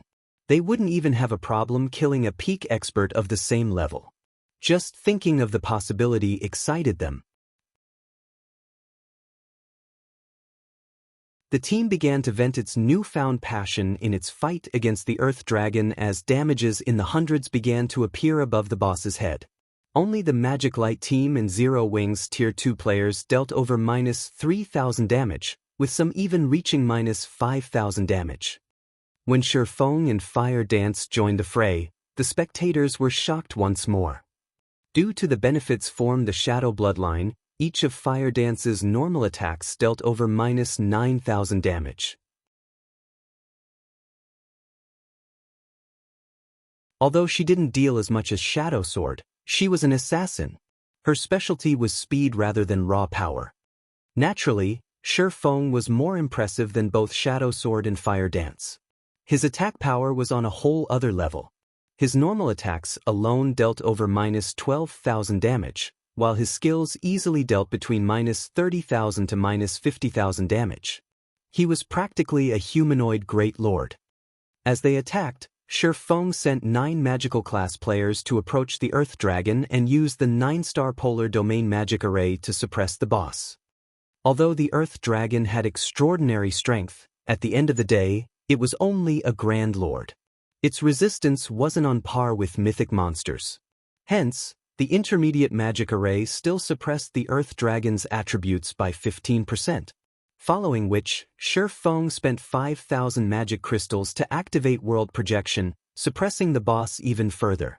This caused the Earth Dragon's basic attributes to fall to 70% of their original values. Its maximum HP decreased to 189 million as well. Shifeng had no intention of using Disintegration Field as the skill didn't differentiate friend from foe. Aside from himself, everyone within range would be subjected to the Disintegration Field suppression. Right now, his team had to attack while focusing on their positioning and the lower showers. If he used Disintegration Field, the Earth Dragon wouldn't be the one to suffer, Zero Wings members would. Fortunately, the 30% decrease to the Earth Dragon's basic attributes relieved some of the pressure on Cola and the other two MTs. Even when they didn't use special techniques to block the boss's normal attacks, they received less than minus 20,000 from each hit. This damage wasn't nearly enough to threaten their lives. To increase the team's overall DPS, Shifeng had ordered some of the weaker experts to activate their berserk skills instead of holding back. Suddenly, the Earth Dragon's HP began to fall, the speed of which shocked the watching superpowers. However, as the battle drug on, the surrounding barrier began to spew jets of lava into the sky. The lava then rained down on everyone on the battlefield. Not even Shifeng had a good solution for countering this massive AoE. He could only rely on Violet Cloud's holy prayer, reducing the damage his teammates took while simultaneously healing them. As for Cola, he used Divine Shield to protect the MTs fighting on the front line. When the lava shower ended, even with Violet Cloud's assistance, Zero Wings' team had lost over 100 members. Zero Wings' casualty rate was significantly higher than the various superpowers teams. Fortunately, the lava showers did not happen too often, giving Zero Wings members plenty of time to damage the boss. When the second lava shower eventually fell on the team, Zero Wings suffered evidently fewer losses. Most of the players that had died during the first lava shower had lower combat standards, while the survivors were stronger. The Earth Dragon's HP quickly fell to 95%, 95%, 90%, 80%. When the Earth Dragon entered its second phase, it ceased its claw attacks. Instead, it began to execute AoE breath attacks, though they weren't as powerful as its Frost Flame breath. Even so, each attack dealt considerable amounts of damage. When Cola tried to take a hit with his shield, he had instantly lost over 30,000 HP. The change in attack pattern also forced Zero Wings members to run constantly, evading the boss's AoE attacks. This development instantly reduced the team's overall DPS. However, Shifeng still had the situation in hand. Roughly 6 minutes after the battle had begun, the Earth Dragon's HP fell to 30%. At this point, Zero Wings' team only had 300 members left alive. Everyone else had either died to the breath attacks or the lava showers. The boss is entering its third phase. Whoever has a berserk skill, use it now. Shifeng hurriedly shouted when he saw the Earth Dragon's HP fall to 30%. Hearing Shifeng's command, Cola and the other MTs activated Power of Darkness, no longer holding back and skyrocketing their attributes. Meanwhile, the Frost Flame two-headed Earth Dragon released a deafening roar, and the surrounding ice and fire-type mana concentrated around it. The Earth Dragon swiped one of its claws at Cola, Turtledove, and Yi Wumian. Despite the boost to the MT trio's basic attributes, the attack shoved them back by over a dozen yards. They had nearly lost their footing from the devastating impact. Each of them had lost over 50,000 HP on the spot. Had they failed to activate their berserk skills in time, they would have died instantly. Quick! The boss's defense has weakened. Attack it with everything you've got. When Shifeng realized that the Earth Dragon had entered its berserk and saw that his attacks now dealt over minus 16,000 damage, he ordered his team to go all out. With a decrease to the boss's defense, Shifeng stopped holding back himself as he activated Heavenly Dragon's power. All of a sudden, the Earth Dragon's HP began to fall much faster. Meanwhile, the less HP the Earth Dragon had remaining, the stronger its retaliation became. From time to time, it randomly targeted a player with its tails and breaths. Although Cola and the others continued to use taunt skills to hold the boss's aggro, all their efforts were futile. 25%, 15%, 5%. When the Earth Dragon only had 3% HP remaining, fewer than 100 Zero Wing members stood on the battlefield. The situation looked dire for Zero Wing. Meanwhile, the Earth Dragon used its breath and claw attacks more often, forcing the MT trio to activate their life-saving skills and focus on defense. They no longer dared to spare energy to deal damage. Die! Shi Feng activated Divine Providence as he charged up to the Earth Dragon. He then activated the Tier 2 Flame Burst and brandished his swords at the Grand Lord. Dazzling sword lights illuminated the battlefield. Every time these lights flashed, a scorch mark would appear on the Earth Dragon's body. Out of the 16 slashes Shi Feng had executed, the weakest had dealt over -200,000 damage. In the blink of an eye, he had eliminated the final strand of the boss's HP. The Frostflame two-headed Earth Dragon then unwillingly collapsed to the burned earth.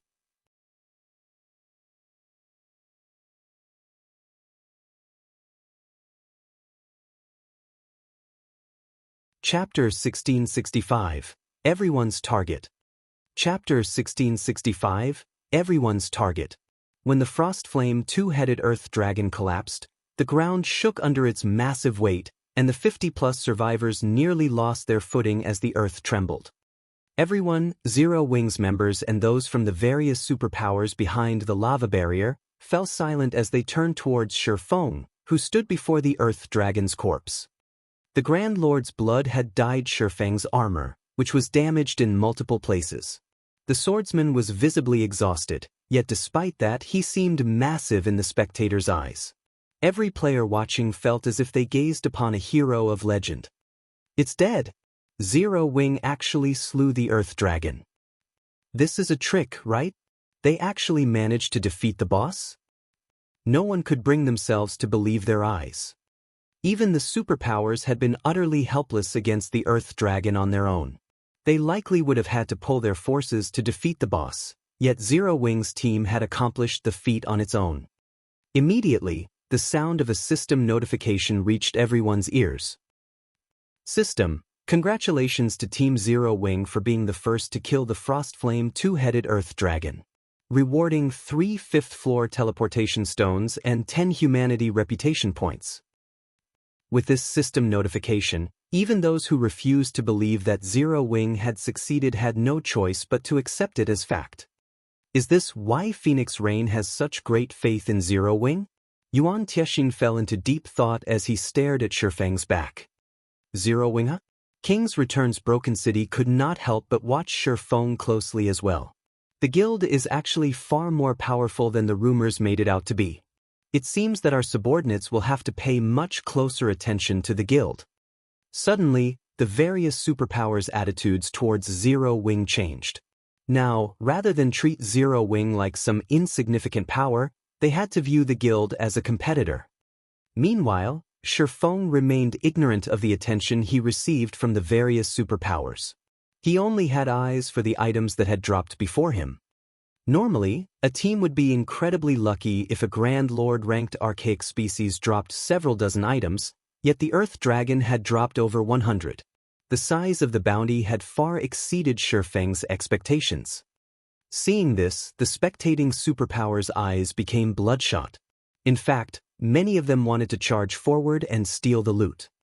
Needless to say, the first kill of such a powerful archaic species would definitely grant extremely bountiful loot. Such loot could elevate their respective team's strength to a whole new level. Unfortunately, none of them could act on their desires with the lava barrier between them and the items. They could only watch helplessly as Shi Feng collected one item after another. Meanwhile, Shi Feng went into a frenzy, snatching up every item. At the same time, he instructed the team's healers to resurrect their dead. Although the lava barrier stood between them and the various superpowers, it had begun to fade after the Earth Dragon's death. At the rate it disappeared, the barrier would only last a few more minutes. Meanwhile, the rule for boss loot in the outside world also applied in the Primordial Divine Ruin. Even if players successfully killed a boss and obtained its loot, the items would drop if other players killed them within the first 2 hours. There were multiple teams from the various superpowers waiting outside of the lava barrier, and their experts weren't ordinary. If all of these experts attacked, they could very easily annihilate Zero Wing's players. Hence, he needed to collect the loot and leave before the barrier vanished. Zero Wing's members quickly realized their situation, and the team's healers rushed to resurrect their fallen companions. Sure enough, the lava barrier completely disappeared around 4 minutes after the Earth Dragon's death, but before the various superpowers could take action, Feng used the 8 teleportation stones, 5 from the boss and 3 from the system reward. Instantly, Zero Wing's 800 living members transformed into streaks of light that faded into the massive stone doors. They sure ran quickly. Wild Ocean was slightly disappointed to see Zero Wing's members vanish. A colossal fortune had just disappeared before his very eyes. If not for the lava barrier, Zero Wing wouldn't have gotten away with the boss's loot. As expected of Zero Wing, they certainly react quickly. Yuan Tiexin chuckled. Everyone dreamed of obtaining items that could improve players' strength, and superpowers were no exception. Even though Zero Wing had proven to them all that its combat power and growth potential was extraordinary, that would do little to deter them from attacking. Uncle Yuan, what should we do? With the boss dead, we won't be able to move on to the 5th floor, Purple Jade said. She felt a slight headache brew as she gazed at the empty battlefield. Although the 4th underground floor had plenty of monsters, only the Frostflame 2-headed Earth Dragon dropped teleportation stones. Since the only Earth Dragon on the 4th floor had just died, other players had no way of proceeding to the next floor. Don't worry. The Earth Dragon is both the Guardian boss and the only monster that drops the teleportation stones. It should respawn shortly. However, even if we kill it, we won't get as much loot as Zero Wing, Yuan Tiexin said, a hint of envy flashing in his eyes as he stared at the massive set of stone doors, which Zero Wing's members had disappeared into. News that Zero Wing had secured the first kill of the 4th floor's Guardian boss quickly spread past the Primordial Divine Ruin, causing a commotion among the powers interested in the Orc Empire. Nobody had expected that the first guild to set foot on the Primordial Divine Ruin's 5th underground floor would neither be a super first-rate guild or a super guild, but an up-and-coming guild like Zero Wing. For a time, a significant number of guilds and adventurer teams became interested in cooperating with the guild. Although they weren't strong enough to reach the 5th floor and subsequently Primordial City on their own, they could hire Zero Wing to carry some of their members. They might be able to learn all sorts of combat techniques from the guild as well. As for purchasing these services from the various superpowers, they had no hope of such a thing. They had nothing the various superpowers wanted, but Zero Wing was a different story. Zero Wing was a guild with very shallow foundations. It lacked both manpower and resources. Moreover, as a developing guild, Zero Wing definitely needed a large amount of funds and resources, which their guilds and adventurer teams could provide. With this, they would have the basis for cooperation. Meanwhile, on the Primordial Divine Ruins' 5th underground floor. After leaving the 4th floor, Feng's group was transported to a quiet lakeside surrounded by forest. So, this is the 5th floor? Everyone turned as they observed their surroundings. Unlike on the previous floors, they didn't feel danger from the area around them. On the contrary, they felt comfortable and at peace. Everyone rest up. We'll search for the path to Primordial City later, Feng instructed as he noticed his recently resurrected team members' exhaustion. Every 5th floor in the Primordial Divine Ruin was a milestone. The 1st floor would test players, while the 5th would allow them to rest. The 5th floor's mana density was so high that players could swiftly recover their stamina and concentration even as they moved about. The recovery effects on this floor were no weaker than those in NPC cities' hotels. In the past, some guilds had even established temporary towns on the Primordial Divine Ruins' rest floors. These temporary towns had provided a safe haven from other players and a place for players to trade and replenish their supplies. Unfortunately, the services these towns had provided had been exceedingly expensive. But that couldn't be helped. Once players left the Primordial Divine Ruin, not only would they have to start over with the first floor's raid, but they'd also have to wait a full day before entering again. Just re-entering the ruin would be a problem. If a team wanted to resupply inside the ruin, they had to accept the atrocious prices. Hence, the temporary guild towns on the ruin's rest floors generated considerable profit each day. Moreover, the services would become more expensive as the floor numbers increased. However, only superpowers were generally capable of establishing towns on lower floors. Ordinary large guilds could only make a profit by doing so on the 5th floor. Only, Shifeng currently had no such plans. Locating the path towards Primordial City was far more important right now. While everyone rested, Shifeng opened his bag and looked through the items the Frostflame two-headed Earth Dragon had dropped. Since he had been in too much of a rush earlier, he hadn't had the time to inspect the boss's loot, but even if the other guilds wanted to chase his team to the 5th floor, they'd have to wait until a new Earth Dragon spawned on the 4th to do so.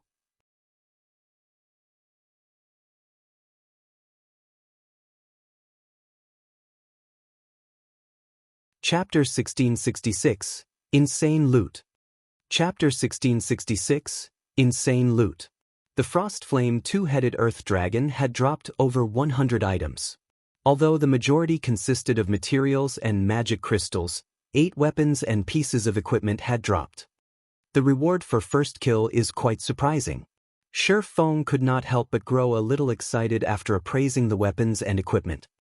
Out of the 8 weapons and equipment, there were 5 pieces of level 50 dark gold equipment and 2 level 50 dark gold weapons, one of which was a dagger, and the other was a one-handed axe. The weapons were top tier even among dark gold weapons, good enough to tempt super guilds' peak experts. Although the various large guilds' experts had already reached level 50, most of them were stuck with level 45 weapons. Take the various superpowers that had entered the Primordial Divine Ruin alongside Zero Wing, for example. Those superpowers Refinement Realm experts would be fortunate to wield a level 50 fine gold weapon. Unfortunately, most were stuck with level 45 dark gold weapons, which had both lower basic attributes and attack power than level 50 fine gold weapons. Surprisingly, the 5 pieces of dark gold equipment that had dropped were pieces of the Berserker class's Mad Gale set and the Elementalist class's Frostflame set. 2 of the 5 pieces were the Mad Gale set's gloves and boots, and the remaining 3 pieces were the Frostflame's hat, gloves, and boots. Level 50 dark gold set equipment was only inferior to epic equipment. Players could use the equipment until they were level 59 before it would go out of date. Moreover, class-specific set equipment was generally specialized for its class. Take the 6-piece Mad Gale set, for example.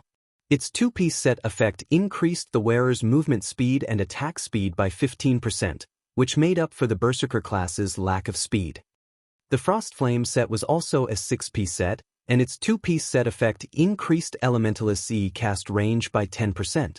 Although the improvement seemed small, a player could easily overwhelm ranged opponents if they took advantage of it properly. If he could complete both sets, he could even fetch 10,000 for them. However, the 7 items were nothing compared to the value of the last piece of equipment. Frostflame Ring, Epic Rank. Level 50, Level 100. Equipment requirement: Strength 500, Agility 400, Intelligence 1000.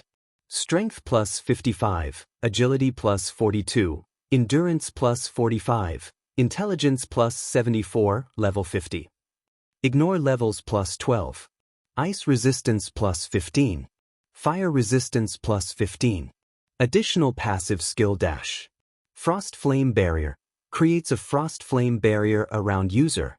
As long as the user is standing, the power of all ice and fire-type spells increases by 20% and channeling time reduces by 10%.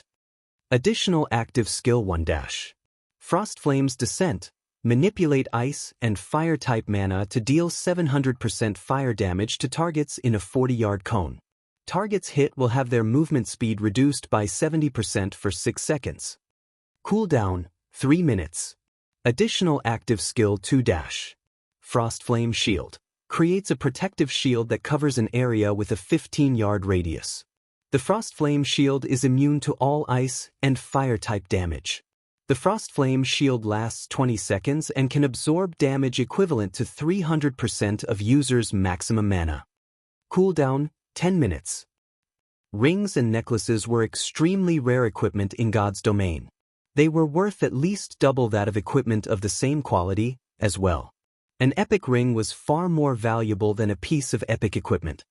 If an elementalist equipped the Frost Flame ring, their combat power would increase by at least 20%. Moreover, the Frost Flame ring offered skills that covered both OE offense and defense. It was a treasure worth tens of thousands of gold. Guild leader, what did the boss drop? Blackie could not help but ask curiously as he watched Shifeng inspect the Earth Dragon's loot.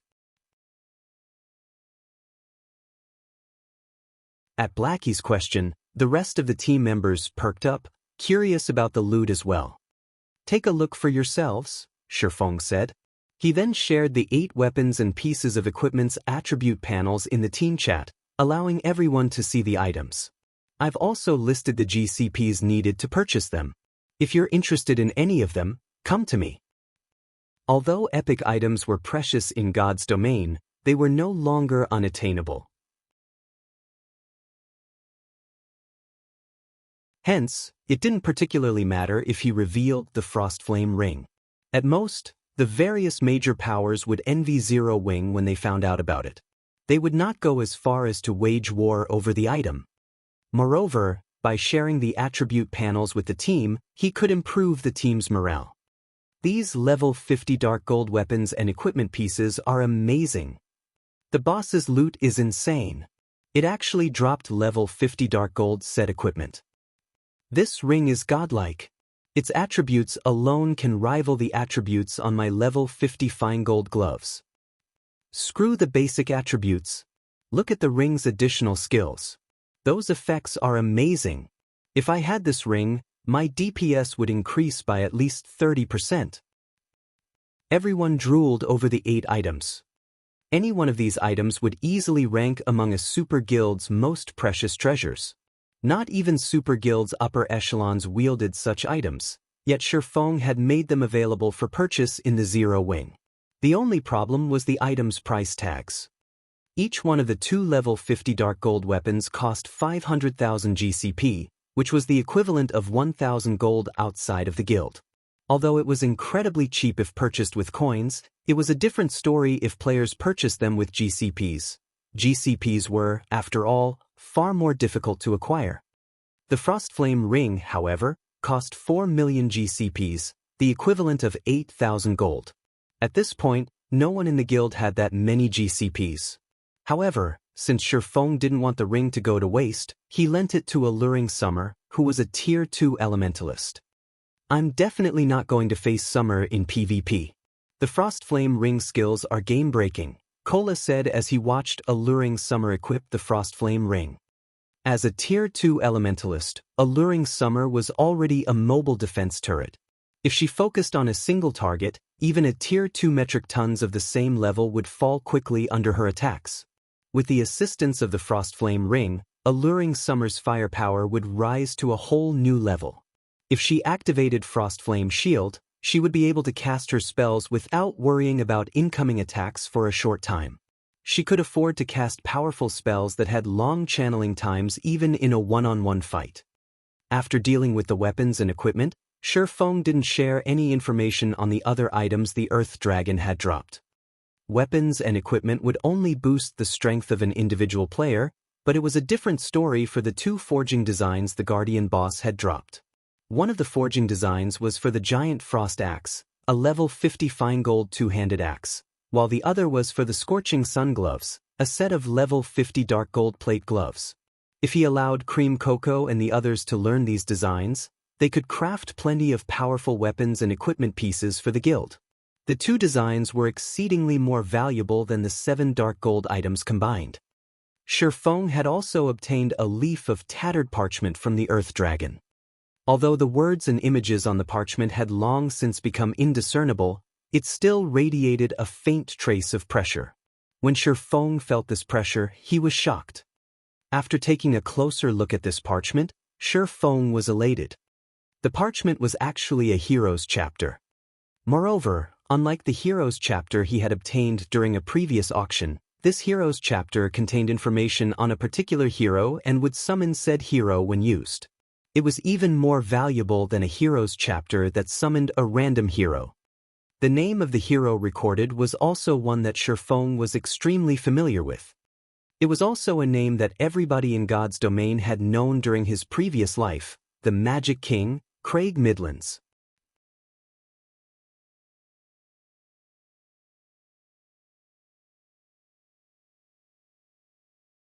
Chapter 1667, Magic King. The fact that the Earth Dragon had dropped a Heroes chapter, let alone a hero chapter for Craig Midlands, had truly surprised Shifeng. In God's domain, there were 32 heroes that could only be summoned with specific heroes chapters. They were also the strongest heroes players could summon using the heroes chapters. In the past, these 32 heroes had been known as the 32 Pillars. Based on historical records, every one of these 32 heroes had cleared the complete God's trial and gained the ancient God's recognition. If nurtured properly, any one of these 32 pillars could easily become the guardian of an entire city. This was because these 32 heroes had the potential to reach level 200, tier 5 at the very minimum. Moreover, because they were heroes, their basic attributes were higher than players of the same level and tier. When players nurtured these heroes to their peaks, only tier 6 God-ranked players had any chance against them. Among the 32 pillars, the Magic King, Craig Midlands, ranked 17th.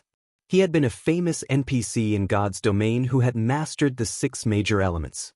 No ordinary tier 5 NPC could compare to his strength. Craig Midlands had once fended off a siege that included 20 tier 5 players and successfully protected the city he had been tasked to guard. He had even killed 11 of the tier 5 experts. The hero's display had been so impressive that it had even stupefied the guild that had nurtured and summoned him. Nobody had expected the Magic King to be that powerful. Normally, even a tier 5 NPC would fall if 20 tier 5 players ganged up on him, yet the Magic King had resisted and won. However, Craig's victory over the team of tier 5 players was not what that shocked the world the most. Rather, players had been astounded by the spells he had used. With his mastery over 6 major elements, not only did his attacks carry great destructive power, but his attack methods were also varied and complex. His attacks had basically no weaknesses. If a tier 5 player had tried to face him one-on-one, they would have been beaten to a pulp. Moreover, for every element Craig Midlands grasped, he could create one elemental doppelganger. Although each doppelganger only had 80% of Craig's attributes, they were far stronger than players of the same level and tier. In other words, trying to fight Craig Midlands was on par with fighting 7 tier 5 NPCs. With this, I'll have a capable protector for Zero Wing City. Shifeng clearly remembered that the guild that had acquired the Magic King, Craig Midlands in his previous life had only been a first-rate guild. Naturally, the guild had used Craig to protect its main city, and due to the NPC's presence, not even super first-rate and super guilds had dared to strike that city. If he used Craig to protect Zero Wing City, the city's defensibility would rise to an entirely new level. Shortly after Shifeng and the other Zero Wing members began their rest on the 5th floor, Melancholic Smile contacted him. Guild leader, what did you do in the Primordial Divine Ruin? Many large guilds have come to Candlelight to negotiate cooperation, Melancholic Smile asked inquisitively. As many as 8 first-rate guilds had approached Candlelight, seeking cooperation, not to mention the second- and third-rate guilds. Watching these guilds' upper echelons enter White River City's Candlelight trading firm with their entourages has been spectacular. The scene had also caused a huge commotion throughout the city. For a moment, she had even thought that these guilds had intended to attack the trading firm. It's nothing. We just got to the ruins' 5th floor before the other guilds, Shifeng said, chuckling. What kind of cooperation are they looking for? They're asking to purchase some of our guild's basic combat techniques and opportunities to learn advanced combat techniques. Though, slots to enter Primordial City are their main goal. They are willing to pay with magic crystals and top-tier weapons and equipment, Melancholic Smile said. The bounty war between Zero Wing and Heaven's Burial was still in full swing. As a result, Zero Wing burned through funds, weapons, and equipment each day. If Zero Wing could sell the services these large guilds requested for top-tier weapons and equipment, it would help the guild out a great deal. Unfortunately, this matter would have a massive impact on the guild, and she couldn't make the decision by herself. Their ideas sound quite solid. Shi Feng began to ruminate on the matter. A moment later, he said, "All right, we will agree to their conditions. However, they can only offer payment with magic crystals. Moreover, we will only sell the opportunity to learn basic combat techniques. Each learning opportunity will cost 1,000 magic crystals. This condition isn't limited to these guilds either, it will stand for all players. As for the guild's other requests, refuse them." Due to the appearance of the Primordial Divine Ruin, basic combat techniques had become more commonplace in God's domain. Even so, pitifully few first-rate guilds had secured any techniques from the ruin. The other guilds couldn't even make it inside. However, as players unlocked more of the Primordial Divine Ruin, the number of players allowed inside would increase. Moreover, as players continued to grow stronger, it would only be a matter of time before more guilds secured basic combat techniques. Rather than wait for such a future, it'd be better if Zero Wing took advantage of the current situation and sold learning opportunities, making a fortune. In fact, many large guilds had openly sold learning opportunities for basic combat techniques in the past. He simply executed this business strategy ahead of time. In any case, he had obtained 3 basic combat techniques on his way to the 5th underground floor, with 2 from the Earth Dragon. As for the advanced combat techniques, there was no way he'd sell them.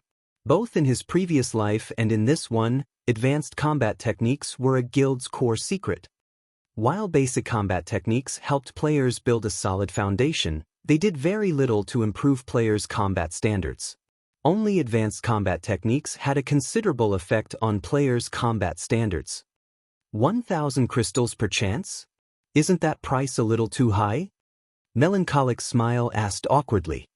Currently, magic crystals sold for 30 silver each on the market. Thus, 1,000 magic crystals were worth 300 gold. However, while the various guilds might accept a price of 300 gold, that wouldn't necessarily be the case for 1,000 magic crystals. Every large guild desperately needed magic crystals right now, and players wouldn't necessarily learn a combat technique in its entirety on the first attempt. It's fine. Just tell them. Whether or not they accept our price is up to them. Nobody's forcing them to learn our combat techniques, Shi Feng said, chuckling. Although basic combat techniques were the weakest of the bunch, they weren't easily found. Players could not obtain one just because they wanted to. Despite the Primordial Divine Ruin activating some time ago, only a small number of basic combat techniques had dropped thus far. Moreover, different basic combat techniques offered different kinds of benefits, some improved attack methods, some improved footwork, and so on. Just because a player had learned a basic combat technique, that did not mean that other techniques would be useless. On the contrary, the more basic combat techniques a player learned, the sturdier their foundation would become. With a strong foundation, players would have a much easier time learning advanced combat techniques. In fact, players may even be able to create their own basic or advanced combat technique. I'll relay the message to these guilds and announce it to the public then, Melancholic Smile said. After giving the matter some thought, she saw the logic in Shi Feng's decision. Other guilds still treated their basic combat techniques like family heirlooms. Even core members had to pay a significant amount of GCPs to learn the techniques. Since they had approached Zero Wing to purchase its family heirlooms, it was only natural that the guild demand a higher price. Moreover, there were many wealthy individuals among God's domain's adventurer teams and independent experts. Generally, adventurer teams and independent experts had no opportunity to learn basic combat techniques, so they'd be more than willing to pay the price. After disconnecting his call with Melancholic Smile, Shi Feng sent out a few scouts to explore the 5th floor. In less than 10 minutes, Shi Feng received a report from one of the scouts. Guild leader, I found a gigantic magic array in the forest. There's also an NPC in the center of the array, a scouting assassin reported. An NPC? Send me your coordinates. Shi Feng was instantly ecstatic. As far as he knew, there shouldn't be an NPCs on the Primordial Divine Ruins rest floors. Since one of his scouts had found one, that NPC must be related to Primordial City.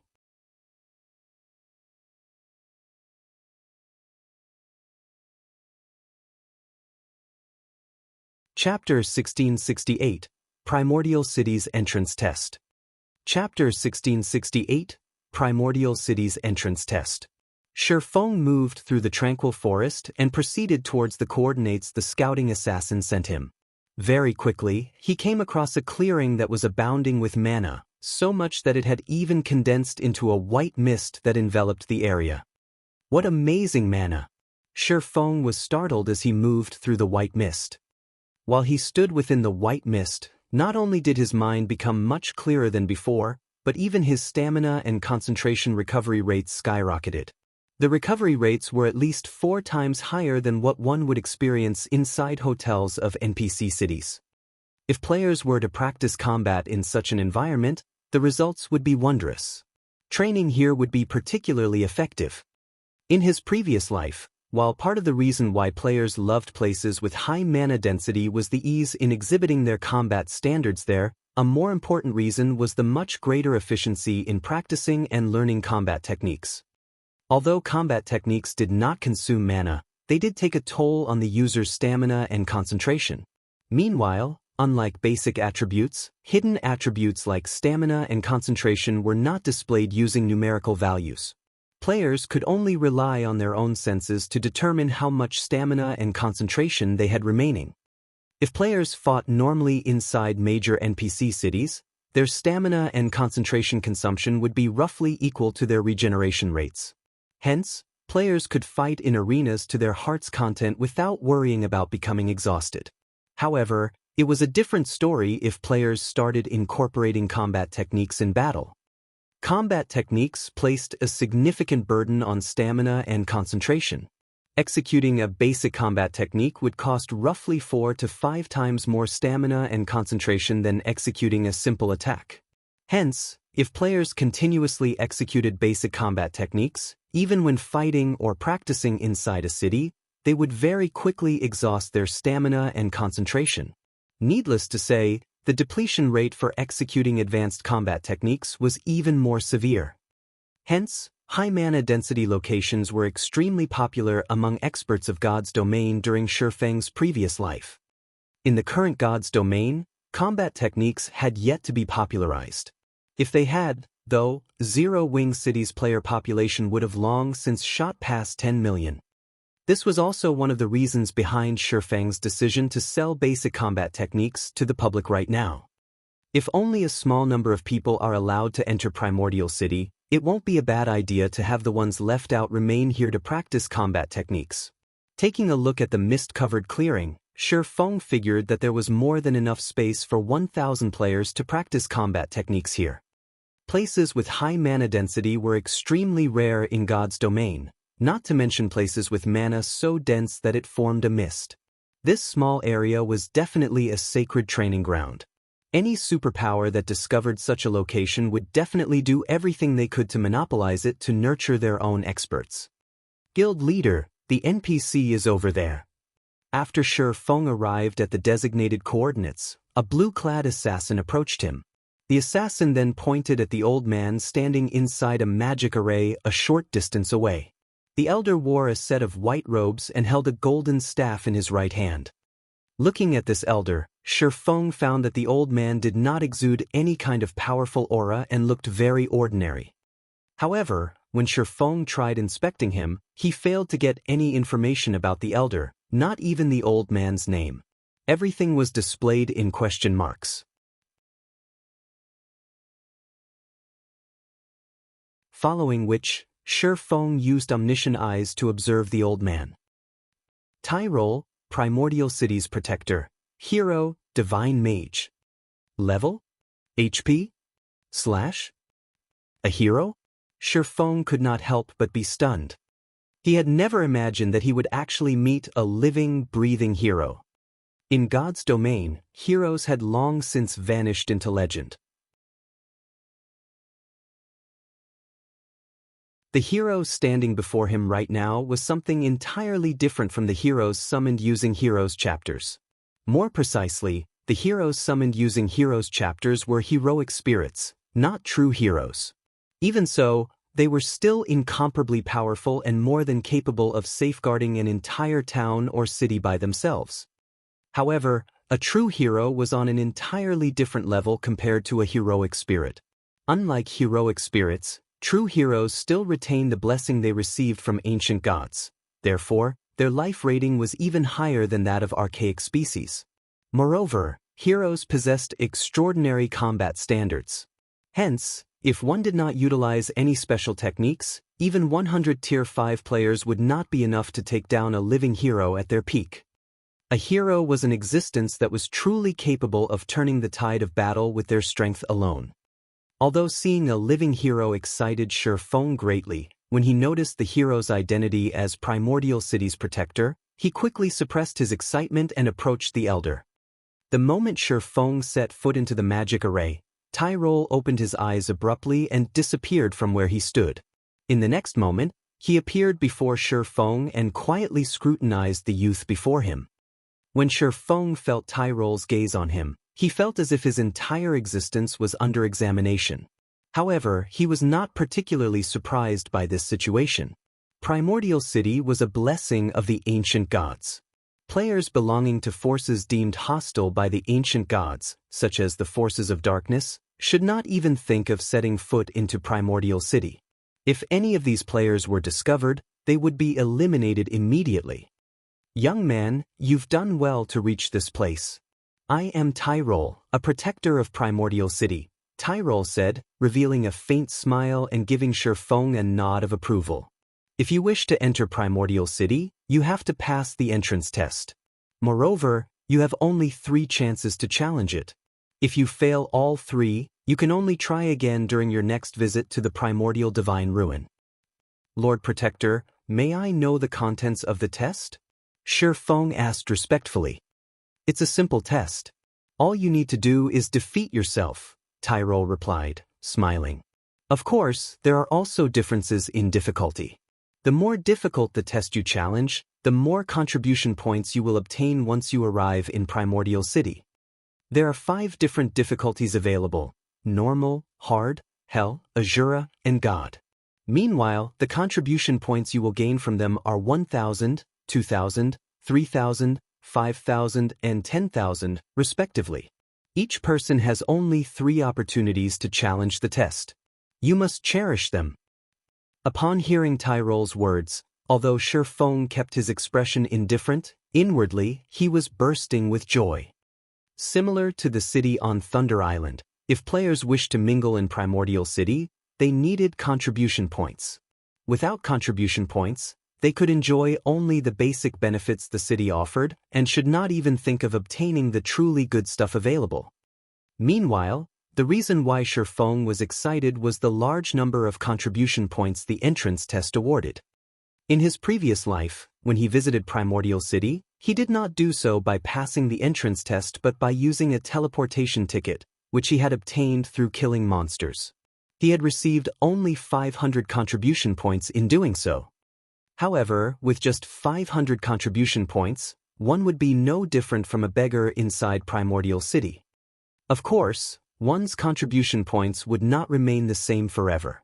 There were plenty of methods to earn contribution points. Completing quests was the simplest among them, though inefficient. Ordinary quests only granted around 2 to 5 points each, while high-ranking quests granted around 20 to 50 points each. However, high-ranking quests were extremely rare. Hence, collecting even 500 contribution points was very difficult. Yet, now, even the normal entrance test awarded 1,000 contribution points upon completion. The additional 500 points would save players plenty of time. Moreover, this was also good news to Zero Wings members. It meant that everyone would have an opportunity to enter Primordial City. Young adventurer, have you decided to enter Primordial City? Tyrol asked, smiling as he looked at Shifeng. I am willing to accept the test. Shifeng nodded. Very good. May I know which difficulty you wish to choose? Tyrol asked with a wave of his hand.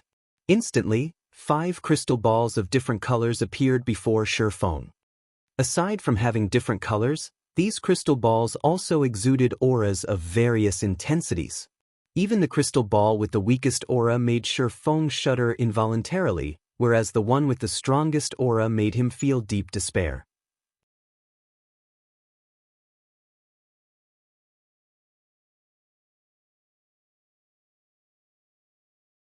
Chapter 1669, Shadow of Trial. What powerful auras! Shifeng tensed as he gazed at the 5 crystal balls hovering before him.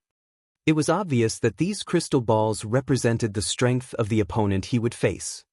These crystal balls' auras also provided a hint to help players make the best decision. However, even the weakest crystal ball radiated considerable pressure. It was evident that entering Primordial City wouldn't be as easy as he had expected.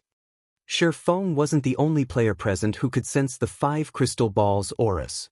Aqua Rose and the others, who had just arrived outside of the magic array, could sense the intense energy from the crystal balls as well. Every crystal ball felt as if it contained some horrific creature. These crystals represent your opponent's strengths.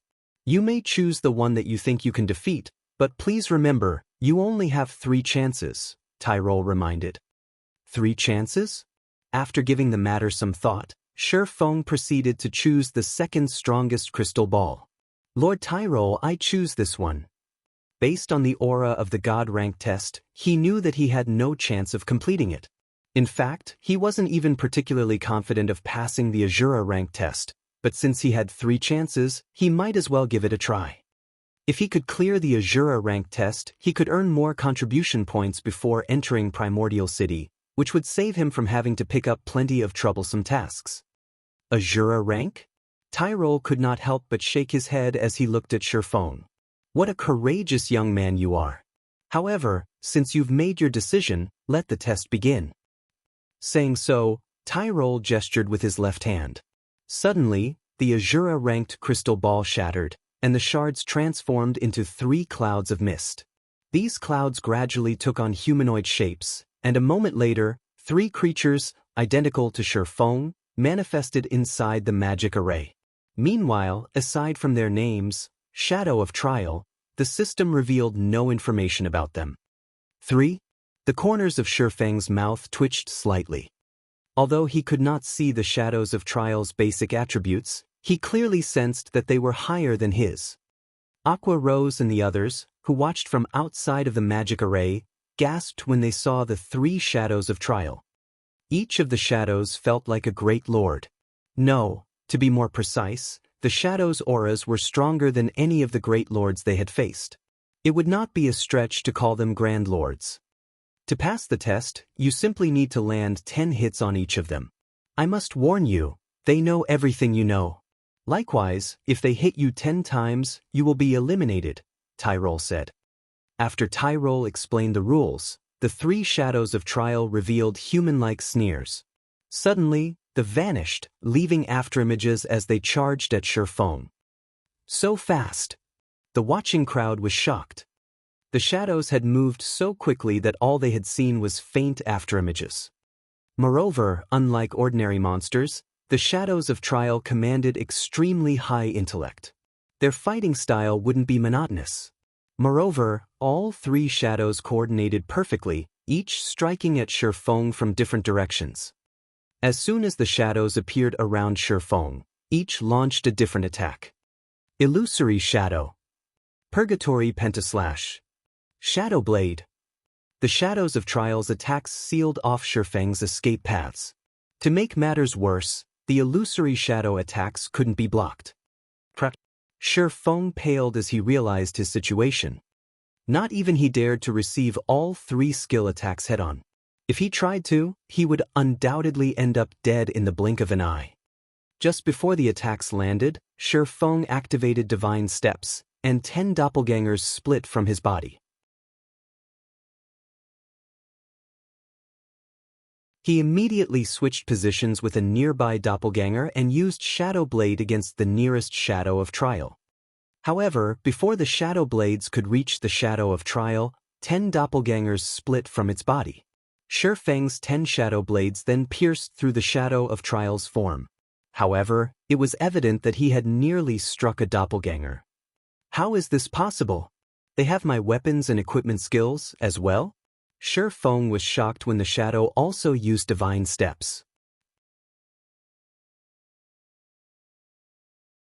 However, before Shi Feng could regain his senses, all 3 Shadows of Trial activated Heavenly Dragon's power, their attributes soaring. They slashed their blades at their target, the intensity of their strength creating powerful gales. With no better plan, Shi Feng continued to switch positions with his doppelgangers to avoid the incoming attacks. Although Heavenly Dragon's power was strong, it was a berserk skill that focused on boosting strength. Its buff to speed was only subpar. For a time, Shi Feng was at a complete disadvantage as the 3 Shadows of Trial chased him relentlessly.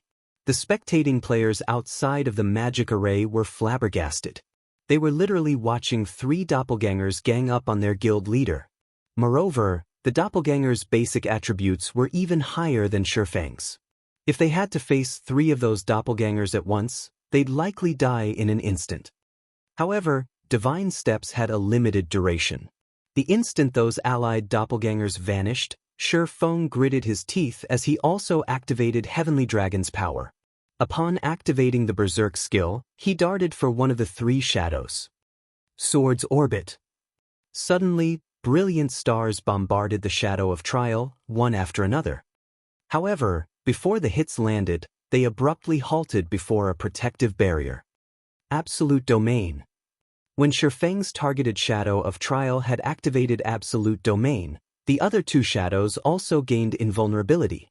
Giving Shi Feng no time to react, one of the 3 shadows activated Instant Strike and swung its blade fiercely at the player.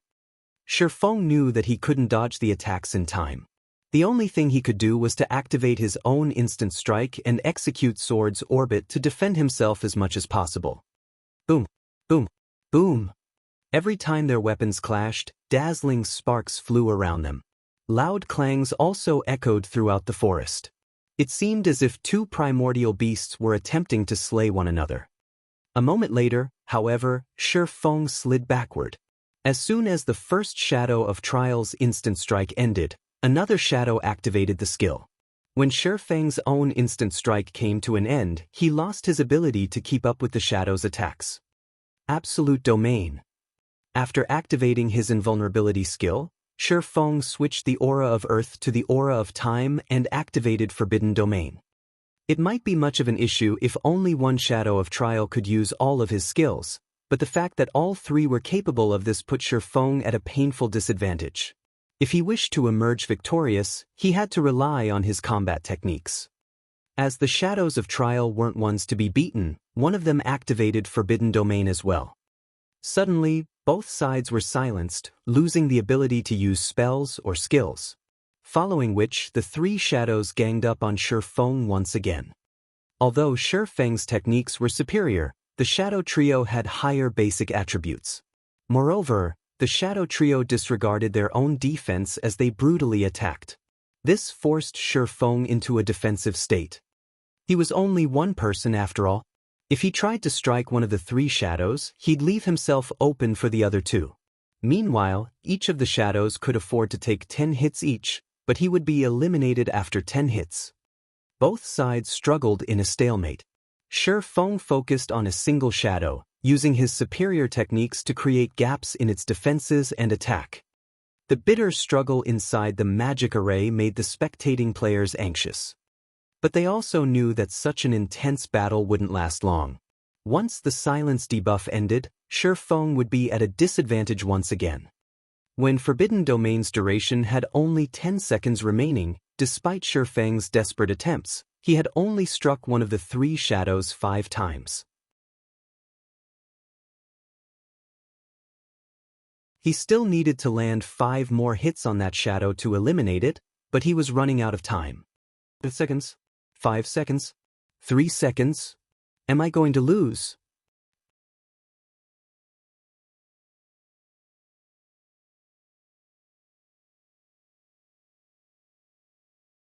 Chapter 1670, Ascension Realm. As the seconds ticked by, and Forbidden Domain neared the end of its duration, Aqua Rose and the other Zero Wing members couldn't help their growing nerves as they watched from outside of the magic array. They had never thought that even the test to enter Primordial City would be so difficult. Aside from all else, once Shifeng and one of the Shadows of Trial's Forbidden Domains ended, the other 2 shadows could still use the skill. At that time, Shifeng would have to face 3 shadows that could use skills while he could not. With the huge disparity in combat power, he would doubtlessly meet his end. Not only did the Shadows of Trial have higher basic attributes, but their combat standards were also at the refinement realm. They executed every slash without any excess movement. When the 3 shadows cooperated, they could even make up for the weaknesses in each other's defenses and elevate their combat power further. I have no choice but to gamble everything on one attack. Shifeng also knew what outcome awaited him once his Forbidden Domain ended. With no other choice, he gritted his teeth and forced his way through the countless, incoming attacks, swinging his blades at the shadow that had already taken 5 hits. Sword's Orbit. If he could eliminate one shadow before Forbidden Domain ran out, he'd still have a chance at victory, albeit a small one. If he didn't do so, he would die the moment his skill's duration ended. However, as if they had predicted Shifeng's desperation, the 3 shadows smirked as they launched attacks, aiming for Shifeng's blind spots. Despite noticing the incoming attacks, Shifeng did not bother dodging. Instead, he continued to swing his swords at the shadow before him. 1 slash, 2 slashes. At this point, Shifeng traded blow for blow with the shadows. As a result, he was hit, again and again. 2 hits, 4 hits, 6 hits. Faster. I need to be faster. As Shifeng frantically brandished his weapons, he gained unprecedented focus. The only thing on his mind was landing a hit on the Shadow of Trial before him. However, despite Shifeng's flurry of attacks, his target could still endure 2 more attacks.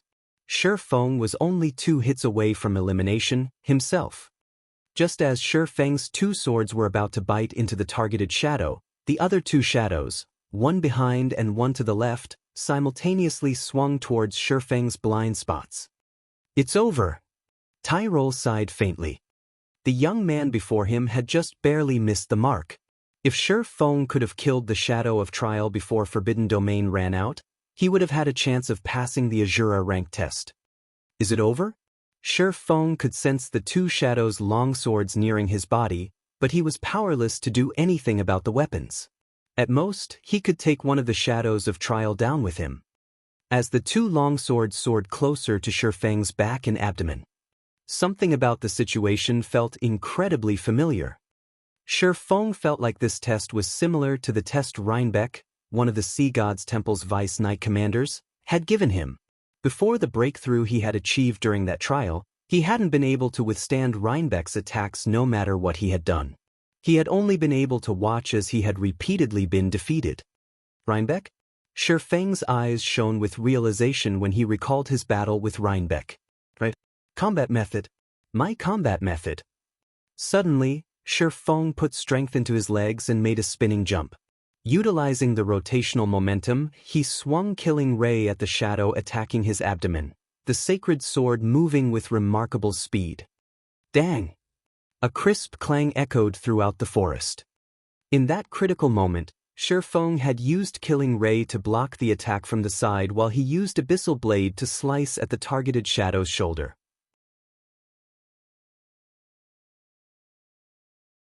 He then utilized the force generated from blocking the attack at his side to push himself over 8 yards away from the nearest shadow. When his feet touched the ground again, he used a hand to stabilize himself, only coming to a halt after 2 more spins. He survived. Aqua Rose and the other Zero Wing experts stared with wide eyes, utterly shocked.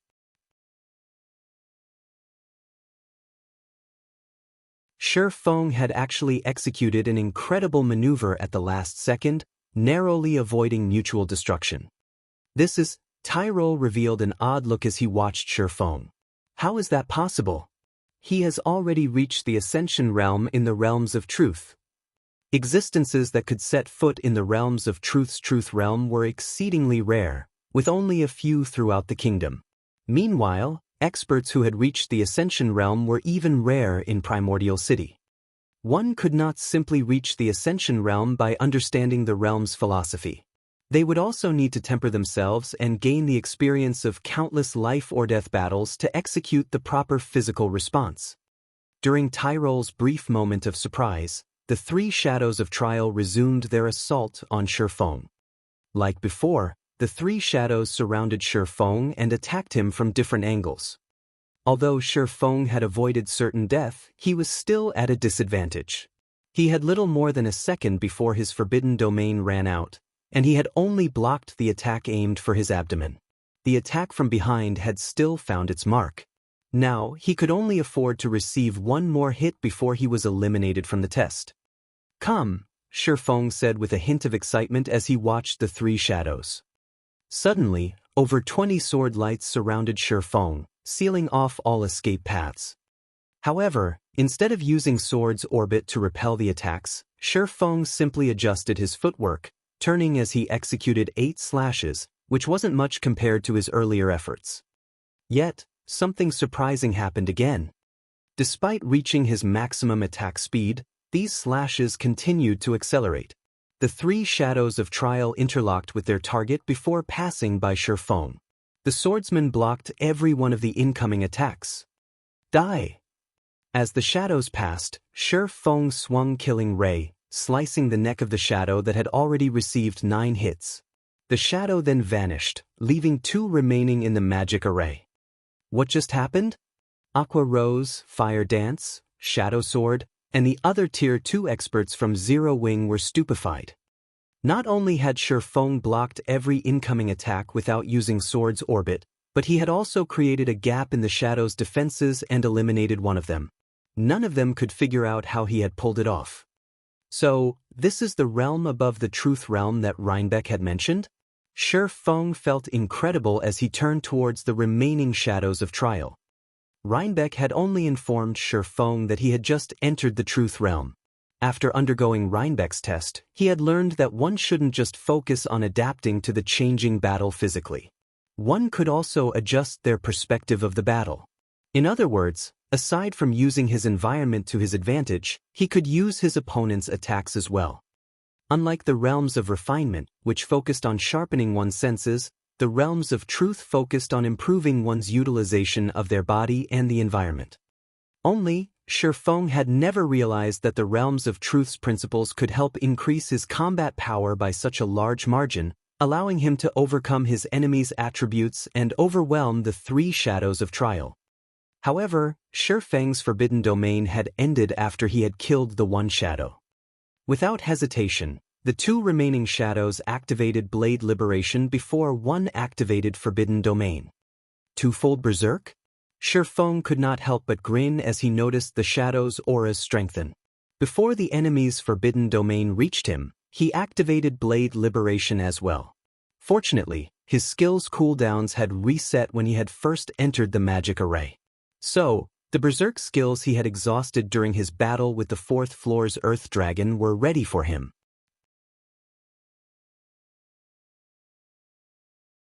After activating Blade Liberation, Shi Feng executed Void Steps and disappeared. Seeing this, one of the 2 shadows activated Skywheel Sword, while the other activated Lightning Edge, both of which were AoEs. However, neither of the shadow's attacks had forced Shi Feng out of his concealment. For a time, the shadows attacked their surroundings randomly in confusion, yet even after dozens of seconds, Shi Feng remained hidden. He only revealed himself after both shadows had used up their forbidden domains, and when he did, he already stood beside them. Illusory Shadow. Suddenly, 5 crisscross slashes bombarded one of the shadows. Although the targeted shadow responded quickly and tried to dodge, It still received 3 hits.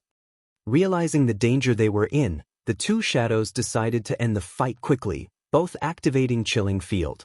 The domain skill covered a 50-yard radius and was capable of both offense and defense.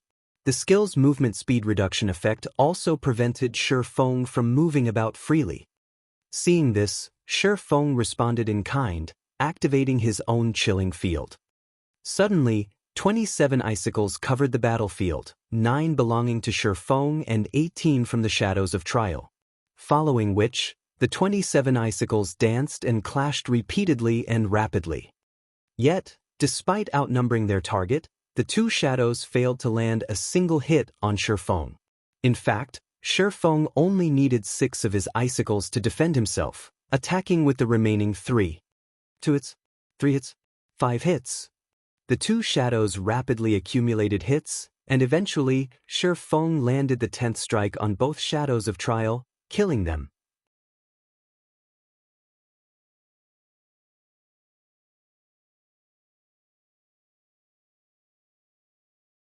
Chapter 1671, City Rookie. He won. Our guild leader is amazing. As the Zero-Wing team watched the Shadows of Trial in the magic array gradually fade, they couldn't believe their eyes. The battle that had just occurred had overwhelmed them mentally. If they had been distracted for a split second, they would have missed the instant Shi Feng and the shadows had clashed. Both sides' basic attributes were ridiculously high, and they could clash multiple times in the instant it took to blink. The several dozen White Tiger Dojo disciples that had joined the team on the 5th floor were utterly dumbfounded. They had witnessed many expert battles in the past and had even fought experts in the battle arena, but if they had to rank the experts they've seen thus far, the player before them would doubtlessly rank at the very top. It's finally over. Shi Feng breathed a deep sigh of relief once the battle had ended. He hadn't expected the Azura-ranked test to be so difficult. If not for the epiphany regarding the realms of truth, which had allowed him greater use of his own body and everything around him, including his opponents, the Shadows of Trial would have defeated him. However, this experience had taught Shi Feng one thing. Aside from improving in the realms of refinement, which focused on one's senses and physical control, it was very important that players climb the realms of truth. The realms of refinement were akin to the body. As one became physically stronger, they'd be able to exert more strength. However, the realms of truth were like a weapon. Although an individual could rely on physical strength to pose a threat, there was a limit to how much of a threat they'd become, but if that person were given a weapon to complement their strength, they could pose an even greater threat. Naturally, the better the weapon one wielded, the more power they could exhibit. This also why experts who had yet to reach the refinement realm were sometimes capable of defeating refinement realm experts with their combat techniques. Combat techniques made use of the realms of truth's principles. It seems that we'll need to increase everyone's familiarity with the realms of truth in the future, Shi Feng thought to himself. There was a limit to how fast one could reach higher realms of refinement, and reaching higher realms of truth wouldn't conflict with a player's growth in the realms of refinement. In fact, the two realms would even complement each other, helping one improve their combat power far faster. Only, introducing everyone to the realms of truth wouldn't be easy. First, he needed a proper training ground. It was obvious that neither the battle arena nor the Divine Colosseum could offer similar benefits as Rhinebeck's test. Without such a training ground, players wouldn't be able to comprehend the realms of truth's principles regardless of how many times he explained them. Moreover, understanding theory and putting said theory into practice were two different things. Wait, that's not right. There is one. Suddenly, Shi Feng recalled the White Tower within the Lost Town. While the White Tower seemed like a device designed to help players improve their combat standards and gain a better feel for the refinement realm, it actually operated very much like Rhinebeck's test. Hence, Shi Feng should be able to use the tower to help his players comprehend the realms of truth. Furthermore, God's domain's lore never mentioned the realms of refinement, only the realms of truth. The more Shi Feng thought about it, the more he felt that the White Tower was a suitable training device to help players grasp the realms of truth. A sacred land to train in the realms of truth, huh? Shi Feng had begun to give up on the Lost Town, preparing to accept the system's penalty, but now his desire to secure the town had reignited. It's no wonder why the quest to obtain the lost town is so difficult. So this is why.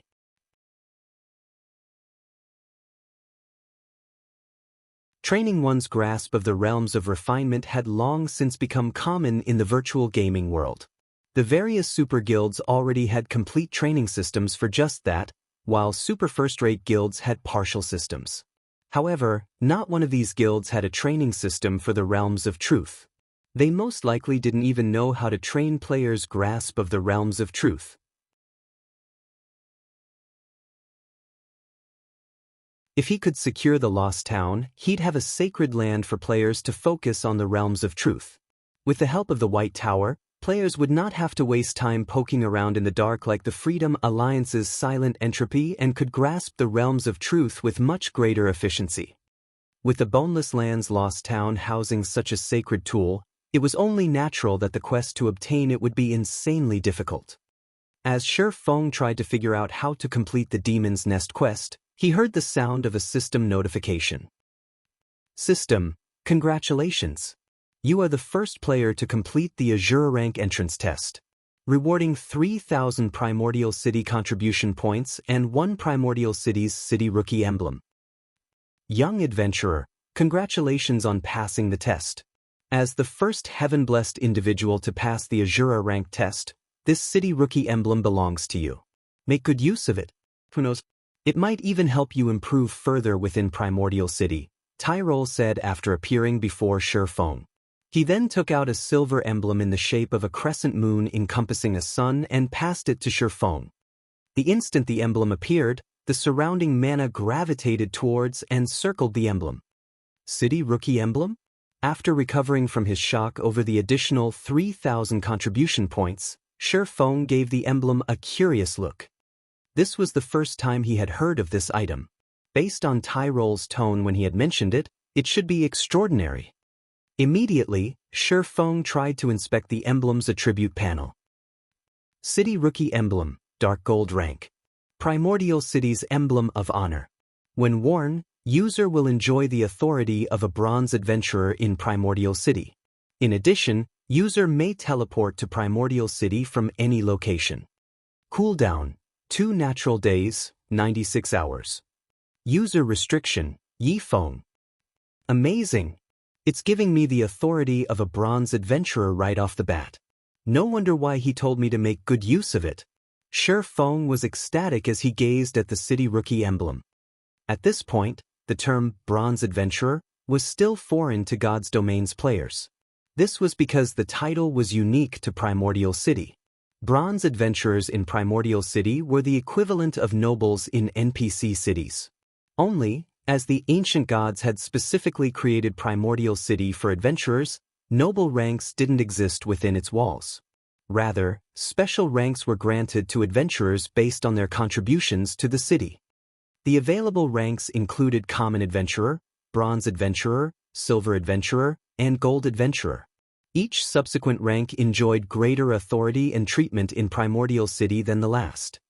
However, it was extremely difficult for players to rise through the ranks as they weren't based on Primordial City contribution points. Instead, they were determined by one's Primordial City honor points. One had to earn 1,000 honor points just to become a Bronze Adventurer.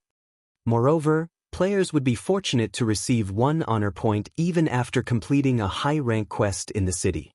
If players wanted to earn more than that per quest, they'd have to complete Primordial City's trial quests, which were exceedingly challenging. Unfortunately, failing to complete the trial resulted in an unusually severe death penalty. In the past, most players had opted for the safe and reliable method of completing high-rank quests to collect honor points rather than challenge Primordial City's trial quests. Because of this, very few players had become Bronze Adventurers, let alone Silver or Gold Adventurers. Even after 10 years in God's Domain, Shi Feng had never heard of someone becoming a Gold Adventurer.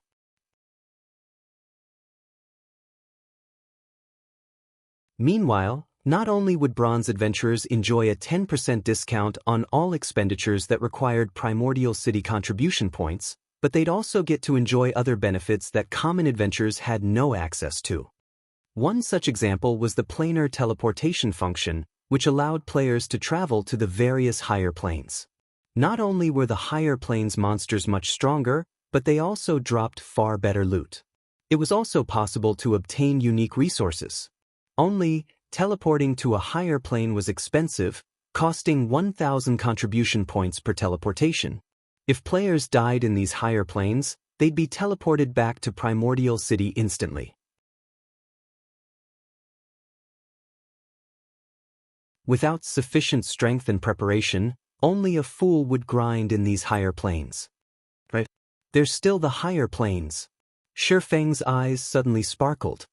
Other players might not know where to secure a large number of darkness stones, but he did. However, he hadn't had the means to reach these locations, but now he did. Shifeng immediately instructed his team to challenge the entrance test and told them what to do once they entered Primordial City. Meanwhile, he made his way, with Tyrol's help, to the city. When Shifeng arrived in Primordial City, every player within the Primordial Divine Ruin received a system notification about it.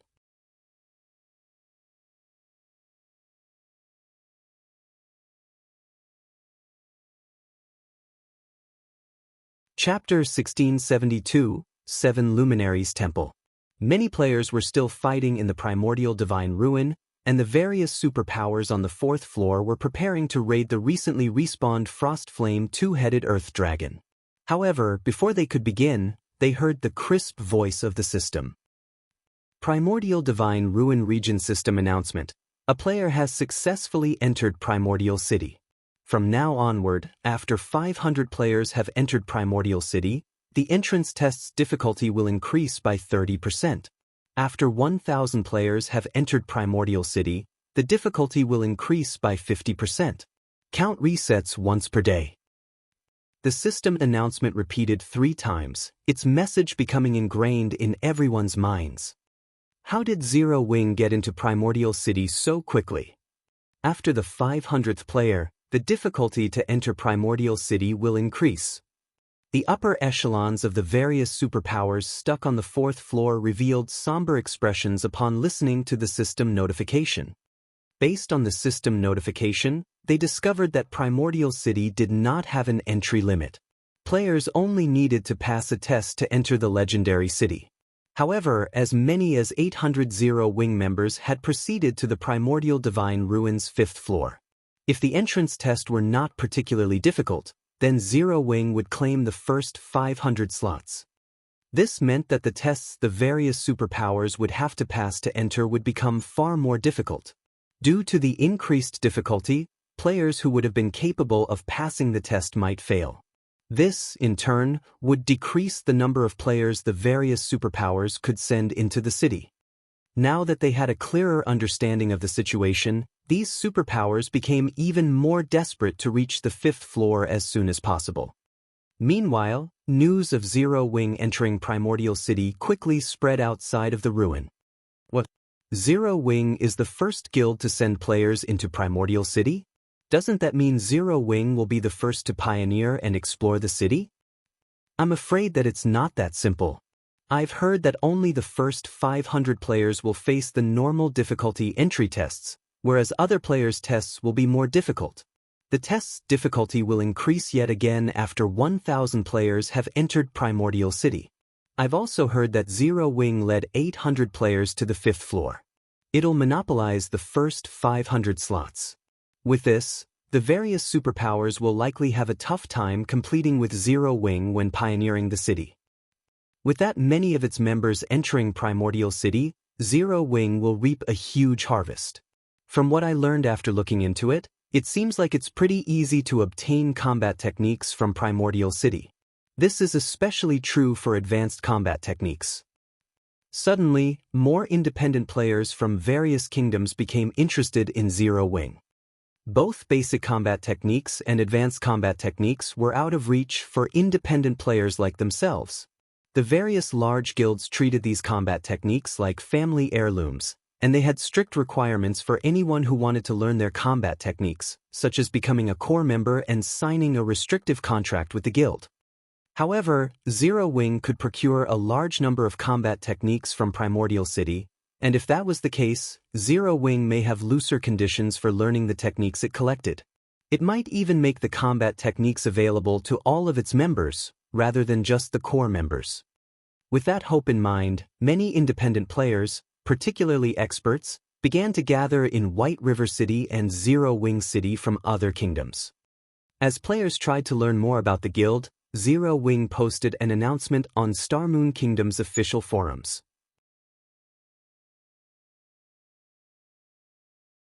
This announcement instantly caused a commotion throughout the kingdom.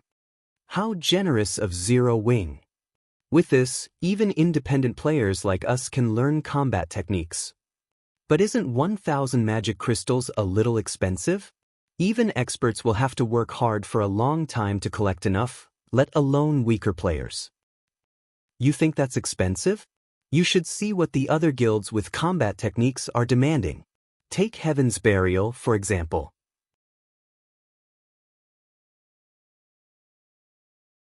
Although the guild has plenty of combat techniques, anyone who wishes to learn them has to sign a very strict contract. In addition, members have to pay a certain price to learn each combat technique. Their price is only slightly under 1,000 magic crystals. It's better to learn the techniques from Zero Wing. At the very least, we'll retain our freedom. For a time, a large number of independent players celebrated Zero Wing's decision. The news excited many adventurer teams as well. Independent players might struggle to collect 1,000 magic crystals, but it wasn't any trouble for an adventurer team with several hundred members. When the various large guilds discovered the announcement, however, they fumed with fury. This was especially true for the guilds that had acquired combat techniques of their own. They had planned to use their combat techniques to attract loyal experts and gain an advantage over their competitors, but Zero Wing's latest announcement had ruined that idea. Black flames means truly are amazing. Heaven's Burial is likely doomed to fall now, Xianxia said. He could not help his rueful sigh as he read the report a subordinate had just sent. Uncle Yuan, what happened? Purple Jade asked curiously. Take a look for yourself, Xianxia said as he forwarded the report to Purple Jade. When Purple Jade read the report, her eyes widened in shock. She found it truly hard to believe that Zero Wing would actually be so generous as to offer its combat techniques to other players. By doing so, it would undoubtedly deal a massive blow to the various first-rate guilds that had acquired their own combat techniques. Naturally, Heaven's Burial was no exception. The guild's upper echelons would weep in rage once they heard about this. While everyone discussed Zero Wing, Shi Feng arrived in Primordial City's teleportation hall. The teleportation hall's main hall looked like a massive cave. The hall's ceiling was at least 100 meters from the ground. It also seemed like some kind of miniature sun was stuck in the ceiling, illuminating the hall. As Shi Feng looked around, he discovered numerous mana-operated elevators, which led towards various spatial junctions. NPCs could arrive and leave Primordial City through these spatial junctions at any moment. These NPCs weren't limited to the human race, including members from other races as well. The instant Shi Feng had arrived, both his mind and body had felt energized. The mana density here was no lower than that of Titan City. Players would definitely have an easier time practicing their combat or producing items here than elsewhere. Since Shi Feng had visited Primordial City many times in his previous life, he didn't bother to look around the teleportation hall like some curious tourist. Instead, he quickly left the hall and ventured to Primordial City's streets. Primordial City was a city of legend. The city had as many NPCs as the most populated NPC cities in God's domain. There were easily over 4 or 5 million NPCs within the city at all times, which was more than 10 times the number of NPCs in Star Moon Kingdom's capital. Moreover, unlike the NPCs in ordinary NPC cities, those in Primordial City were at least level 150. Tier 2 NPCs were insignificant here, usually serving as gate attendants. Tier 3 NPCs, which were rare in other NPC cities, strode down almost every street in Primordial City. One would even find Tier 4 NPCs window shopping. After leaving the teleportation hall, Shi Feng summoned his demonic flame tiger and made his way towards the heart of Primordial City. Although Primordial City's layout was complex, Shi Feng knew the city like the back of his hand. After traveling for around 20 minutes, he reached a towering temple. The temple before him was over 300 meters tall and occupied enough space to accommodate 100,000 people. It looked more like a mountain than a building.